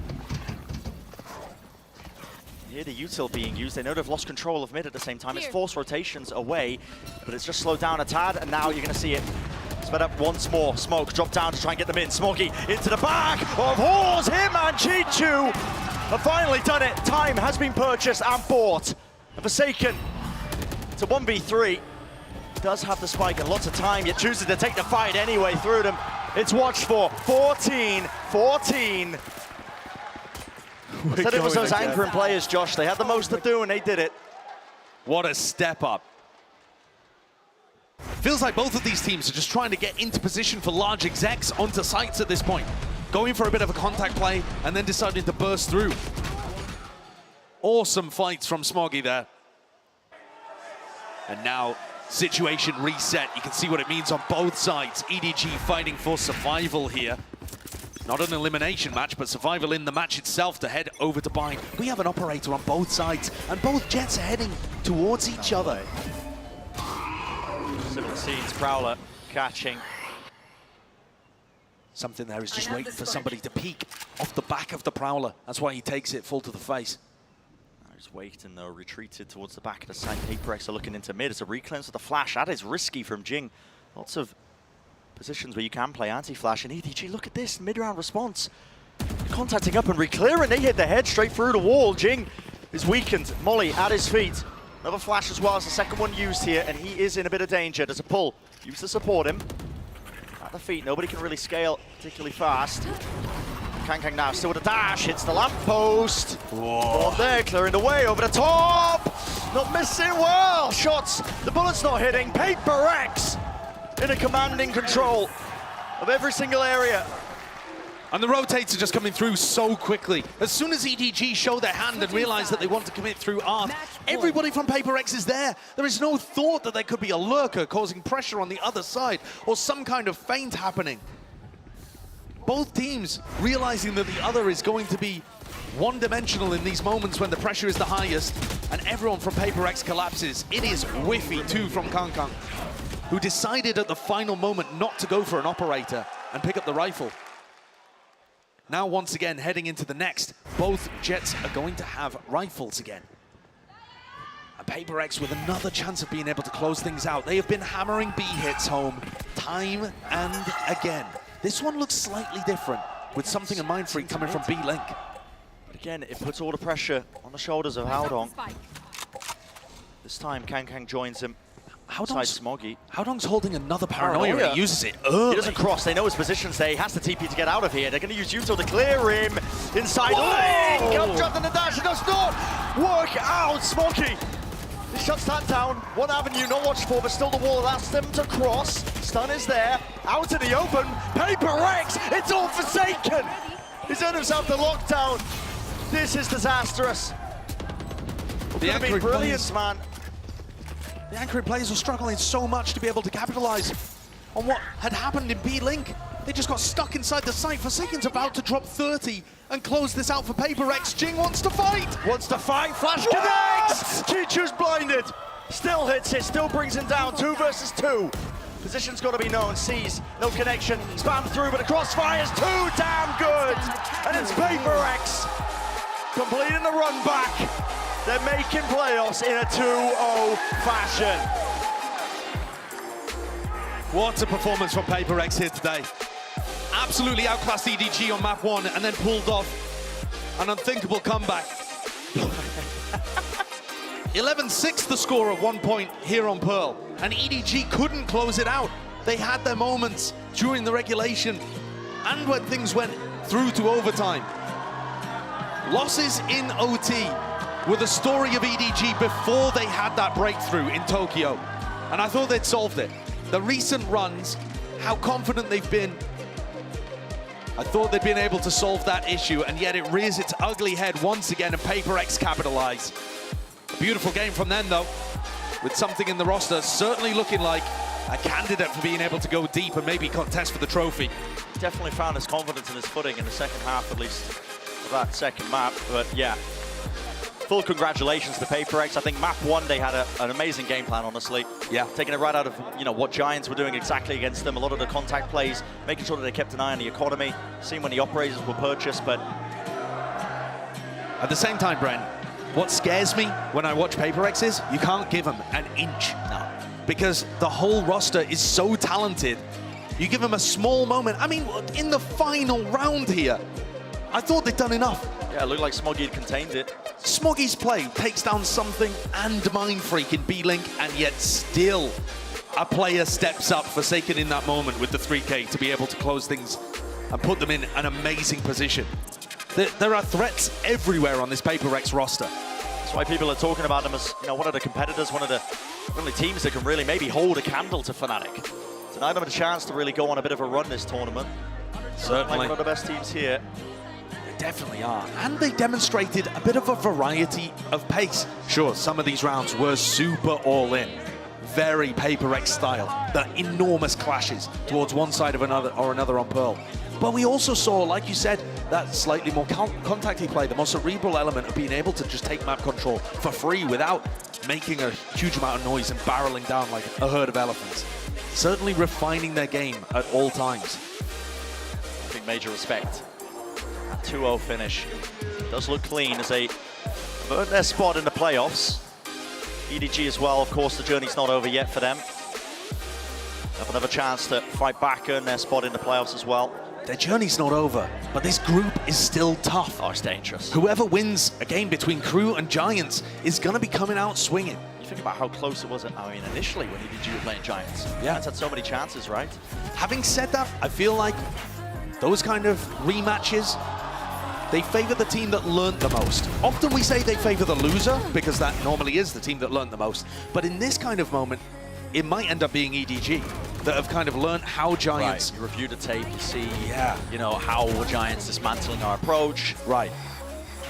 Having said that too, you know, counterpoint, if nobody doesn't get 11 4Ks or whatever he got on Split, then maybe that is even more dangerous. This match could haunt EDG. The fact that they weren't able to take things to Bind. Frankly, I feel robbed as well. I was hoping that we would get to see the Bind would have been brilliant. The Raze Reina composition going up against Kang's Chamber, but that'll have to wait for another day. Will do. I mean, this series, it was explosive at that. I mean, some of these rounds as well, so coin flippy, the way that they were just taking them. But the coin flip there not being necessarily random, but more due to forcing duels, right? They all group up in an area, force fights, and whichever team is able to have the better aim, the better spacing, the better utility usage. Yeah, just making sure they didn't waste all their util. I mean, you saw the adjustments over the course of that second map. It wasn't all just brute force. Brutal sign there too. Yeah. But kind of true on map 1 at least, and towards the latter quarter of Pearl. Definitely things to review for EDG. They rated themselves a 5 out of 10 in the game against Giants. We'll hear from them again in the press conference, but all smiles on the side of PaperX, I am sure. Yeah, making it through as a top seed. A well-earned spot from them. Again, I mean, raring to go to see them in the playoffs, man. I mean, I don't know how many days it is until they play again, but they are so exciting to watch. It can't come quickly enough, can it? Any matchup where you get PRX. They were making those adjustments anyway. Let's send it down to the stage. Mimi standing by with the interview. I'm joined here by Something for our Verizon post-match interview here. Guys, give it up for Something. Congratulations on your win here. I wanted to first go back to Tokyo and ask you, watching from the sidelines, watching your team make it to top 3 without you, what did that feel like for you as a player? I mean, actually, it's feeling for me great because they can win actually without me, so it's very good, I say. Yeah, it was a great placement for Yes, them. yes, But yes. now you're here and you get the opportunity to play with your team. And I wanted to ask you as well, with how much anticipation was surrounding your debut? Everyone was so excited to watch you play on stage. Did that add more pressure, or do you feel like that fueled you to play better? I mean, of course, if a lot of pressure, it's meaning you must be playing more better. But for example, now in this match, I'm not nervous, just someone like you, and yeah, that's it. I'm not nervous at all. Yeah, not nervous at all. Even though in front of this crowd and everything, you just feel comfortable up there? Yeah, I feel comfortable. Yeah, what's going through your head in the moments where you pull off clutches, like you did on Pearl here, where you're killing 3 people with an up-drafting? Are you like thinking ahead as to where the next person is, or what's going through your mind? Is it just natural? I don't know, nothing, just kill all, you know? You don't W think? giving, yeah. Just do. No think, just do. Yeah. That's a good mentality to have. Love that.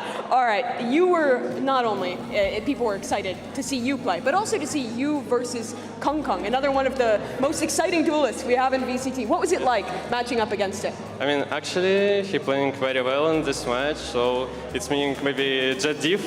Yes, that's it. A Jet Diff? Jet Diff, yeah. Okay. Confirm. All right, little confidence for you. But last question, you guys have made it to playoffs. Last time, PRX top 3. How do you think you guys are going to do this event, and who do you want to play? To be honest, I want to play versus what team? Fnatic maybe, I will Fnatic? say. Yep. All right. The top 1, top 3 will be good. Top 1, top 3, something Yep. like that? Yep. All right, well, hopefully we'll see you in that final position. Congratulations on playoffs, Something. One more time, guys, for Something and PRX.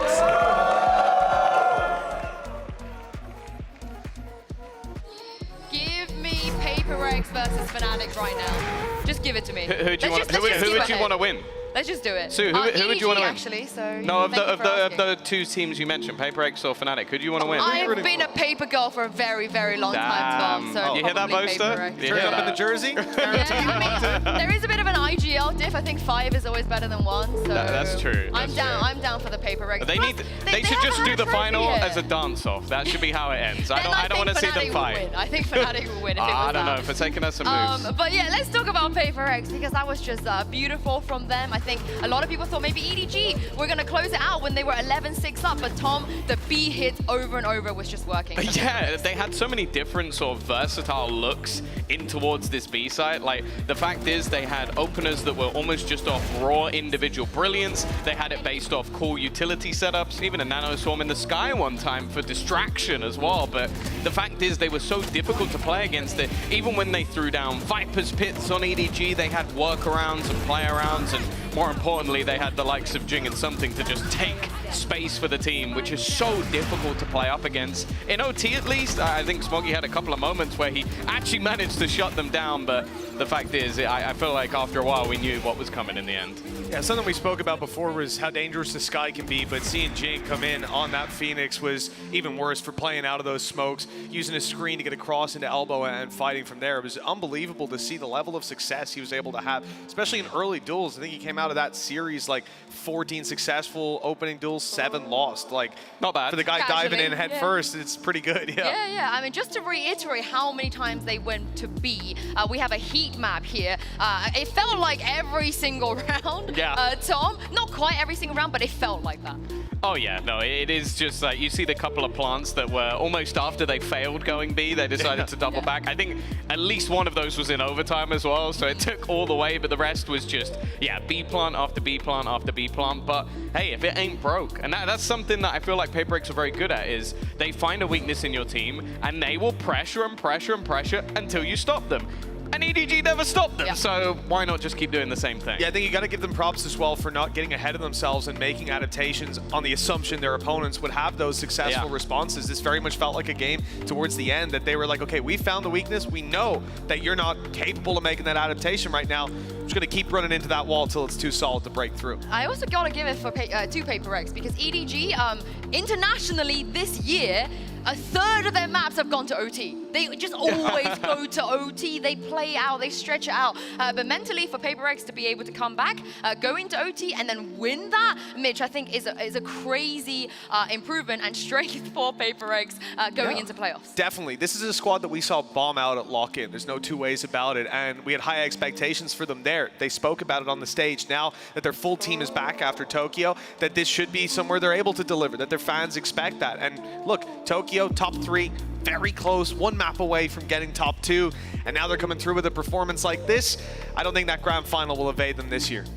Yeah, no, I think also the thing with PRX is the most immaculate vibes. Like, these guys, I can see why they don't feel pressure. It's because even from the owners to, okay, maybe not the coach. The coach gets a little bit stressed. Alex gets stressed for everyone, It's a tough time. But everybody else is just so sort of positive in every scenario that I can understand why you see like something in the interviews just saying like, oh yeah, no, we're chill, I don't feel any pressure, because they don't put that pressure on each other. So then when you're down a massive amount, you just go, oh, it's fine. We'll just keep playing. We got another map. Oh, next map is bind. Why would I feel any pressure? I mean, speaking of something, as we take a look at the HyperX reflex moment, I think you owe him an apology.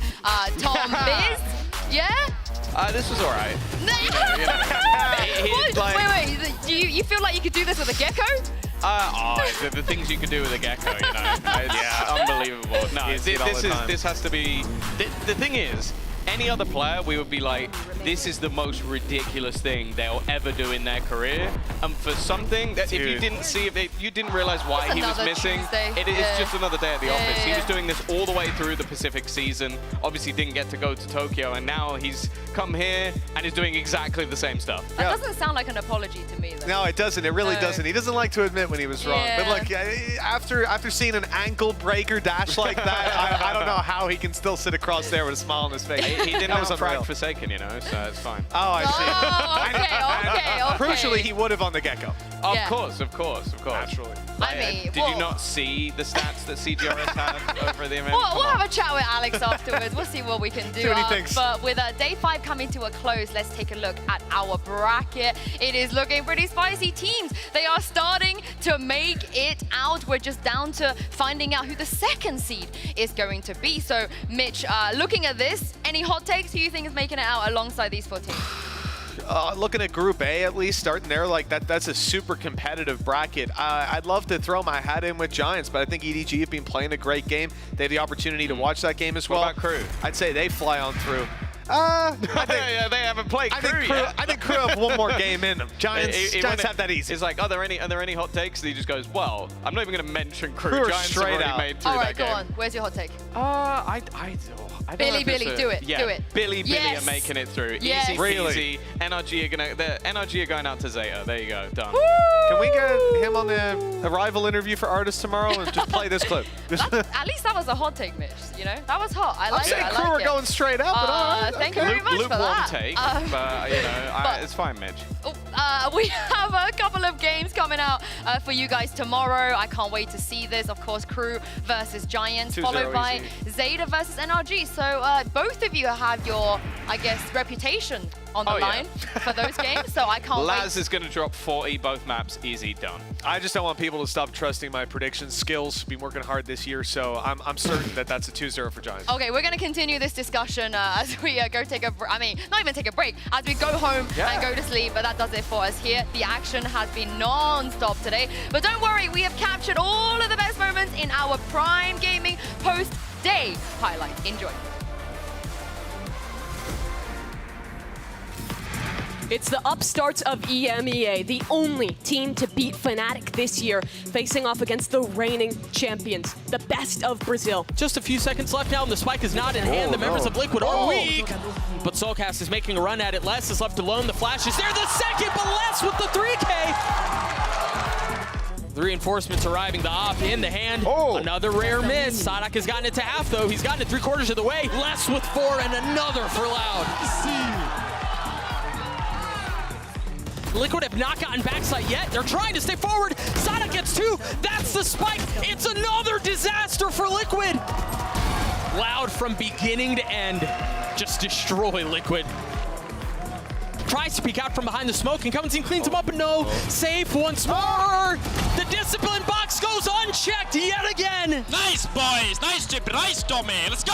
Look at him talking. Oh my gosh, this is so smart from Tui's and from Les. It's all safe by himself. Can he do it? No.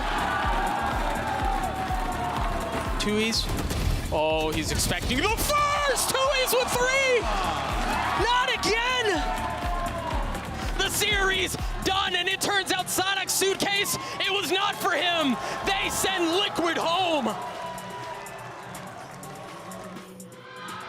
Both teams had a slow start in the very first round, but this is where they will have no choice but to step it up because elimination is on the line here. Playing for the retake, it's definitely the smart call. They'd love to grab a pick along the way, but that one cost them so much more. Nice! All alone. He'll use his waves to try and block off their sight lines, but they'll be through that in just a moment's time. Low HP on 1, but neither will fall. Saya player with his 3rd of the round. Saya, good for 1, Lysor down. Nishao up close, got his double, but they're trading it right back. And T1 will not let go of this round. So easy, guys. So fucking easy. T1, they were looking down and out in that first half, but what a turnaround once they touched that attack side. Updrafting around, and well, he's being found instead. Saya player dropping and looking for more around the top of the box. Oh, and he's up in heaven as well. Trying to find anything more should be impossible. Actually, never mind. It's a little bit disjointed. Looking possible for them as Aya's managed to find a multi-frag of 3. Berlin's still able to hold strong, but left on super low HP. Blinded. Aya knows there's a player around the corner, but he's blinded himself. Even still lands the shot, but he's got more to do. Another player to take down, and it's Ban consistently hitting 3K after 3K, and there's another for the tally. They know he's in that corner, but it's his teammates they should be worrying about. Zeta already, Aya desperately trying to cling to life, but it is done. T1 will be the ones heading back to that decider match to face off against Foot for the 2nd time. And unfortunately for FPX, once again, they failed to get a win at an international tournament. Playoffs is on the line here for EDG. This is for revenge, but for PRX, they need to prove that they are good enough to be a title contender and bring that trophy home for the first time. Chichu up trap, right click, great clearance down to lower, but Mind Freak once more safe pair of hands. On where the players are and standing, Kang. Wants to really make a go of it. Playstorm refreshed. Teammates feeling just empowered entirely. They have shut this one down. Connecting, it's only 1 player. I mean, it's just Jing close to the side. Nade flushing Chichu out. Enough damage done. Certainly bring it down these targets, and this is it. The final blow to finisher, 13-7. Just a fundamental outclass from PRX. They came more than ready. Jing, he wants even more. Flash is great. It's fantastic. Everyone alive and kicking. It's over. It's instantaneous once more. Kang. 3 positions now towards the back of the site. He wins that, really? More. Going to be used to split this one up. A tap onto the plan as well. See if they can make EDG overstep themselves, but they're all reloading. And it's prime for the taking. Everything to play for. Spikes there, swinging wide. Kang brings it to 12, brings it to OT. 4, but still the wall allows them to cross. Stun is there, out in the open. PRX spam through, but the crossfire is too damn good. And it's PRX completing the run back. They're making playoffs in a 2-0 fashion.